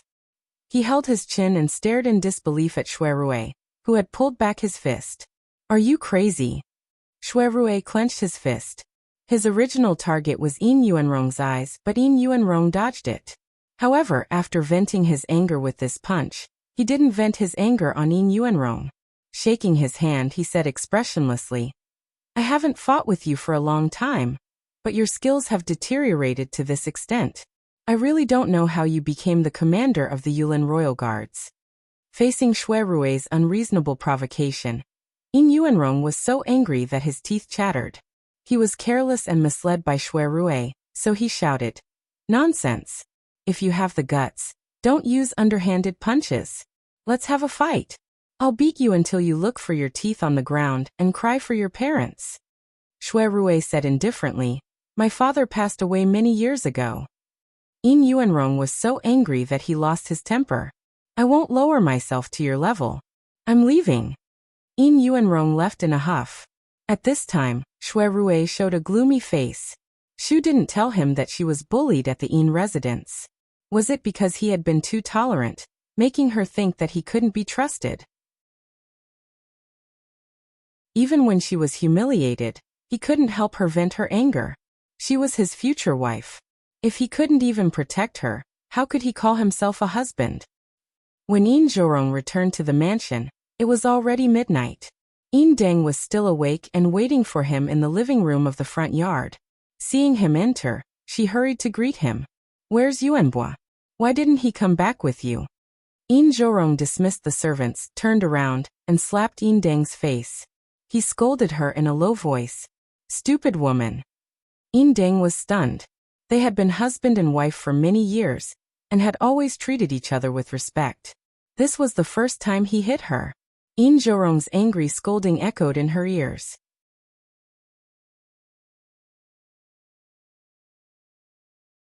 Chapter 701. What had happened in Hengwu Mansion was immediately reported to Prince Ning. When he found out that Xue Rui had suddenly appeared and messed things up, and Yin Yuanbo was brought to the Supreme Court. Even though Lu Hao didn't flare up on the spot, the gloominess on his face terrified the scout that came to report to the point his legs went weak. Xue Rui, it's him again." Lu Hao suspected that Xue Rui was sent by the heavens to go against him. Ever since Xue Rui returned to the capital, he had ruined many of his plans. Lu Hao took a deep breath and suppressed his anger. He paced back and forth, and waited until he had calmed down before asking the spy he had sent to Hengwu Mansion to cooperate with Yin Yuanbua. "Where is Yin Yuanrong? Where did he go?" After official Xue left, young Master Yuanrong left in a hurry. It seems that he went to the assistant minister's Fu to report. Lu Hao furrowed his brows. He was not surprised at Yin Yuanrong's self-preservation. According to his original plan, he would first ruin Yu Shu's reputation, and have her be related to Yin Yuanrong. He was 70% sure that he would be able to persuade Yin Yuanrong to ask for an edict to bestow marriage. But now, the first step had been disrupted by Xue Rui, and the rest of the plan was for naught. What he had to worry about now was that even if Yin Yuanbo did not dare to betray him, Xue Rui would be able to guess that he was the mastermind behind this. Xue Rui might use this to drive a wedge between him and Yin Yuanrong. In this generation of the Yin family, there were not many outstanding members of the Yuan generation, and Yin Yuanrong was one of the best. As the commander of the left side of the Yulin Royal Guards, he had great potential. Lu Hao would need his help when he seized the throne in the future. However, Yin Yuanrong was dissolute and did not like to be restrained. He was not close to Ning Wangfu and was not warm to his cousin. Lu Hao had a headache for a while, but in the end he still decided to prepare for the worst. He summoned a kamikaze and sent someone to keep an eye on Yin Yuanrong, paying attention to whether he had any private dealings with Xue Rui. As for Yin Yuanbua, who was brought to the Supreme Court, Lu Hao had already forgotten about him. Yu Shu secretly observed Bai Ran for a few days. She found that he was much more mature and steady than his peers, but he didn't have any other flaws. She couldn't determine whether they were the same kind of people.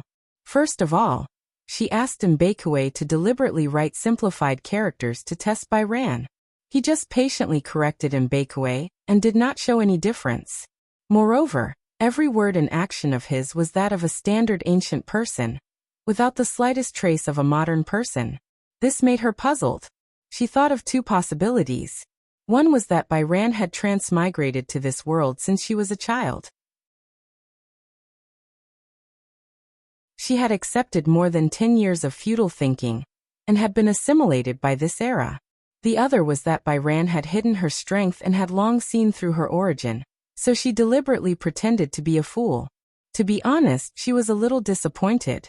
After thinking for a few days, she was not as excited as she was at the beginning. No matter what the possibility was, she didn't intend to recognize Bai Ran. It was just a psychological comfort. Yu Shu calmed down and put aside the matter of Bai Ran.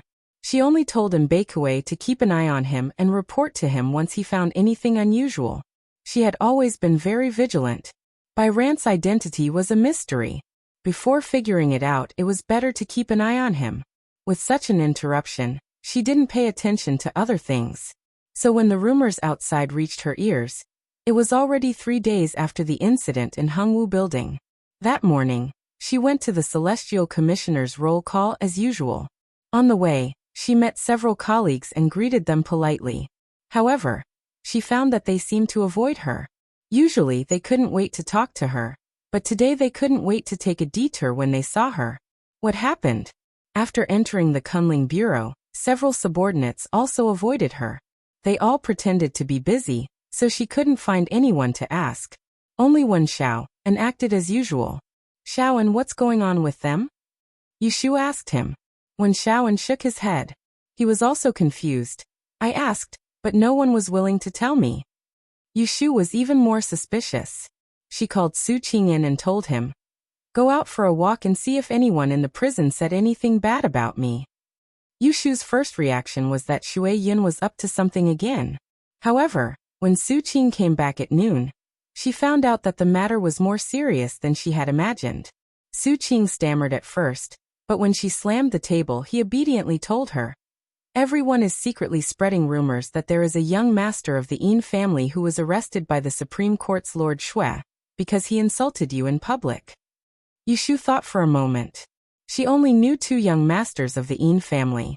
One was Yin Yuanbua of the Assistant Minister's Mansion, and the other was Yin Yuanrong of the Prime Minister's Mansion. The one who did this kind of thing was most likely Yin Deng's baby son, Yin Yuanbua. What did he scold me about? How did Shui Rui get involved? Yushu felt that something was wrong. Sure enough, Su Qing carefully looked at her face and said, that person made up a rumor that you coveted the power of the Yin family and schemed to seduce third young master Yin Yuanrong. Unfortunately, someone saw it and failed. In fact, the original words were even worse. For example, Lord Yu of the Kunling Bureau took off her clothes to seduce third young master Yin.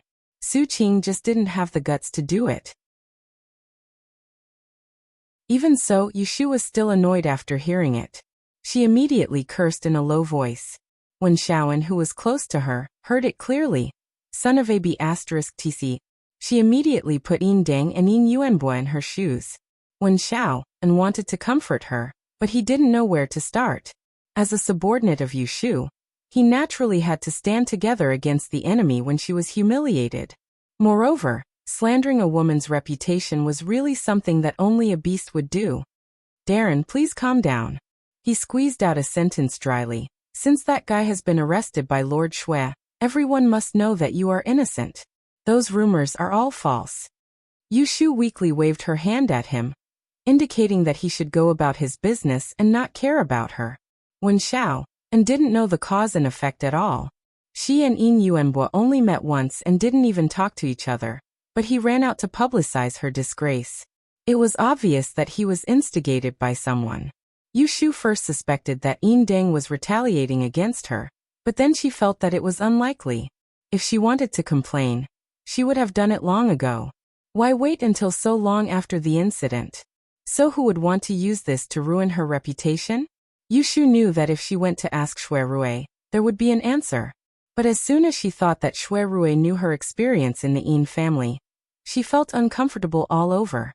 She felt a little guilty and embarrassed. In short, she couldn't bring herself to look for Shui Rui and ask him about this right now.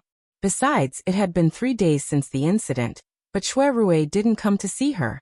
Maybe he was angry and didn't want to see her? Thinking of this, Yushu instantly gave up the idea of asking Shui Rui.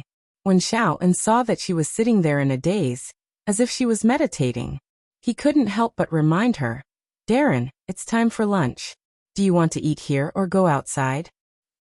Let's eat here, Yushu said casually. Then she stopped when Xiaoan, before he went out to ask someone to bring the lunchbox. Wait. Yushu stood up, thought for a moment and said, Xiaoan, go to the Astronomy Bureau and see if Lord Shui is there. If he is there, tell him that I will treat him tonight and ask him to do me the honor. This Lord Shui was Cui Xian's biological father, the fool who owed her 60,000 taels of gambling. When Xiaoan didn't understand, but he still obeyed. Cui Xiu was alone in the Astronomy Bureau. When he heard that Yushu wanted to treat him to dinner, he didn't feel happy at all. Instead, he agreed with a bitter face. He hadn't collected 60,000 taels of silver yet. He was afraid that Yushu would come to him to force him to pay the debt. He was so worried. In the afternoon, the Great Tipping Point sent someone to inform Yushu to go to Taishi Tower the day after tomorrow. She had been in office for 3 months, and she had to take the first assessment.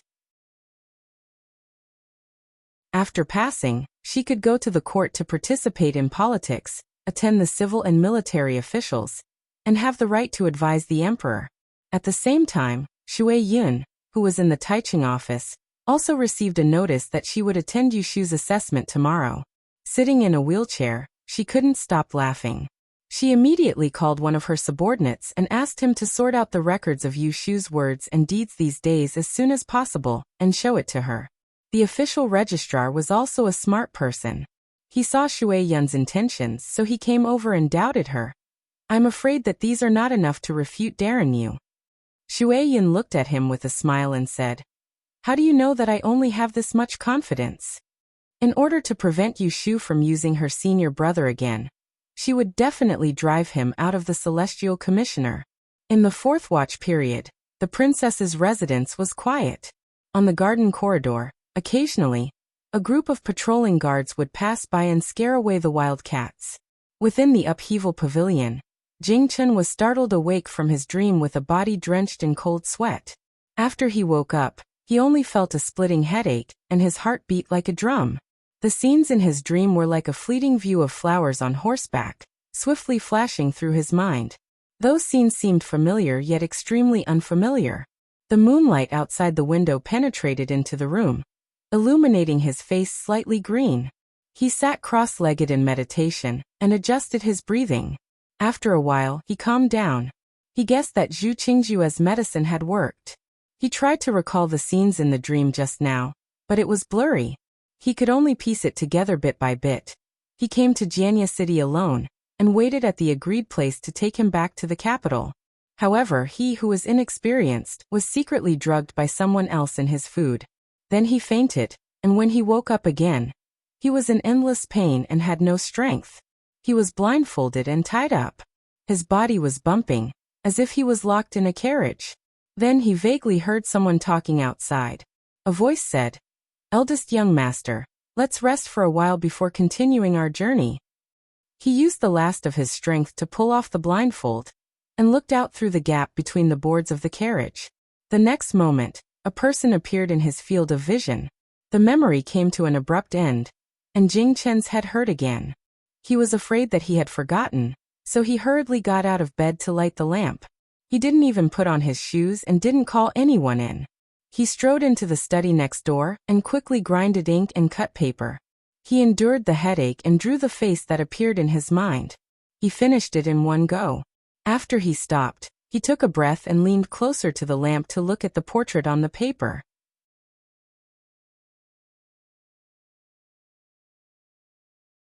Chapter 702. Early the next morning, Jing Chen sent someone to invite Zhu Qingjue. Zhu Qingjue learned that he had dreamt of some scenes last night, but did not ask about the content. He only had him describe the discomfort in his body. She took the opportunity to remove a few herbs from the original prescription, and gave him a bottle of clear heart pills. "This is a pill I specially refined for you. If you have a dream in the future, take 3 pills when you wake up. It can relieve your headache." "Many thanks." Jing Chen took it and opened it in front of him. He sniffed it. He had some knowledge of medicine and could distinguish the smell of mint and camphor. Before Zhu Qingjue left, she did not forget to tell him, "I will go to the palace to report. His Majesty may summon you to the palace for questioning."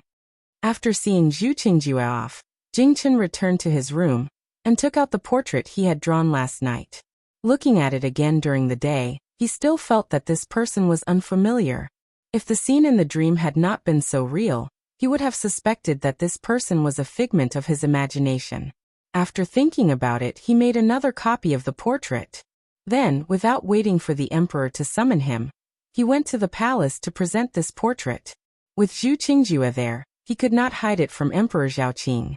Furthermore, he sensed that Emperor Zhaoqing was impatient. If there was no progress, it was hard to guarantee that he would not turn to Yushu. As soon as Zhu Qingjue left Qingming Hall, Jing Chen entered the palace. Emperor Zhaoqing listened to Jing Chen describe the scene in his dream and saw him draw a portrait. He was clearly very happy and did not force Jing Chen to stay in the palace. He let him go that day. Then he urgently ordered someone to bring him to the palace, so that they could discuss what to do next. It was still early after Jing Chun left the palace. He did not return to the Princess Manor, but instead went to Yushu's manor on Baochang Street. It was dusk and the sun was setting. There were a few sedans and carriages parked outside the gate. Jing Chun dismounted and walked. As soon as he arrived at the gate, he saw a servant blocking the gate. He waved an invitation in his hand and smiled obsequiously at an old man at the gate. "Old uncle, our master has already come 3 times. Please make an exception. Even if you don't want to accept our gifts, please pass on a message. No matter if it's tomorrow or the day after, as long as our master can see official you can take this bit of money to drink." Another servant looked at him in disdain. "You've only been here 3 times. My master has been waiting every day at this hour for half a month, and he hasn't even seen you. You'd better wait at the back." Due to the commotion in front of the door, the imperial bodyguard from the princess's estate quickened his pace and ran in front of Jing Chun to call for him. Just as he opened his mouth to ask, "Is official you in the estate?" he was pushed aside by several people in front of him. "First come, first served. Do you know the rules?" The servant's face darkened. He grabbed the saber at his waist and scolded in a deep voice, "How dare you? The right commander is here. Get out of the way." The servant was startled by him and turned his head in a daze. He saw Jing Chun behind him. Although they didn't recognize him, they could tell from his clothes that he was of noble status. They reacted in time and spread out to the sides. Jing Chun frowned slightly and passed them. Before the servant could speak again, he said to the old man at the gate, "Please inform the master that Jing Chun has come to see him." Coincidentally, the gatekeeper recognized Jing Chun. Previously, when the new residence was under renovation, Jing Chun had followed Yushu here once and finally entered the door. Thus he did not treat him the same way and politely nodded and said, "I'm sorry, but I'm sorry. Sir, please wait a moment." After that, he called for a servant boy at the gate and asked him to go inside to pass the message. Yushu had a rest today and stayed at home for the whole day. She said that she would not see guests. Tomorrow was the day of her evaluation, so she had to make some preparations. She was quite surprised to hear that Jing Chun was here. She also had something to say to Jing Chun, so she asked Exiner to go out and pick him up. She didn't lead him to the living room or the flower hall, but directly to the north wing. Jing Chun waited outside the door for more than a minute before someone came out to lead the way. Exiner took him to the shortcut and passed through the big garden. It was the first time that Jing Chun came here after the renovation of the residence. The previous time didn't count. Yushu didn't invite him to the wedding banquet. At this time, walking in the garden, his eyes were filled with green mountains and clear waters. The beautiful grass was fragrant and beautiful.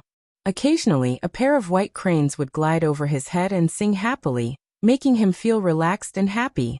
Although Jing Chun had something on his mind, he couldn't help but be touched by the plants and animals in the garden. He recalled his time in the mountains. When he saw Yushu, he praised, "The garden is very beautiful."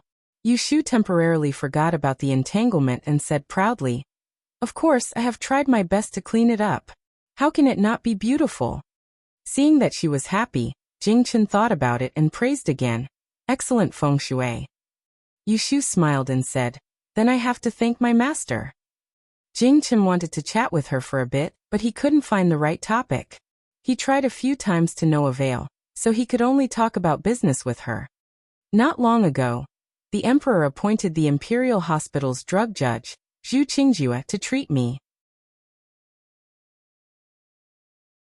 I drank his medicine and had a dream last night. I dreamed that I was plotted against in Jianya City. Yushu had dismissed the others when he came in. Hearing this, she was very surprised and asked him hurriedly, "You remember everything?" Jing Chun shook his head. "No, I just remember some fragments, such as how I fell into the hands of others." As he said this, he told her the story of him wandering in Jianya City and being drugged in his food. "When I woke up from my coma, it seemed that I was imprisoned in a carriage. At that time, I had probably been buried by silver needles in my acupoints, so I lost all my martial strength and couldn't escape. But I heard someone talking outside, and I saw a person's appearance through the crack of the door. Who was it?" Yushu lowered her voice. She was a little nervous and excited. If the person Jingchen saw was Duke Xiang, then it would confirm their previous suspicions of Duke Xiang. At the same time, they would be able to confirm the person who wanted to kill her. I don't know. Yushu let out a breath and asked again. And then? Nothing, then I woke up. That's it. Yushu was disappointed. I drew that person's appearance. Do you want to see? Yushu's eyes suddenly lit up. Let me see. With a portrait, it would be much easier. When the time came, with the imperial notice, criminals would be listed all over the world, and they would be able to find this group of thieves. Jingchen took out the portrait that he had copied earlier. Before he could open the four corners, Yushu stretched out her hand and pulled it over. As she shook it off, she said, Didn't you hear their conversation? What did they say? Then she looked down at the portrait on the paper. At first glance, she felt that it was a little familiar. Jingchen's painting was not abstract, not as vivid as modern sketches, but it was more realistic. In addition, this person had a very unique appearance. If someone knew him, they would definitely associate Jingchen's portrait with a real person. TSK, it seems like I've seen it somewhere before. She muttered to herself, then she heard Jingchen whisper. Young master, let's rest for a while before continuing. What? It's what the person in the painting said. He said, Young master, let's rest for a while before continuing. Yushu was stunned. Something flashed in her mind. She brought the portrait closer to her face and stared at the face. Slowly, her eyes widened, and there was a scream in her heart. It's him, how could it be him? Jingchen saw that her eyes were about to pop out, so he asked, Do you know him? I don't know him. Yushu blurted out. Afraid that Jingchen would suspect something, she quickly added, He looks a little familiar, but I can't remember where I've seen him. Jingchen said, It doesn't matter. I've already presented this portrait to the emperor. I believe he will soon send someone to find this person's whereabouts. Yushu was speechless. You gave the portrait to the emperor? Yes. Jingchen saw that her expression wasn't right. He thought that this wasn't appropriate, so he explained to her. Zhu Qingjue of the Imperial Hospital knows my body like the back of his hand. He went to the palace to report, so I couldn't hide it even if I wanted to. With this portrait, the emperor won't think of making things difficult for you for a while. Yushu squeezed out a smile and said to him, Thank you for thinking of me. Do you still have any use for this portrait? Can you leave it for me? It was rare for Jingchen to get a good expression from her. Not to mention one portrait, even if she asked him to draw 100 more, he would be willing. You keep it. It's fine as long as you don't lose it. With the portrait in hand, Yushu immediately stood up to send him off. Tomorrow is my assessment. I'm not ready yet. You can go back. She originally wanted to say something to him, but she didn't have the mood to do so now. She called for a maid to send Jingchen away. Yushu closed the door and turned her head with a heavy expression. She held the portrait that Jingchen left behind and looked at it several times. Finally, she confirmed that she didn't recognize the wrong person. She had seen this person before. If she remembered correctly, he was a steward in Prime Minister Shue's mansion. His surname was Su. In May of last year, in Yang City, she was still a worthless burden. The Ji family caught Yu Xiaoxiu to threaten her.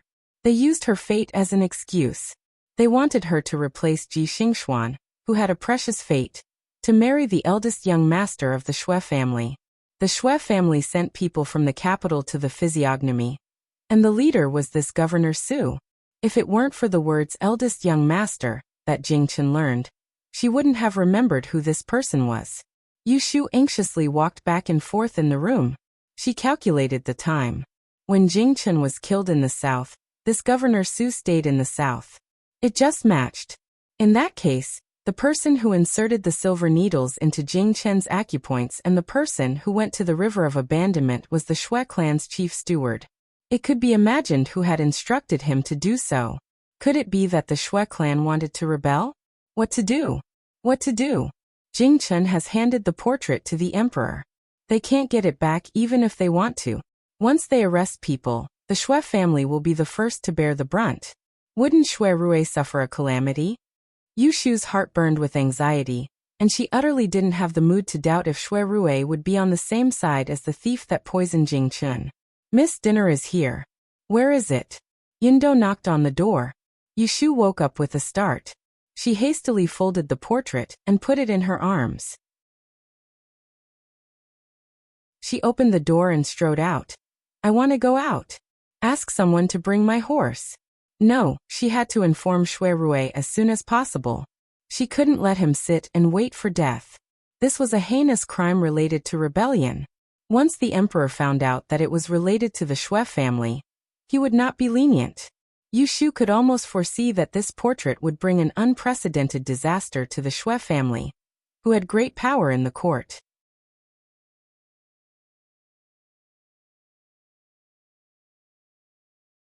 Chapter 703. At this time, Yushu didn't know where Shui Rui was, so she took Lu Hong and Su Qing to the Prime Minister's estate first. When she found out that Shui Rui hadn't returned home, she went to Wangji restaurant. However, she didn't find him. Finally, she went to the Supreme Court to look for him. It was already late, and the front door of the Supreme Court's yamen was tightly closed. Yushu walked through the side door and met two guards. She asked them, "Has official Shui passed by Shui Rui?" The two guards didn't know because they had just changed shifts. "Can you let me go in to look for him?" The guard shook his head. "It's already past the hour of the rooster. The Supreme Court doesn't allow outsiders to enter." No matter how much Yushu tried to persuade them, they refused to bend the rules. At this time, a person walked out of the door. When he saw Yushu, he made a sound of surprise and took the initiative to greet her. "Isn't this Miss Yu?" Yushu saw that it was a middle-aged official who looked somewhat familiar, so she politely asked, "This is?" "Official Shui and I are colleagues. My surname is Li." Official Li introduced himself with a smile. Yushu didn't know where to find Shui Rui's whereabouts, so she hurriedly said, "So it's official Li. My apologies for not recognizing you. I'm here to look for my sworn brother. Did you see him today?" Official Li moved her to the side to talk. "You came at a bad time. Official Shui went out on official business this morning. He won't be back for at least 5 days. When Yushu heard this, she became anxious. "Where did he go?" "He went to Fenghua Manor. Do you have an urgent matter to discuss with him?" Official Li was good at reading people's expressions. Seeing the situation, he helped her come up with an idea. "If we can't wait for him to come back, we'll use the official road to chase him away. If they're in a carriage, you can send people to chase after them on horseback. If they're fast, we'll be able to catch up with him in a day." Yushu was very worried. Tomorrow was the day of her evaluation. If she went to chase after Shui Rui now, she would not be able to come back in time. Moreover, Jing Chun had presented the portrait to the emperor, and it had not happened yet. If she went to look for Shui Rui with such great fanfare, wouldn't she be exposing herself? She was extremely regretful. If she had known this would happen yesterday, she wouldn't have made a fuss and didn't dare to see him. "Thank you, Master Li. I'm not in a hurry. Let's wait for him to come back." "You're welcome." The more Official Li looked at Yushu, the more satisfied he was. He thought that when official Shui returned, he might as well mention his younger brother to his face and see if he could ask him to be a matchmaker. When Yushu returned to the manor, the first thing she did was to summon Song Dali. Both Shou Hu and Song Dali were martial artists that she bought from the supply house. Because the former was meticulous in his work, she arranged for him to be a steward in the front yard, while the latter became the head of the patrolling guards. She wanted to send someone to inform Shui Rui. If Lu Hong and Su Qing went, it would be too conspicuous. Song Dali was her servant, so he did not lack loyalty. "Tomorrow morning, as soon as the city gate opens, go out of the city and look for my sworn brother Shui Rui at the Fenghua Manor. Bring him a message from me. Say Sir Yinya's youngest son has drawn a portrait and handed it over to his uncle." This matter was of great importance. Yushu did not write a letter, nor would she divulge a single word of it to anyone else. Hence, she believed that with Shui Rui's quick-wittedness, he would definitely be able to understand what she meant. Yushu had Song Dali repeat it 3 times for her. After confirming that there were no mistakes, she asked Yun Do to weigh out 1.5 taels of silver and gave it to him. She also brought him to the stables to meet Little Red. Tomorrow, before dawn, he would wake up to lead the horses. Horses were luxury goods. Any one of them would cost hundreds of taels of silver, not to mention the cost of taming them. After Yushu set up her own business, she bought 2 good horses through Pei Jing's channels. But when it came to leg strength and endurance, Little Red, whom Pei Jing had carefully selected for her, was still the best. Even with such arrangements in place, Yushu still could not rest assured. She tossed and turned all night until dawn. She only fell asleep when she heard that Song Dali had left. After getting up early and bathing, Yushu changed into the newly tailored autumn clothes sent by the secretariat. The clothes were made of silk, and the embroidery women's exquisite needlework outlined the 2 iris petals on her shoulders. She tied her hair up and wore a crown. She slightly drew on her eyebrows and tail. Her slender figure had an androgynous heroic spirit, which made Xiner and Lin, who were helping her with her makeup, flustered and blushed. At 6:45 in the morning, Yushu arrived at the Celestial Commissioner's office. She did not go to the Kunling Bureau. Instead, she sent Lu Hong and Su Qing to Taishi Tower.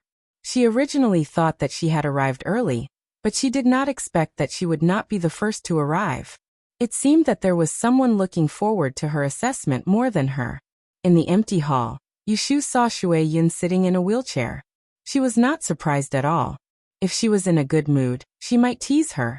Unfortunately, she was not in a good mood today, so she did not have the patience to play games with her. "Official Yu, please sit. It's not the hour yet. The head supervisor and the other officials have not arrived yet. You don't have to be nervous," Shui Yun said sarcastically with a friendly face. "It's okay. My legs are good, so I don't feel tired standing." Yushu also responded politely. There were a few chairs placed on the left and right sides of the hall. Besides Shui Yun's seat, she sat on the second seat on the right. There were 2 empty seats on the left and right.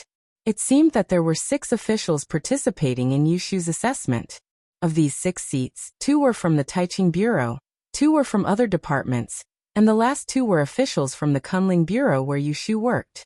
According to the rules, in order to show fairness, except for the people from the Taiching Bureau, the other 4 were personally appointed by the head supervisor. They were only notified 1 day in advance. Yushu did not know who these people were in advance, so she did not want her colleagues to protect each other. Yushu and Shui Yun did not pay attention to each other, and waited awkwardly for half an incense stick to burn. People arrived one after another. First, it was Chao Zwilling, the chief official of the Taiching Bureau, and a recorder from the secretariat. Then, it was Jing Chen from the Kunling Bureau, followed by Yushu's subordinate, Xielan. Finally, it was the adjutant of the Bureau of Astronomy, Cui Xiui. Now that all 6 people were present, someone was sent upstairs to invite the head supervisor to take his seat. Only then did the assessment officially begin. Today's assessment was presided over by the head supervisor.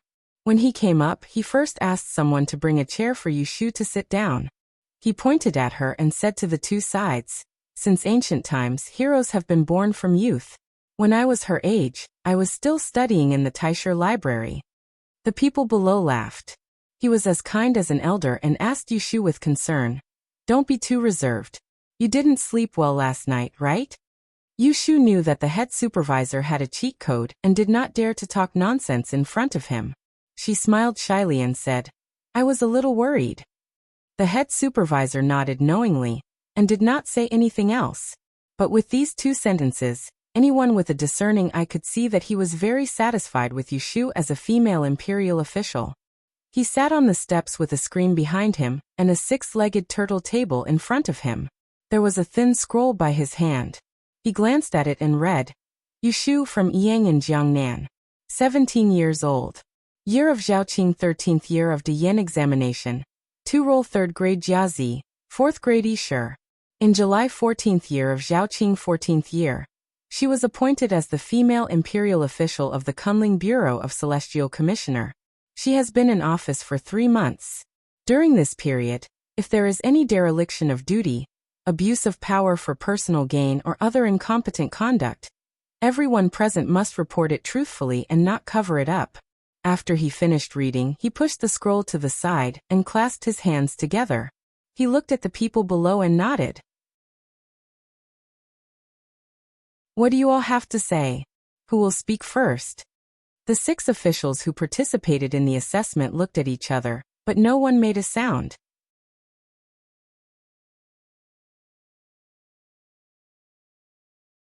Chapter 704. Chao's Wuling didn't have any opinions about Yu Shu.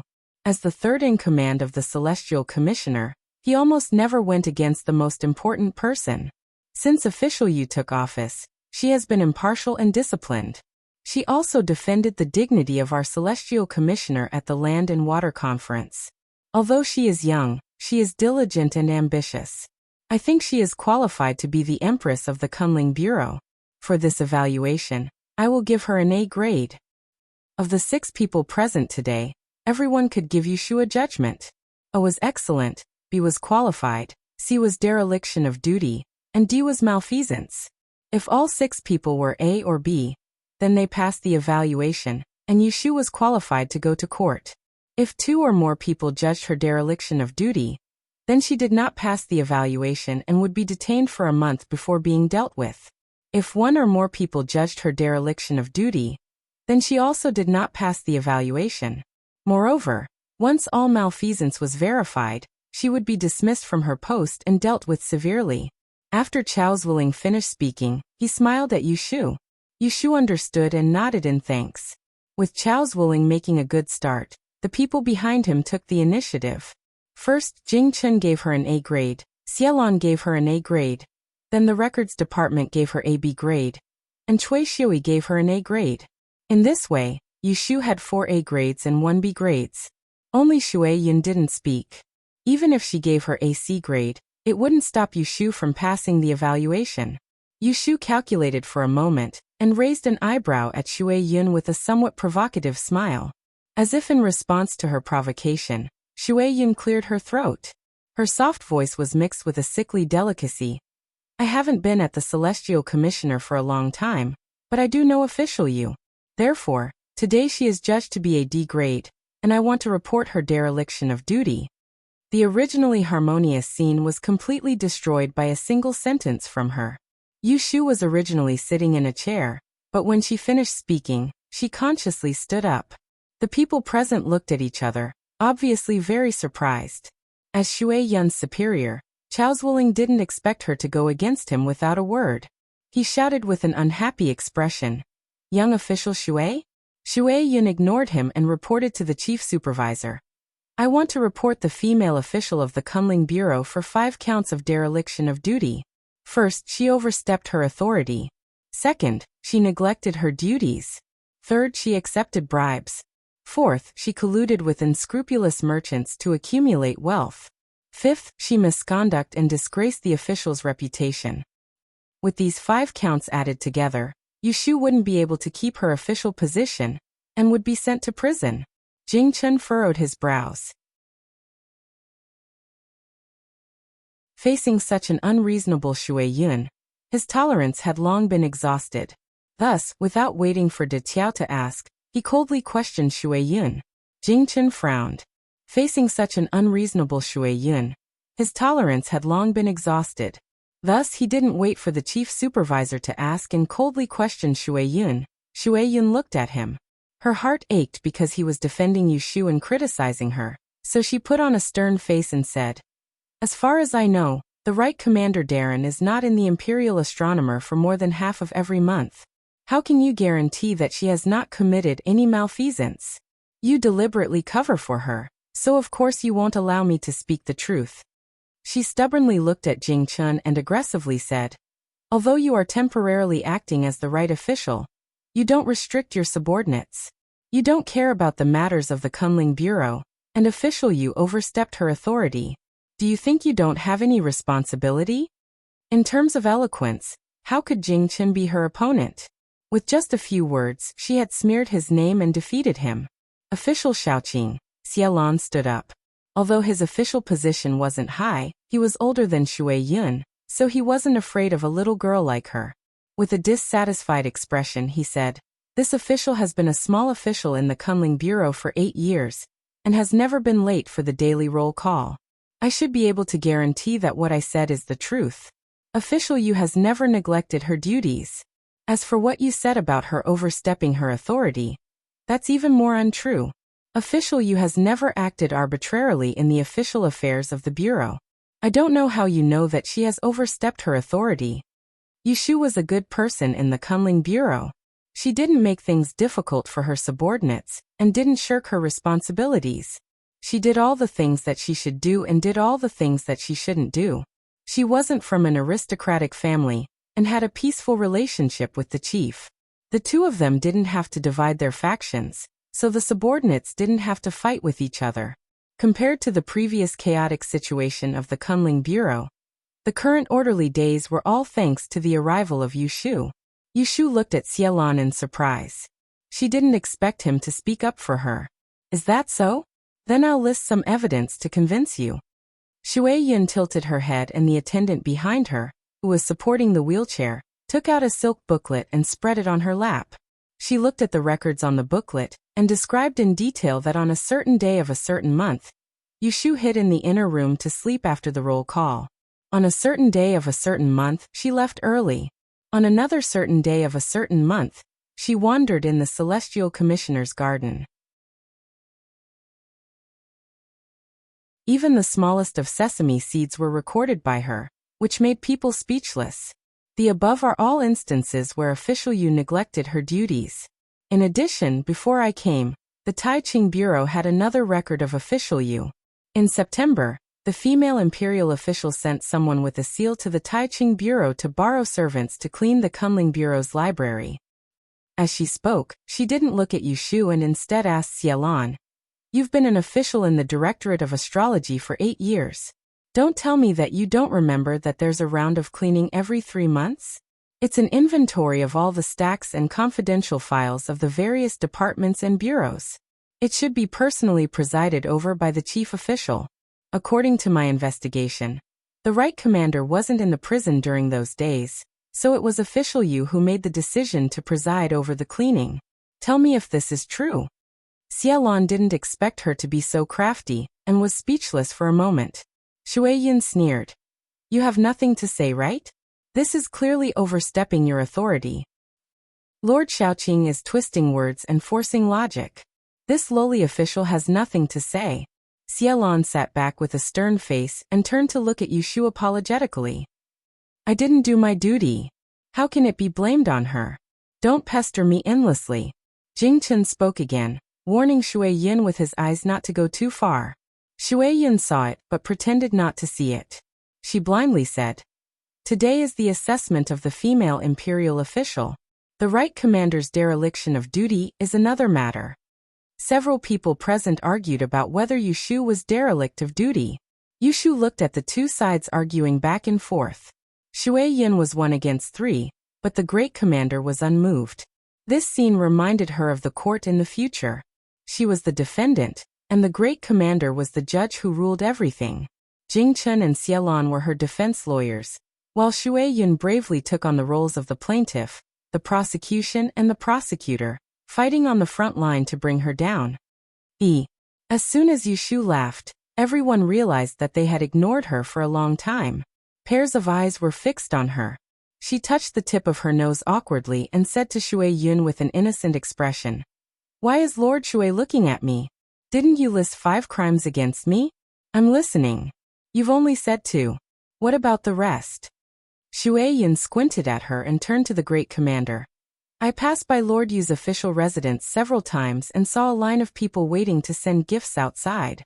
After asking around, I found out that Lord Yu deliberately didn't approve the marriage invitation. She only issued the official marriage document after giving her a generous gift. This is a bribe. There's a treasure house on Qianyuan Street that sells rare treasures. Among them, there's a type of gemstone called crystal. The raw stone is just a cheap type of water essence stone. Many people have heard of this matter. In order to find out the truth, I specially went there to inquire about the price. In the end, I spent 7,000 taels of silver, and only bought 2 small items. Lord, you can take a look and see if it's real or not." I've received it here. As she spoke, the attendant behind her took out another box and opened it.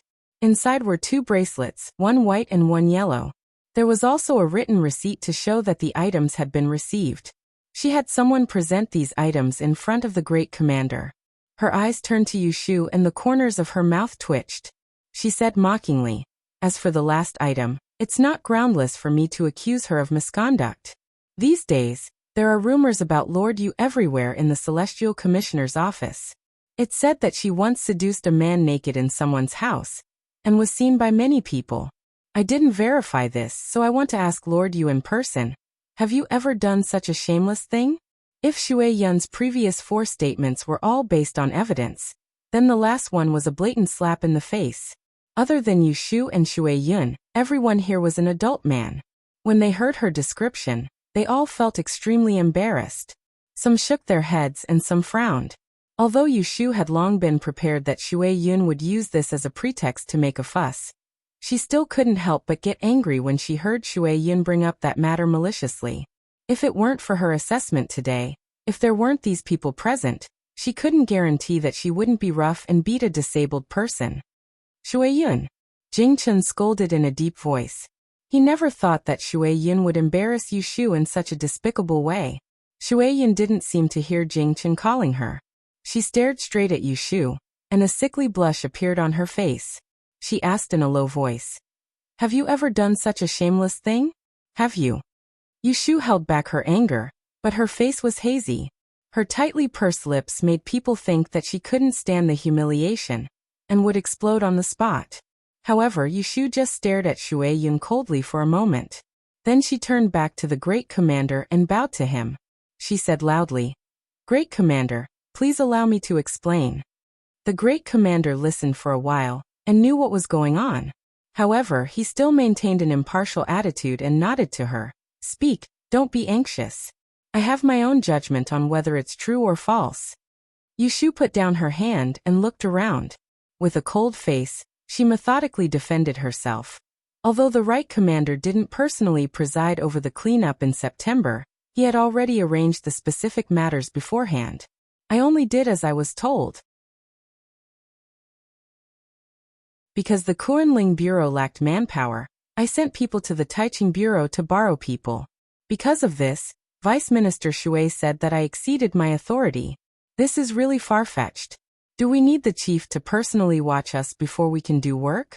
Then I'm afraid he needs to grow a few more pairs of eyes. As an adjutant, it's my duty to assist the chief. What did I do wrong? The great commander glanced at Shui Yun and immediately judged. "You said that you exceeded your authority. It's an exaggeration." Shui Yun had calmed down after the previous wave of excitement. Naturally, she wouldn't be so impulsive as to argue with the great commander. Yushu discovered that the great commander was biased towards her and boldly continued. "Saying that I neglected my duties is complete nonsense. The 3 departments and 2 bureaus each have their own duties. Ever since I became a female imperial official, I have strictly adhered to the Kuanling Bureau's rules and regulations. As for the trivial matters listed by Vice Minister Shui, if every one of them is considered a neglect of duty, then there wouldn't be a single person in the entire Celestial Commissioner Bureau who is loyal to their duties. The great commander can ask the officials here, who hasn't left early due to an urgent matter, who hasn't wandered around the prison." Hearing this, the great commander actually laughed. He waved his hand and said, "Not to mention them, even I have. This can be excluded." Below, Chao Zuoling and the others let out a sigh of relief and secretly scolded Shui Yun for looking for trouble. They were here to be officials, not to go to prison. Who needed a ruler to measure people? If Yushu was really accused of neglecting her duties, then they wouldn't have an easy time in the future. Yushu glanced at Shui Yun from the corner of her eyes. She saw that Shui Yun's hands were tightly clenched and her lips were pursed in silence. She laughed at Shui Yun's naivety. She had only been in the officialdom for a few days, so how could she see the depths of the water? Besides, if you accuse me of accepting bribes, then it's even more unjust. Vice Minister Shui only thinks that those people came to give me gifts, but they didn't ask me whether I accepted the gifts or not. I can only say that their legs are on them, so I can't control them from giving gifts. My hands are on me, so I can control myself and not stretch out my hands. Yushu said these words with great confidence. Shueyin probably didn't expect that she had never accepted a single copper coin as a bribe since she took office. Chao Zhuoling had endured Shueyin for a long time, but now he finally found an opportunity to interject. He said to Shueyin, who was sitting next to him in a bad mood, "You're a new official, so you don't know the procedures. If you want to accuse official Yu of accepting bribes, you can't just say it out loud. You need to collect witnesses and material evidence, and the briber can testify on the spot. Do you have all of these?" Of course, Shueyin didn't have any. She had also tried to persuade the people who had sent gifts to Yushu's residence to testify, but they were unwilling. They just complained a little in front of her, and complained a little. Just as Zhuoling said, there are no witnesses, so it can't be counted. Chao Zhuoling once again rejected Shueyin. Yushu bowed to Chao Zhuoling and thanked him. "Thank you, official Chao, for speaking up for justice." Then she lamented about her colluding with unscrupulous merchants. "The head steward of the treasure house is my own uncle. I partnered with him to make a living, and it was all legitimate business. Both of us were willing, so how can it be described as collusion? Young official Shui always thinks the worst of people, so I can't do anything about it. However, according to what you said, anyone who does business with merchants outside can be considered as colluding with unscrupulous merchants. Then, doesn't that mean that all 12 families in Anling City have unscrupulous merchants?" Yushu unceremoniously dragged the 12 families who opened the Great Exchange Hall into the water. Sure enough, Chao Zhuoling and Cui Xiu's faces darkened. They stood up at the same time and bowed to Chao Zhuoling. "Imperial Secretary, please understand." Chao Zhuoling smiled helplessly. He raised his hand to calm them down and said, "Shueyin comes from a Taoist sect, so she doesn't know the customs and regulations of the capital. Don't argue with her."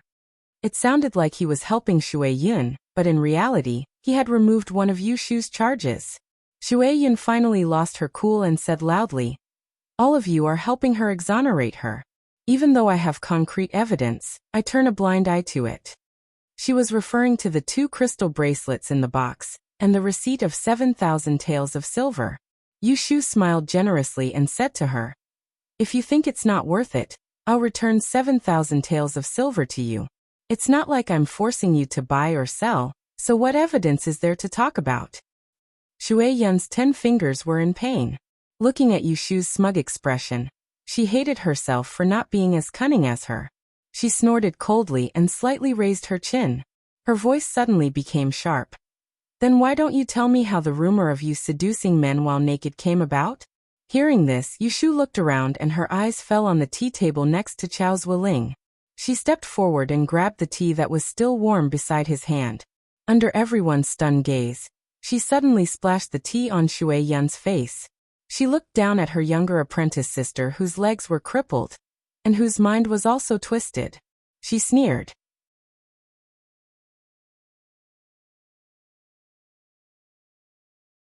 Chapter 705. It's because of shameless people like you that there are rumors and swords that kill people. Yushu raised her cup and splashed it. Shueyin didn't have time to turn her head to avoid it. Half of the warm tea splashed on her face, and some of it splashed into her eyelids. She quickly closed her eyes. The burning pain made her raise her hand to rub her eyes in panic. However, the powder on her eyebrows was ruined, and there was a bruise on her face. It was as if she was punched in the eye. It was quite funny. My eyes, senior brother, senior brother." The more Shueyin rubbed her eyes, the more painful it became. She couldn't open her eyes. She helplessly called out to Jing Chun with a hint of crying. Jing Chun was silent for a moment. He suddenly got up, strode forward, and grabbed Shueyan's wrist to stop her from moving. Then he opened her eyelids and checked. He picked out a small piece of unknown residue from her lower eyelid. "Go get some water." The head teacher was the first to react. He ordered someone to get some water for Shueyin to wash her eyes. Then he looked at Yushu, who was standing there with a confident face. He sighed and didn't know what to say to her. By the time Shueyin was able to open her eyes again, her eyeballs had already been rubbed out of shape. It was as if she had a red eye disease. She stared fixedly at Yushu, looking somewhat frightening. How could Yushu be afraid of her? She crossed her arms and looked down at her, saying, "Why are you glaring at me? You're allowed to speak rudely to me, but I'm not allowed to retaliate. I'm a reasonable person. You're just a mountain girl who doesn't care about a woman's reputation. When you meet other chaste girls, you shamelessly say that they should strip you naked and fight you to the death. You still have the face to glare at me?" She was a dignified female immortal of Mount Longhu, but she called her a wild girl who didn't care about chastity. Shueyin felt extremely humiliated. She was so angry that her voice trembled. She raised her hand and poked her nose.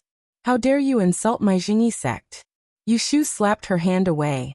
She didn't care if she had just regrown her tendons. "Don't play this game with me. When did I mention your sect? I was clearly scolding you, a shameless girl. If you had any sense of shame, you would have found a hole to hide in." Yushu was a person who could turn black into white. She wasn't afraid even if she ignored her, let alone when she was in the right. Shueyin was acting shamelessly with her. She really didn't know herself. Shueyin bit her lower lip, her eyes filled with tears of shame and indignation. Looking at the people around her, they all pretended to be deaf and mute, as if they hadn't seen Yushu attack her just now. In her eyes, everyone here had become that person's accomplices. As the beloved daughter of immortal Huaiyun, she had always been the one to bully others. She had never swallowed her pride like this. She blinked her eyes, and tears rolled down her cheeks. She pursed her lips and looked up at Jing Chen. "Senior brother, even though she insulted me like this, you still want to protect her, right?" Jing Chen looked tired. These days he saw Shueyin sink deeper and deeper. She stubbornly did what she thought was right, regardless of whether it would hurt others or not. He still didn't understand why she always targeted Yushu. No matter how he persuaded her, she wouldn't let go. Shueyin became like this, which made him feel guilty, but he couldn't do anything about it. "I didn't protect anyone. You were the one who was unreasonable. You were wrong first." Yushu, who was at the side, sneered inwardly when she heard his pointless accusation. She had long seen through Jing Chen's cold exterior, soft heart, and indecisiveness. It would be best if she could be friends with him, but if she were to talk about romance with him, she would just be looking for trouble. She was glad that she realized it early. Before she fell in love with him, she had reunited with Shui Rui, who was dead set on her. Otherwise, she would have suffered a lot now. Just Shueyin alone could make her die several times over. To Yushu, these words were not painful, but to Shueyin it was unbearable. She tightened her jaw and squeezed the words out of her teeth. "Anyway, it doesn't matter what I say. You'd rather believe her sophistry." It was obvious that she insisted on blaming Yushu, and she refused to admit her mistake even in the end. "Let's go." Shueyin asked her servants to push her away. She didn't care about the director of today's assessment at all, which made the people present unhappy. "You're the only one who dares to speak righteously, and we're all fools who don't know right from wrong." The director was always calm, not arrogant and not rash. But Shueyin behavior today made him doubt whether his decision to agree to her becoming an official in the Celestial Commissioner was too hasty. Look at how a proper assessment had turned into such a mess. It had actually been used by the girls to fight over it. "Don't be in a hurry to leave." Yushu rushed in front of her and opened her arms to stop her. "You're fine, but I haven't finished speaking." Shueyin raised her head with red eyes. "Get out of my way." Yushu didn't care about her bluff. She turned to the director and said respectfully, "This lowly official is bold. There are some words that I have to say." The director's eyelids tightened.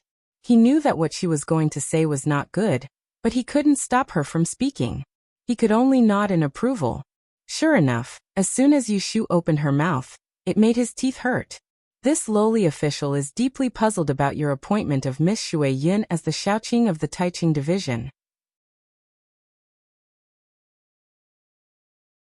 Throughout the history of the Celestial Commissioner, there were few officials who didn't come from the great evolution master background.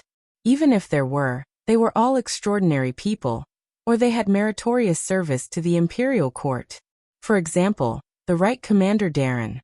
He prayed for the people of Dan on behalf of his mother, Princess Liu Royal. He joined the Dao sect when he was young. May I ask the director, Miss Shui Yun is not a great evolution master. What is so special about her that you can make an exception to hire her and jump 5 ranks to become an official of the imperial court? To put it simply, what was Shui Yun based on? Her words reflected the thoughts of Chao Zuoling and the others. In fact, when Shui Yun was promoted to the position of imperial astronomer, it aroused the dissatisfaction of many people. Other people who had studied hard for 10 years might not even be able to touch the threshold of the imperial astronomer. There were also those who had spent many years in low-ranking positions, unable to make a name for themselves. But Shui Yun, a little girl who was not even a teacher of Yishu, easily occupied the position that countless people dreamed of. Who could accept this? Who didn't have resentment? It was just that no one was willing to come forward and argue with the director. Now that Yishu said it, people were not unhappy, especially Xielan, an ordinary great evolution master who relied on herself to get to where she was now. She almost wanted to stand up and applaud Yishu. The director sighed inwardly and was about to speak, but Shui Yun cut in first. I am a direct disciple of Mount Longhu's Jingyi sect. I have been taught since birth. It's just a great development test. How difficult can it be? I don't want to participate. Only you ordinary people care about fame and fortune, and are arrogant. You don't know that any perfected master of Mount Longhu, or even all the great evolution masters of the Celestial Commissioner combined, can't compare. She used a big move to look down on everyone. She attacked indiscriminately, including the director. Yishu opened her mouth. She had a new understanding of Shui Yun's arrogance. Even though she already knew that Shui Yun looked down on ordinary people, she was still shocked by her words. She thought that she was brave enough to stand up and question the director's decision. But compared to Shui Yun, she was nothing. Ignorant child. Chao Zuoling was the first to flip out. He slammed the table and stood up. Xielan and the official from the secretariat also stood up and glared at Shui Yun. They were so angry that their faces and necks were red. They almost rolled up their sleeves to beat her up. Cui Xiui was the most direct. He turned around and knelt down in front of the Grand Preceptor, pointing at Shui Yun with a pained expression and shouting, "Such an arrogant person who looks down on all the scholars in the world. How can she be fit to be a member of our imperial astronomer? I beg the Grand Preceptor to retract his order and remove her from her position. Otherwise, the dignity of our imperial astronomer will be completely gone." Yishu turned her head to look, and saw the great Tiandi coldly staring ahead. There was no anger or indignation in his calm gaze, but it made one's hair stand on end and a chill run down one's spine. The pitiful Shui Yun didn't turn around. She was laughing foolishly because she had angered everyone. She continued to boast shamelessly. "Don't you think I'm a useless person because I have a broken leg? Let me tell you, I don't want to be a minister of the Celestial Commissioner." As soon as she finished speaking, a voice came from behind her. "It was me who forced you. Since Miss Shui Yun can't bear to be condescended, please leave this place." The director casually said and no longer cared about Shui Yun. He turned to the others and asked Cui Xiui to come with him. He then announced, "In today's assessment, the female imperial official of the Kunling Bureau, Yishu, received 4 first and 1 second. She is qualified for her position. Starting from the beginning of next month, she will be given court clothes and will participate in the morning court. Please take care of yourself, be loyal to your duty, and be strict with yourself. Don't let down the reputation of the Celestial Commissioner." Yishu reacted very quickly. She immediately bowed and said in a clear voice, "I accept the order. I don't dare to be negligent." Then she stood up and thanked the 5 officials who came to participate in her assessment. Her posture was graceful and her clothes were straight. Just like the rising sun outside the building, she was full of vigor. In contrast to her was Shui Yun, who was sitting in a wheelchair a few steps away. She looked embarrassed and haggard. Her weak body and anxious aura made it difficult for people to approach and hide from her. "Hurry up and leave." Shui Yun couldn't stay any longer. She clenched her weak palms and couldn't bear the humiliation. Her face turned blue and she urged the attendants to push her away. In the eyes of others, it looked like she was fleeing. Others wouldn't pity her. Only Jingchen looked at her back and sighed softly. Yushu smiled and responded to Chao's willing and the others' thanks while looking coldly at Shui Yun's fleeing figure. After the assessment, Yushu and Cui Xiui were the last to leave Taishi Tower. The two walked on a small path. When there was no one around, Cui Xiui couldn't help but ask Yushu in a low voice, "What grudge does official you have with that Miss Shui Yun? Why does she have to deliberately deal with you?" Yushu walked beside him with her hands crossed. She laughed and said, "Let's not talk about it." Cui Xiui saw that she didn't say anything, so he didn't pursue the matter. He sincerely complimented her. "Fortunately, you have a good foresight," and provoked her into cutting off her own path of retreat. Yushu also flattered him. "It's all thanks to official Chui's righteous words. Don't worry, I always keep my word.